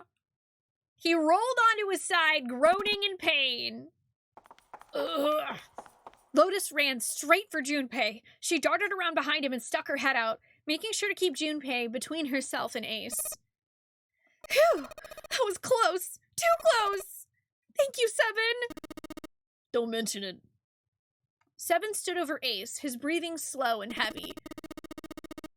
Just one punch ain't enough for this piece of shit. After what he did 9 years ago, I ought to rip him to pieces. But if a suspect can't talk, they ain't much good. Once he's locked up in a cell, we're gonna have a little chat. 9 years ago? Oh, then you must be. Yeah, you finally figured it out, dumbass.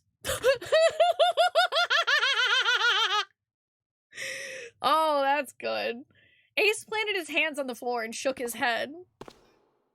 Junpei walked toward him. He stopped and looked down at Ace with pity on his face.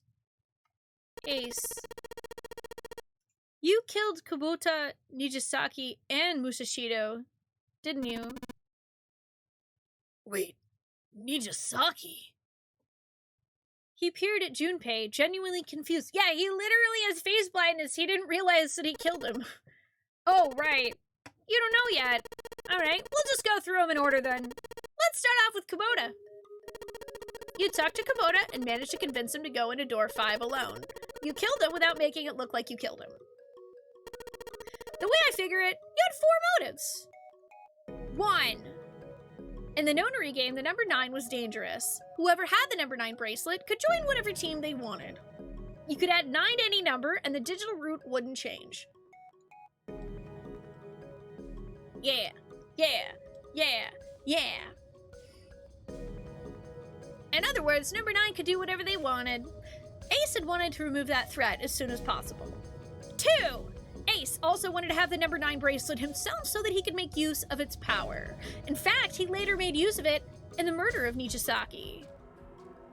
3. Even if his number had been different, Kubota presented a problem for Ace. Kubota had known Ace's past. He knew what had happened 9 years before. Before he told anyone, Ace had to silence him. 4. But last and perhaps most disturbing, Ace had used Kubota as a test. He wanted to know how serious the nonary game was. Was it truly life or death, or simply a harmless prank? He convinced Kubota to break the rules so that he might see what happened. That was why you killed Kubota, but he was only the first. Next was Nijisaki. While everyone was off looking for the missing part for the red, you ran into Nijisaki near the big hospital room. However, because of your face blindness, you didn't realize he was Nijisaki. Chiefly because when you met him, he was dressed like Snake. That was why you thought Nijisaki was Snake. No, that's not. That was Nijisaki? Why? How did... I'll get to that. Anyway, you thought he was Snake. Snake was one of those kids in your experiment 9 years ago. You remembered him because he was the blind kid. But his presence made you think, Snake was one of my subjects 9 years ago. He probably hates me. But if that's true, why isn't he saying anything? Is he keeping quiet because he can't see? Or perhaps he's working with Zero to get revenge on me. Whatever the reason, anyone who knows my past is a threat. Before he tries anything, I need to get rid of him. That was when you decided you had to kill him. The murder weapon was Kubota's bracelet. You just waved it over the red, verified your own number, and then grabbed Nijisaki's arm and forced it over the scanner panel. Then when the door opened, you kicked him in. 9 seconds later, the door closed.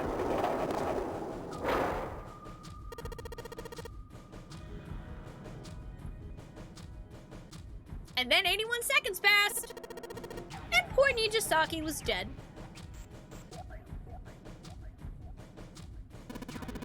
Then you meant to say Snake is... Oh, then you meant to say Snake is still alive? Sorry to disappoint you, but I'm as good as new.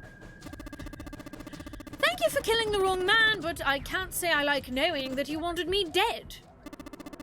Although, to be honest, even if you hadn't tried to kill me, I would still hate you very much.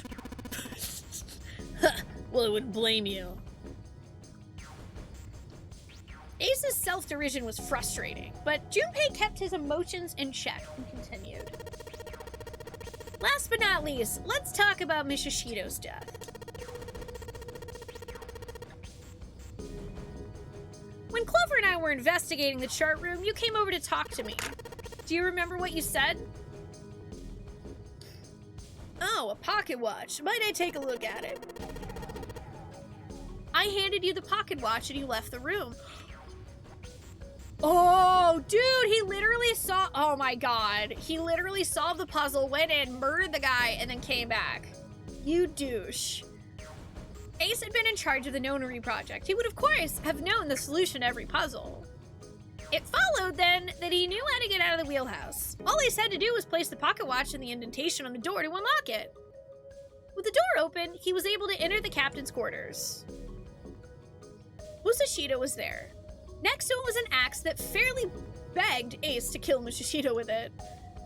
He picked up the axe and swung it, burying the blade deep in the other man's chest. One blow was all it took. Afterwards, Ace returned to the chart room as though nothing had happened. There was something I wanted to speak with you about, Junpei. Could you come with me for a moment? No reason not to. Junpei had followed Ace to the wheelhouse. When they reached the wheelhouse, Ace slipped his hand into Junpei's vest. He pulled out a piece of paper. The piece of paper Junpei had used to cheat during the vote. But it wasn't the piece of paper that Ace was after. His true purpose had been to slip the pocket watch into Junpei's pocket.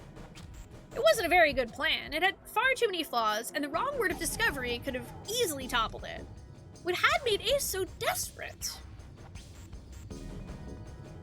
That was the only thing Junpei hadn't been able to figure out. Musashito's murder is the only one I don't understand. You obviously did it, but why? Because of this. Slowly, Ace reached down and pulled something out of his pocket. It was a folded piece of paper. Junpei took it and opened it. This was what it said. Number 1. There are 2 ways you might survive this ordeal. The first is to win the nonary game. The second is for you to confess your sins of 9 years past. I've prepared a camera in the captain's quarters. The images captured by that camera will be streamed through a satellite and distributed across the world. Simply look into the camera and repent. Once you have confessed everything, I will release you from this ship. To make your confession more credible, I have left you a witness to the captain's quarters. Perhaps he will confess with you. The decision is yours. Do as you please. 0. When I awoke in that room on D-Deck, I found that in my pocket. That was why I chose door 1 when we voted. That explains why it was like, I got the door I wanted. If I went through that door, I knew I could get to the captain's quarters. As you said, I knew how to enter the wheelhouse. My plan was to find the pocket watch before anyone else. If I could, then my alibi would be set. At least, that was the plan. Unfortunately for me, you got it first. That sleight of hand was the best I could manage on short notice. You meant to kill him from the beginning, then? Musashito, I mean. I only knew Musashito was the witness after I'd reached the captain's quarters. I asked him and he answered. He seemed groggy. Perhaps he'd only just awoken from sedation. I suppose Nijisaki was in much the same state. He seemed confused and disoriented when I encountered him. But yes, you are correct. I intended to kill him from the beginning, even though I didn't know who he was. I proceeded to the captain's quarters in order to remove this so-called witness.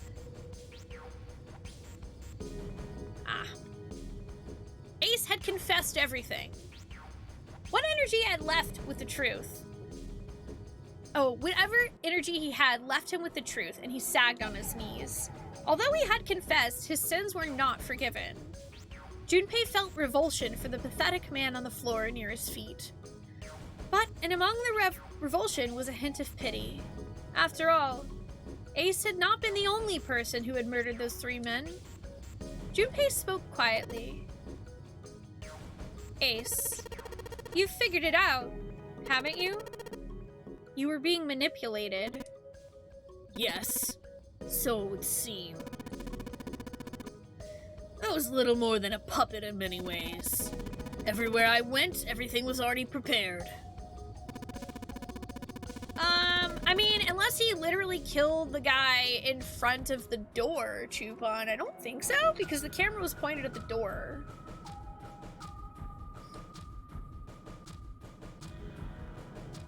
The Reds in the large hospital room were dismantled. Nijisaki was dressed like Snake. There was an axe in the captain's quarters. Musashito was delirious from anesthetic, so he couldn't fight back. Nijisaki as well.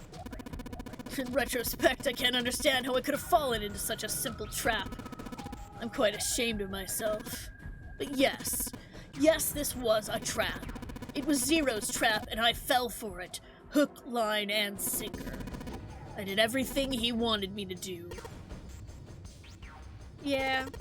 By manipulating Ace, Zero was able to kill 3 people and keep the blood off his own hands.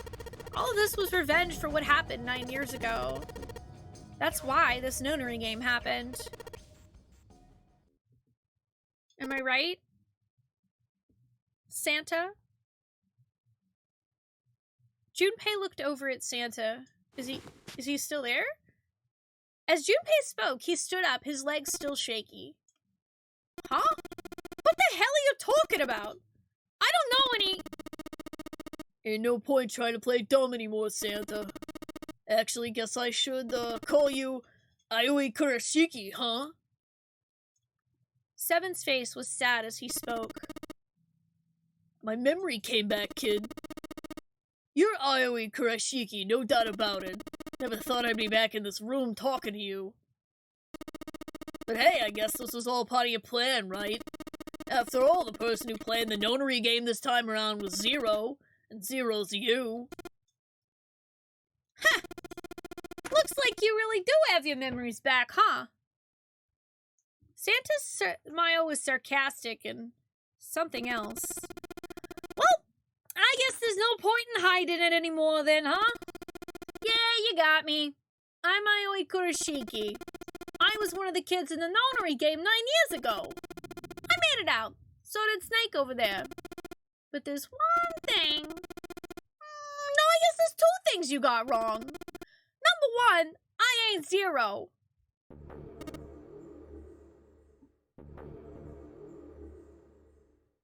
Guess who didn't buy it? Guess who didn't buy it? Guess who didn't buy it? And I am not surprised. What? Wait, what? Sure, I was helping Zero out, but I'm really more of an assistant. Like a secretary. But an assistant's only an assistant. I didn't come up with all this. All I did was follow Zero's orders. Then, if you're not Zero, who is? Calm down there, Junpei. Didn't I say 2 things? You made one more mistake. Junpei, you just said... all of this was revenge for what happened 9 years ago. That's why this nonary game happened. But that's not it. Revenge isn't the only purpose. There's another reason you guys were playing the nonary game. To save someone. Save someone? Right. You were brought here to help my sister. To save Akane. What the hell are you talking about? Akane Kurashiki died 9 years ago in this room. I was there, I saw... Suddenly, Seven froze. His eyes went as wide as dinner plates, and he spun around toward June. Junpei followed his gaze. She was gone.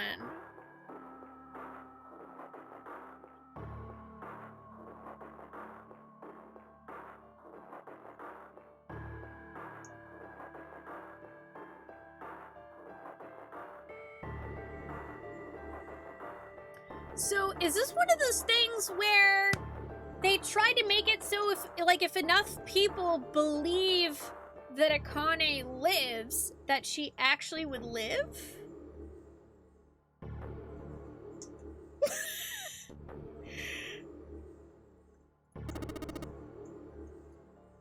What the hell? Where is she? Where's Akane Kurashiki? Seven began to mumble to himself, a strange series of words strung together as if his mind wasn't functioning properly. His face was twisted with effort, as though he were struggling with something they couldn't see. He gritted his teeth and pressed his hands against the sides of his head. My head! My head! It feels like it's gonna pop! He groaned and fell to his knees. Seven! What the hell's going on? I don't know. I swear to God, it feels like my head's about to explode. From somewhere far away, they all heard a deep, heavy noise.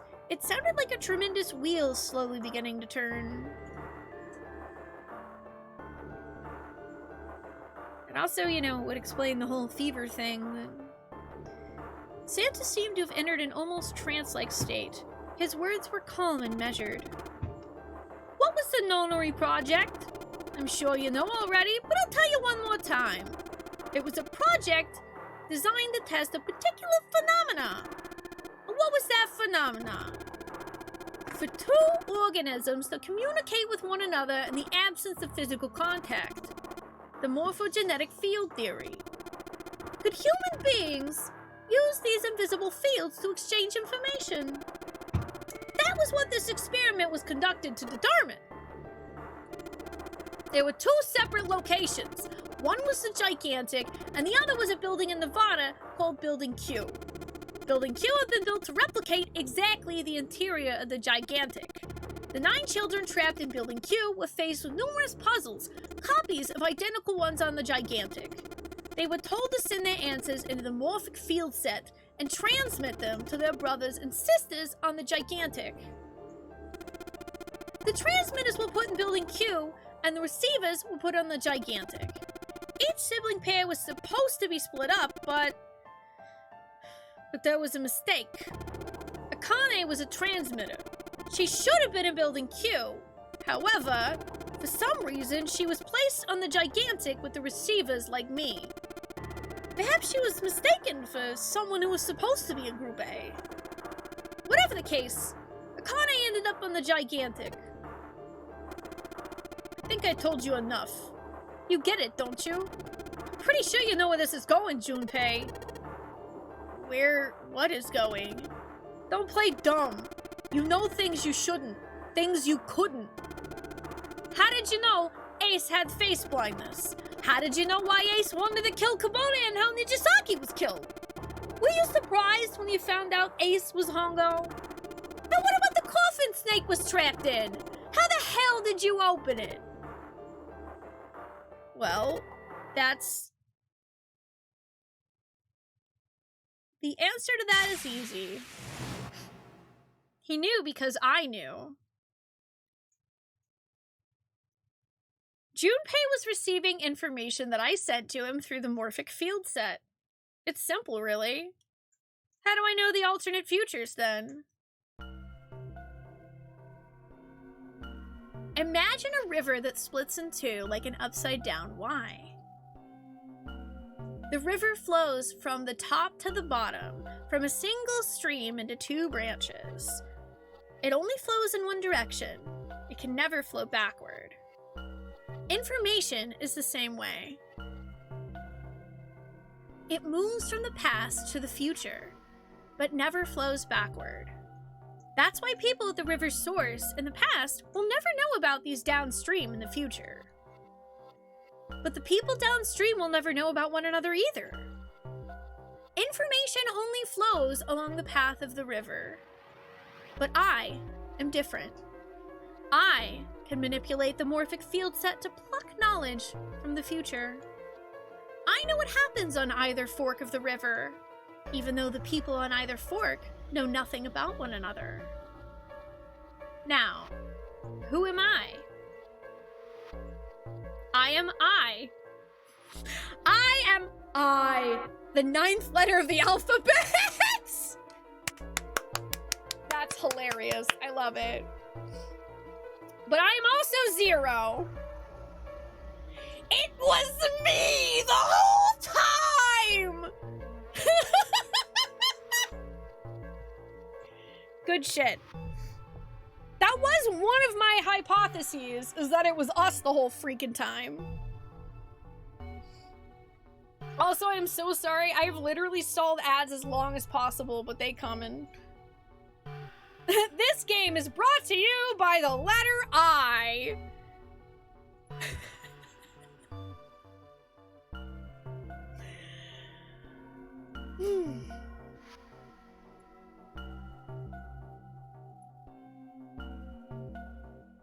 I did always think that there were some things about the narration I always thought were a little weird.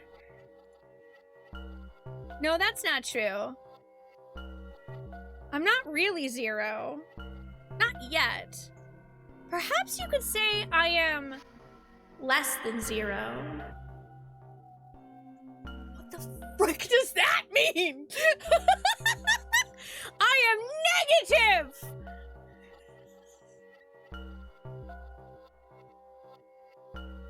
I am prognosis negative!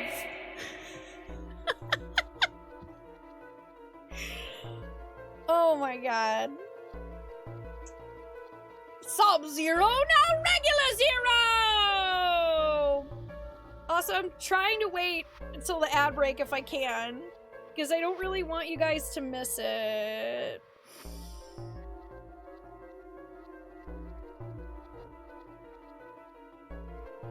I am an imaginary number divided by 0.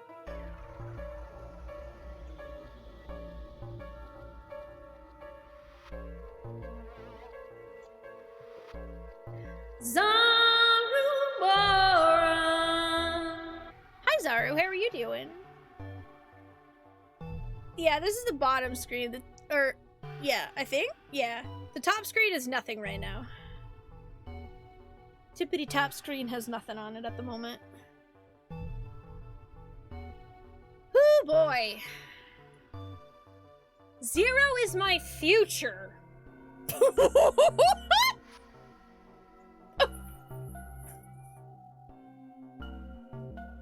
What is it?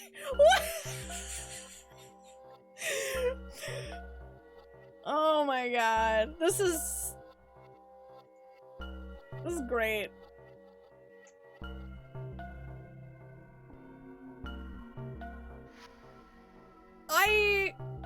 I love that I am actually a character in the game, essentially.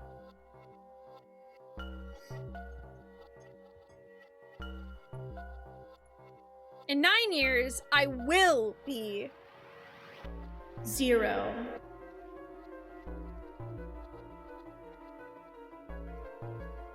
Yeah, it's also really interesting because, yeah, that means that anything on the bottom screen is actually the narrator, right? So then it's literally any of the stuff that 0 us says or thinks is on the bottom screen. Oh man, that would be so lost on the updated version! This is so neat! I love that. Oh my god. No one say anything else though yet. I just want to read it.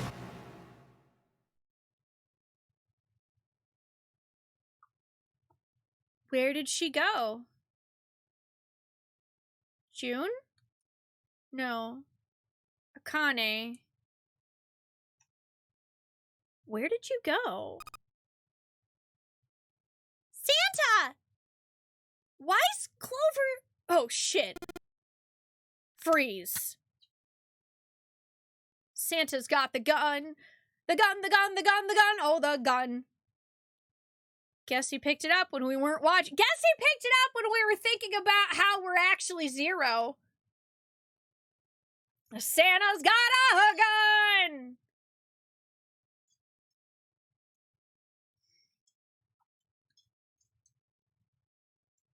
It's interesting, though, because, yeah, I still want to know who,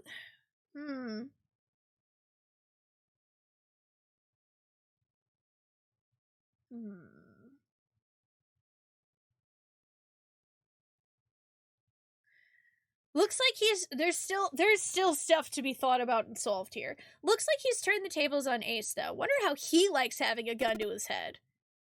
Get up!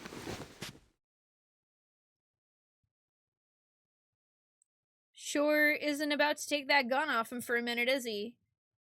Ace isn't putting up any kind of fight. I mean, I don't think I would either, but he just looks drained. I guess he's going for the door, huh? He doesn't need to verify to go through that door, but... What's your plan, Santa? What are you doing? He can't get through any number doors with just 2 people. What the hell is he thinking? I tell ya? I'm Santa Claus. It's time for me to go make a wish come true.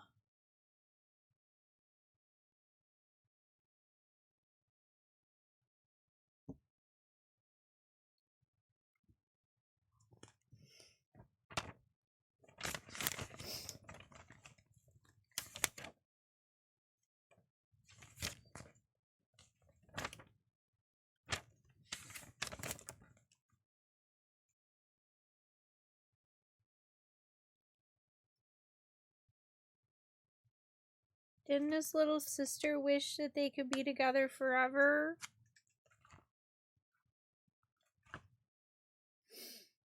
That's it. That's all he's gonna give us? What the hell does that even mean? Shit, they're out!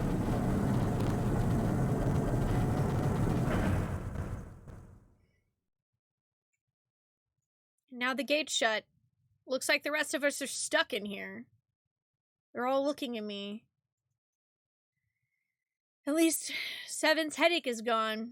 He seems to be alright. Well, I guess there's no harm in trying. Oh, it is very, very purposeful, Rash. Let's see if this door still opens. Damn. Well, it looks like this door isn't opening anytime soon.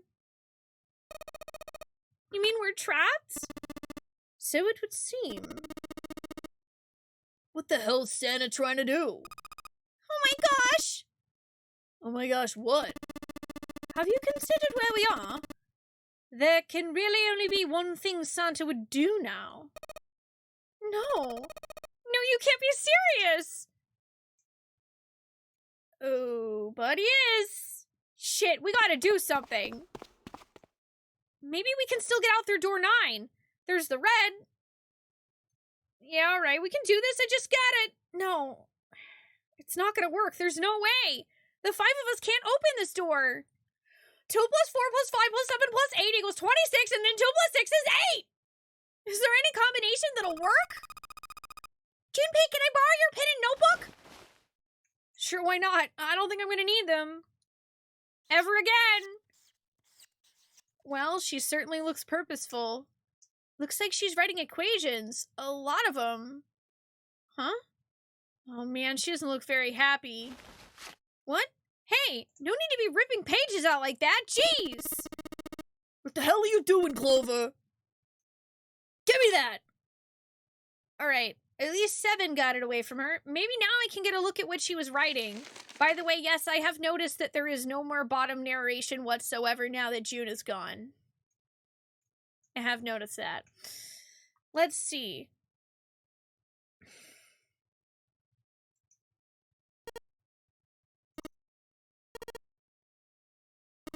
Shit. And there's no other way? Lotus. Looks like she'd figured it out, though. Man. This is just too cruel. It's okay. Go. Lotus. Come on, you know we can't do that. Oh, don't give me that. I'm sure you'd love to get rid of me. God damn it, you idiot! Oh, where the hell did that come from? Looks like she expected that about as much as I did. Without a... If you're not... Look, it'd be bad, alright? Her copy sure doesn't have much confidence. Bad? Yeah. If there weren't assholes like you around, I'd be out of a job. Huh?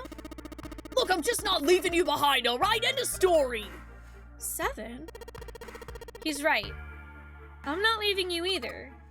Me too! You don't honestly think I'd abandon you, did you? You're all idiots!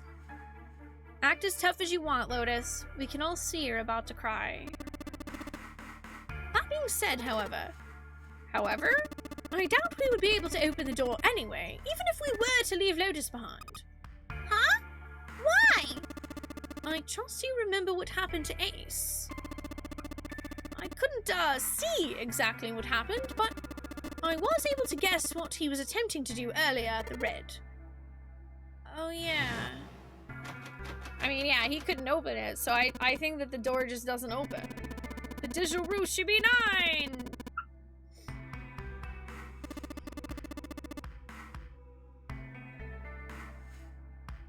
Unless it's upside down and it's a 6 door.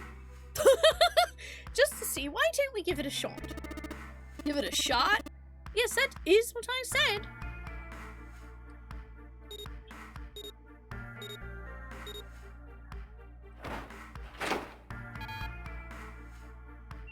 Yep, it equals 9. Doesn't work. It ain't opening.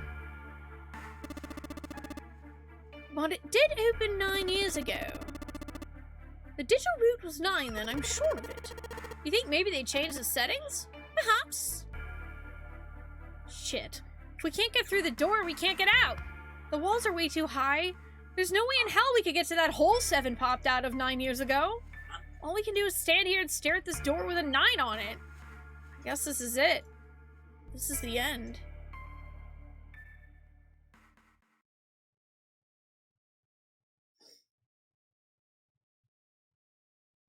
I was watching. I had watched everything that was reflected in his eyes. I was listening. Every sound that vibrated in his eardrums, I heard. Smell, taste, touch. I felt everything he felt. I knew everything about him. What he was thinking, what he was feeling, what he was sensing. All of his feelings and worries and fears became mine. My mind, my consciousness, was inside of him. Through the morphic field set, we were resonant, and we were as one. I was him, and at the same time, I was an observer. It started with a tremendous noise like a clap of thunder. That was approximately 9 hours ago. A bomb had gone off on the ship we were on. That was when my resonance with him began. My resonant event melted into him, and we became one. Inside of Junpei. Somehow, I found myself in Junpei's mind 9 years in the future. But I didn't lose myself. I was living in 2 realities at once. One was the present, and the other was the future. Perhaps you can think of it as 2 movies showing on the same screen at the same time. Eventually, it becomes difficult to separate them and determine which movie is which. However, if I concentrated, I was able to focus on one or the other. That was why I was able to grasp what was happening in front of me. Come on! Over here! That was my brother, Aoi. He was screaming.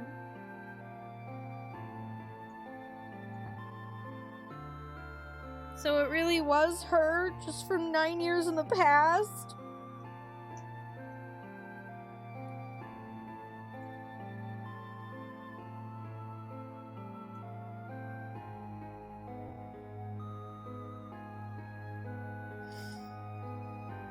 I followed him.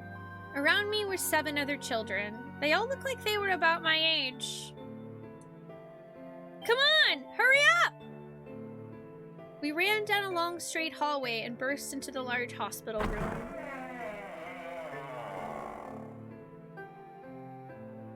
Everyone was arguing.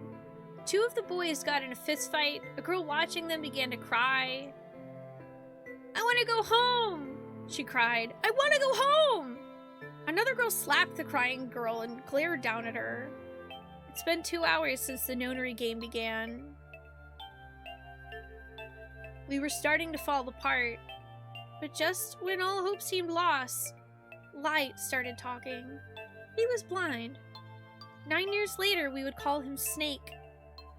Hello, everyone. Yes, could you come over here for a moment? He was older than most of us, and his voice had authority and dignity. The fights died down, and we gathered around him. I have a little sister. She's very important to me. Right now, she's over in Building Q and is desperately trying to send information over to me. Her name is Clover, and today is her 9th birthday. As he spoke, he pulled something from his pocket. In his hand were 9 4-leaf clovers. I was going to give these to her as a birthday present. I was outside picking them when I was abducted. I'm sure I've already told you, but I'm blind. For a man who can't see, collecting 9 of a very specific plant is, well, it is difficult. But my sister means a great deal to me, and I hoped that these would show her how much I cared for her. Since it's her 9th birthday, I thought 9 4-leaf clovers would be appropriate. Every one of you has a brother or sister in Building Q with Clover. For their sake, we have to survive. We have to get off this ship. Do you understand? If we're going to do that, there are 3 things you have to remember. We need trust and love, and we have to have faith in one another. If we can take all 3 of those to heart, then I promise that good luck will come our way. Did you know that the leaves on this 4-leaf clover mean faith, trust, love, and luck? Those words are leaf words. So if you believe what I've told you and you understand, then I want you each to have one of these. They're a promise between friends. He gave a clover to each of us. I took one too. Eventually, he was left with only a single 4-leaf clover. He had one last thing to say. Now don't ever forget, so long as you have that, we will always be connected.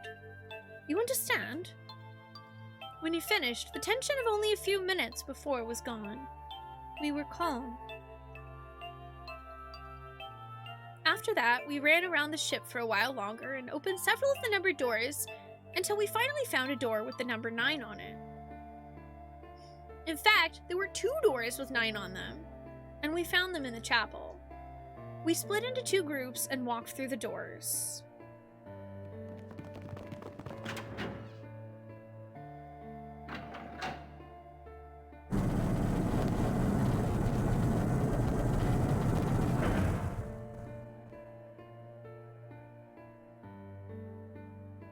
Before long, we all found ourselves in a room with a ceiling that looked like an upside-down funnel.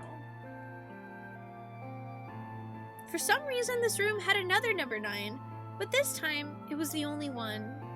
But if there was only one door, that meant only 5 people could escape. What are we gonna do? There aren't any other doors? We began to panic. Then, as if things had not gotten bad enough already,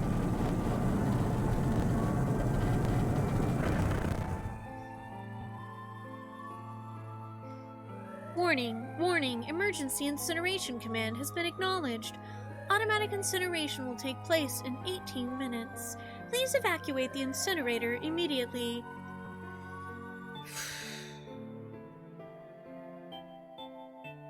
What's happening? What did that thing say? That didn't sound good.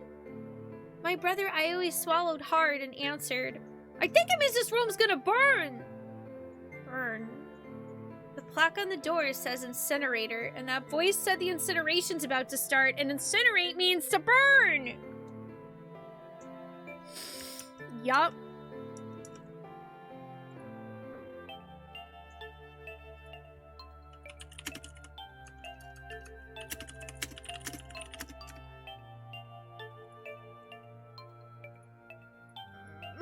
Abject terror filled the room as everyone began to scream and cry.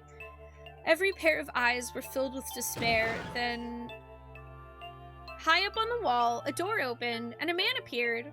He was a huge, frightening mountain of a man, as large as a bear. 9 years later, we could call him 7. Don't worry, kids. I'm not your enemy. I'm one of the good guys. The rest happened just like 7 had said it did. The 4 of us who had stayed behind were saved by 7. We crawled through the vent, away from the incinerator, and slid down into the hall. We came out on the other side of door 9. On the wall opposite the door was a set of double doors. We went through those and began to run up the spiral stairs. As we ran, I led the way. Behind me were Nona, my brother Ioi, Snake, and 7. The other children, the ones who had gone through door 9 before us, were up ahead. I could hear them cheering each other on. We ran and ran and ran. We leapt across as many stairs as we could and kept running. The stairs spiraled upward like a tornado. Eventually, I pulled ahead of the rest. Perhaps Nona had slowed them down. I didn't want to lose them, so I slowed down as well. I didn't stop, but I glanced over my shoulder from time to time to see if they had caught up. That was when I realized, oh no. Where is it? Did I drop Jumpy's present? Oh no! Oh god, this is even worse now! She died because she went back for a present for Junpei?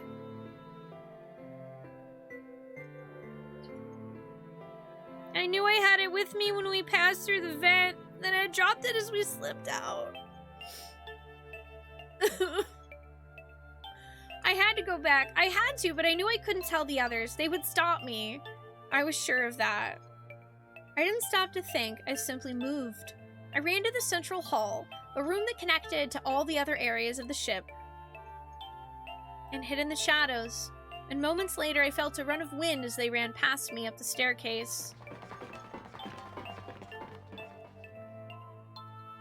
I waited until they were out of sight, and then I ran. I moved as quietly as I could, down and down and down. Finally, I reached the bottom deck.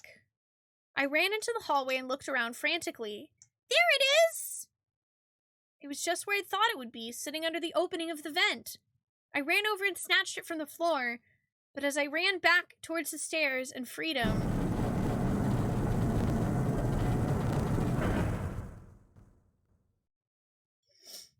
the door to the incinerator opened and a man stepped out.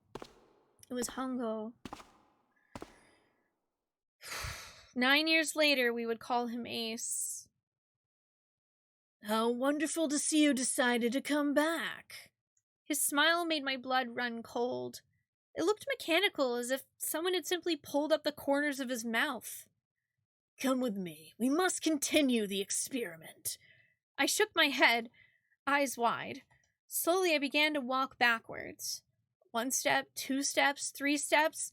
Then I spun around and broke into a run. I felt Hongu's hand close over my left wrist. I said, come with me! There was an edge of insanity to his voice now. I pulled as hard as I could. No, I don't want to! Let me go! Please, let go of me! I shook my body and flailed my arms, trying desperately to get Hongo to let go of me. But I was still only a child. I was no match for a man like Hongo. Stop struggling, goddammit! Do as I tell you! He heaved on my arm, trying to pull me into the incinerator. I screamed, "Help me! Somebody help me!" Then suddenly, Akane! The door to the stairs flew open, and my brother, Aioi, burst out of it. Behind him came Seven and Snake. Akane! He cried my name again as he leapt towards Hongo.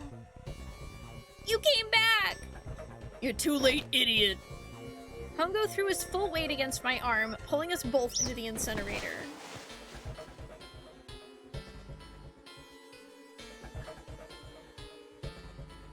The force of it threw me to the floor. I scrambled to my feet and looked towards the open number 9 door.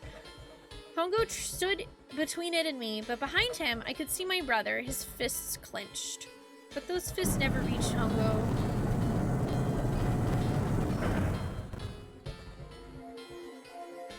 With the cold, heartless screech of metal on metal, the door slammed shut. Hongo glanced at me mechanically, his face registering that there was an object there, but not anything he would consider a human being. Then he turned away and walked to the red that sat next to the door. He reached into his pocket and removed 2 bracelets. He waved them both over the scanner panel. Yeah, that's what I figured, is he just had bracelets on him. He checked the screen, then tossed the bracelets carelessly onto the floor. What was he doing? What was the point? He made no effort to explain himself, of course. He said nothing at all and walked past me as if I were nothing more than a rock by the roadside. A few moments later...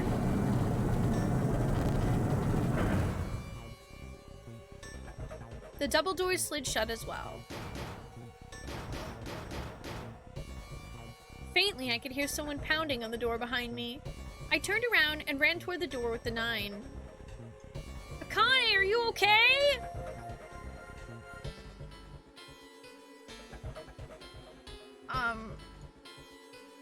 I can't read all of that out loud again. He went out the other door.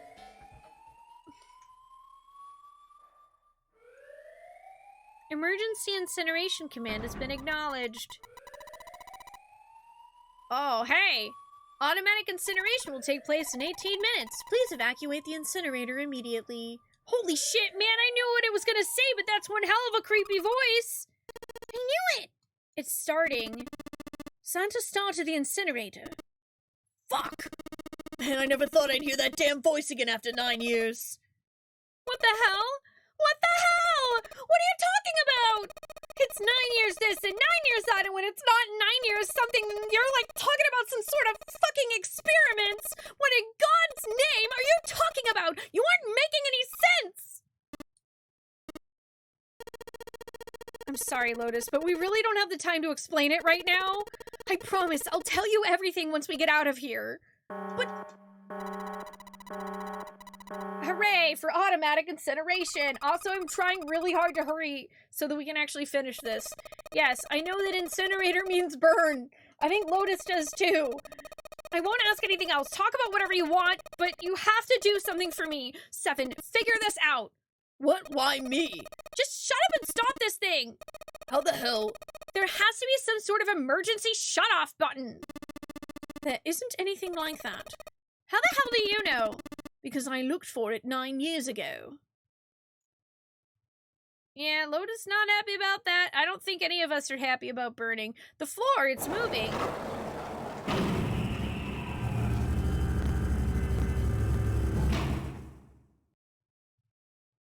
What else can I say about it? Other than yeah, what the hell is it? What else could I say but, what is that? The floor opened and a machine rose up out of it. It looked like a computer. At least it kinda did. There was a monitor, a keyboard, and a cross-shaped device of some kind. Something about the machine scared me, but I forced myself to walk up to it. I was terrified. Tears poured down my face. I wiped them off even as more took their place and forced myself forward. Finally, I reached it. I looked at the screen. It was blank. All I saw was my own frightened face staring back at me from the glass, drenched in tears. All I can see on the screen is a reflection of my own face. I'm looking kind of freaked out. I know I'm sweating like crazy, but seeing it kind of drives it home. Okay, Junpei, just calm down, alright? Everything's gonna be okay. Man, I wish that thing would just shut up. Automatic incineration. Hooray! Back to this thing. If it's only showing up now, then it's gotta be important. But what the hell am I supposed to do with it? Hey, move! Ugh. Hey, we're all tense, lady. That doesn't mean you get to shove people around. Okay, it's turned on. There's nothing on the screen, though. This is bad. This is really bad. If there's nothing on here, how are we supposed to do anything with it? Sure, just push buttons. I'm sure that'll... Huh. Well, at least it's on now. Oh my god, is this freaking Sudoku? What is this? What the hell? It looks like some sort of puzzle. It's got a bunch of numbers scattered across a 9x9 grid.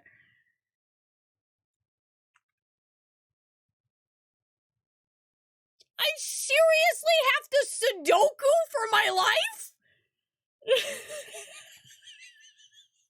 Oh my god, life or death Sudoku! I don't know how to do Sudoku! The numbers range from 1 to 9.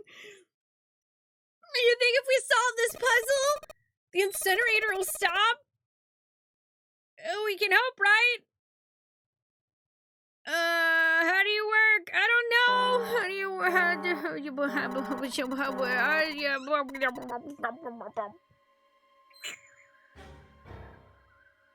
Thank you for the good luck.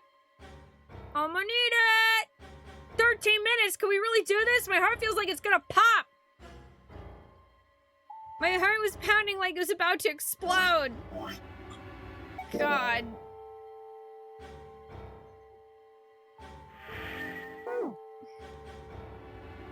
I stared at the puzzle on the screen. I was sure I had to solve it somehow, but I had no idea how. My connection to Jumpy had been gone for a while. His mind was gone. I couldn't get any more information from him. I felt the seconds tick by. Oh my god! Oh, holy shit!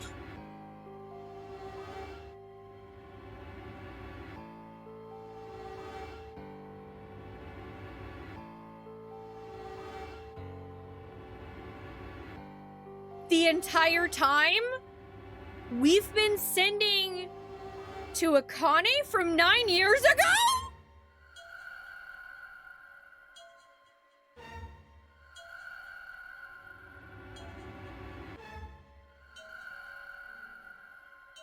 What? That is so rad!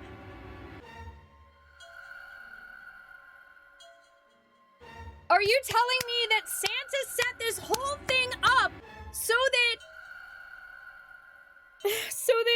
Junpei could solve this puzzle to save her in the past?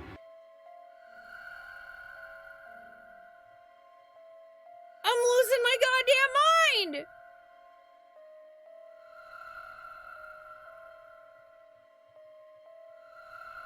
My cheeks felt hot as tears poured over them. Then I heard a voice. Hey, what are you doing? It was muffled. I turned around. Pressed against the window in the entry door was a face, a frightening, evil face. It was Hongo. How long had he been watching me? Aw, don't know what to do. He was yelling, but his voice was still muffled.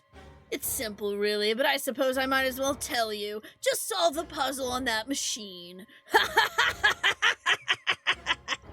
His laughter was muffled by the door, but it still tore at my heart like the claws of a vicious monster. I bit my lip and glared at Hongo, struggling to hold back hot tears. You're a terrible person! I hate you! Oh my, how could you call a gentleman such as myself a terrible person? That's not very nice. I'm quite fair. I don't use tricks or play dirty. You see, I've even left you a way out. A way out? Didn't you hear me? All you have to do is solve that puzzle. Do that and you can stop the incinerator. What's the point of stopping it? You only capture me and make me do this all again. I'm not gonna listen to you. If you're just gonna throw me back in here, I might as well just die now. My goodness. Haven't you listened to anything I've said? I told you I'm a fair man. If you solve the puzzle, the verification function of the red will in turn activate. If this experiment is to deliver valid results, there must be a chance of success. If you succeed, you will escape. The verification function of the red? Then I remembered. Before Hongo left the room, he had scanned 2 bracelets into the red. Oh, so you do remember. Right now, there are 2 numbers in the red. The first is 1 and the second is 3. Say, Akane, what's your number? I looked down at my left hand. The face on my bracelet showed a 5.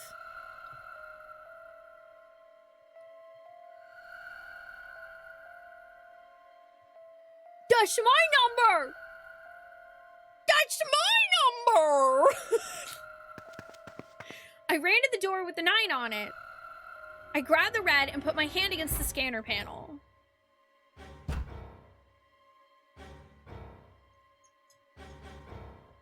You really aren't one for listening, are you? I hear Hongo's muffled voiced from across the room.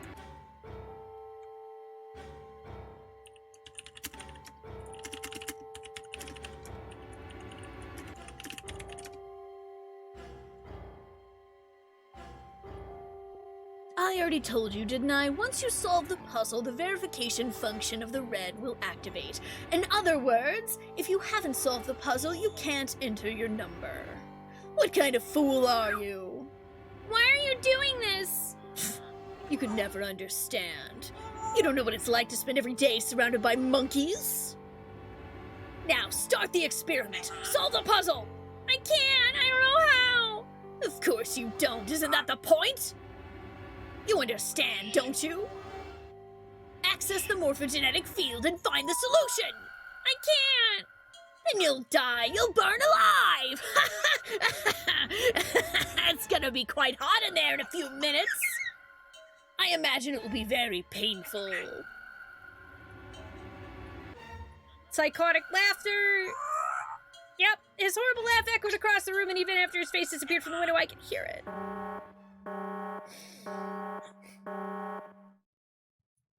Well, we got not much time to solve it. I was crying, great gulping sobs broken by hiccups that shook my body. Hey, Item, I have a question.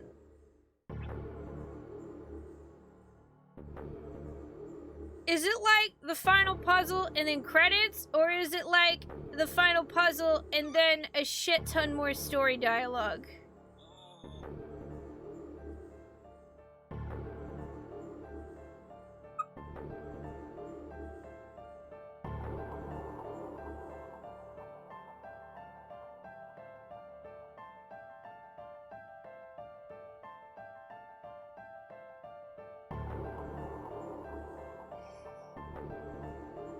This ending is so long.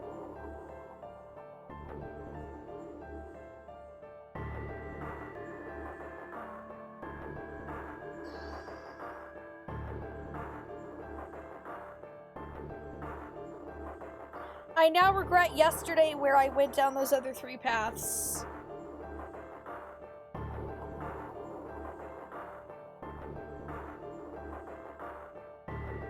Dude. It can go for like another hour.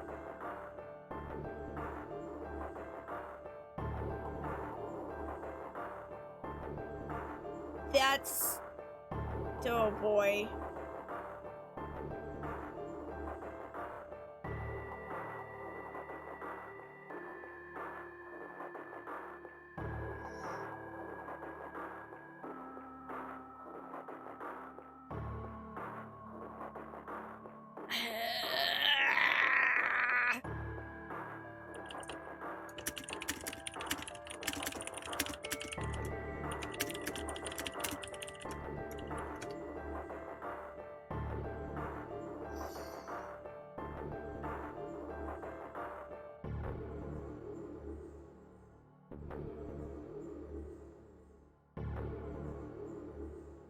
Well, I am gonna go ahead and save.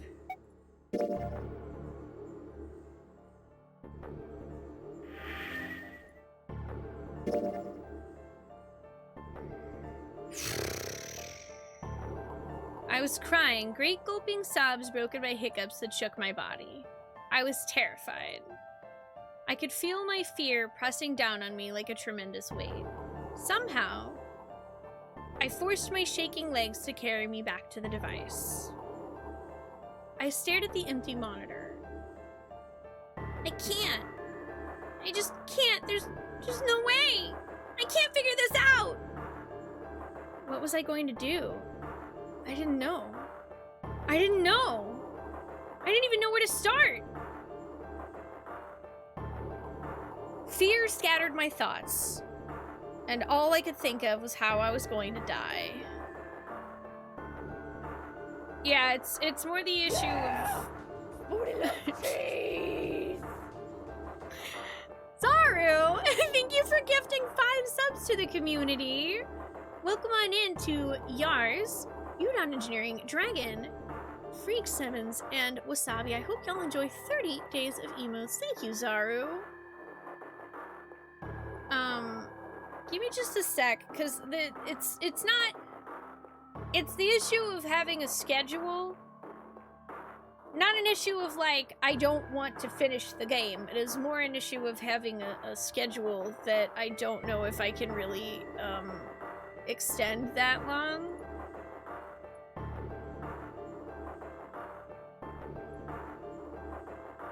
Let me, I don't know if I can. So just give me just a sec, y'all.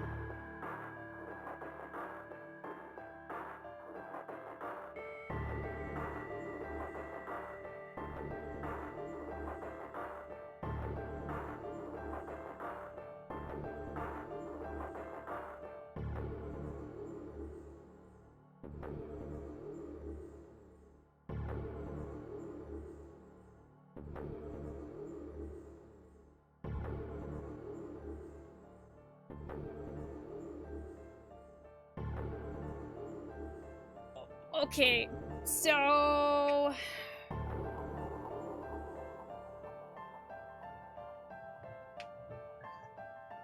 Yeah, the main problem is that it's already like almost 11:30.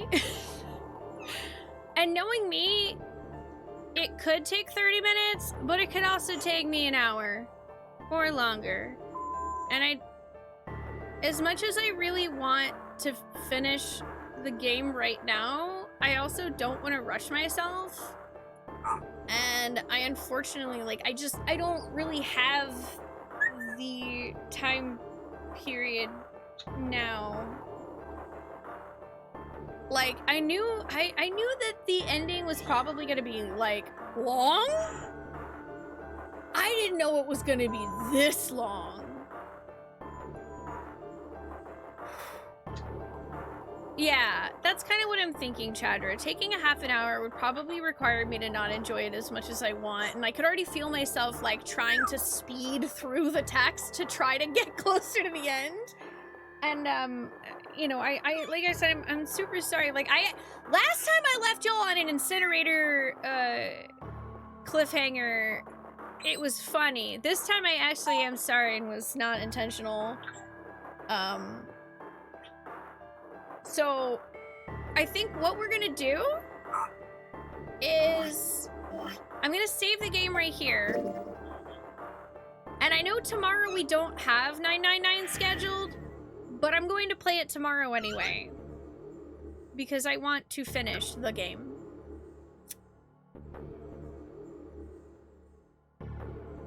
So, that's what we're gonna do. Tomorrow, we will finish 999. And, you know, we'll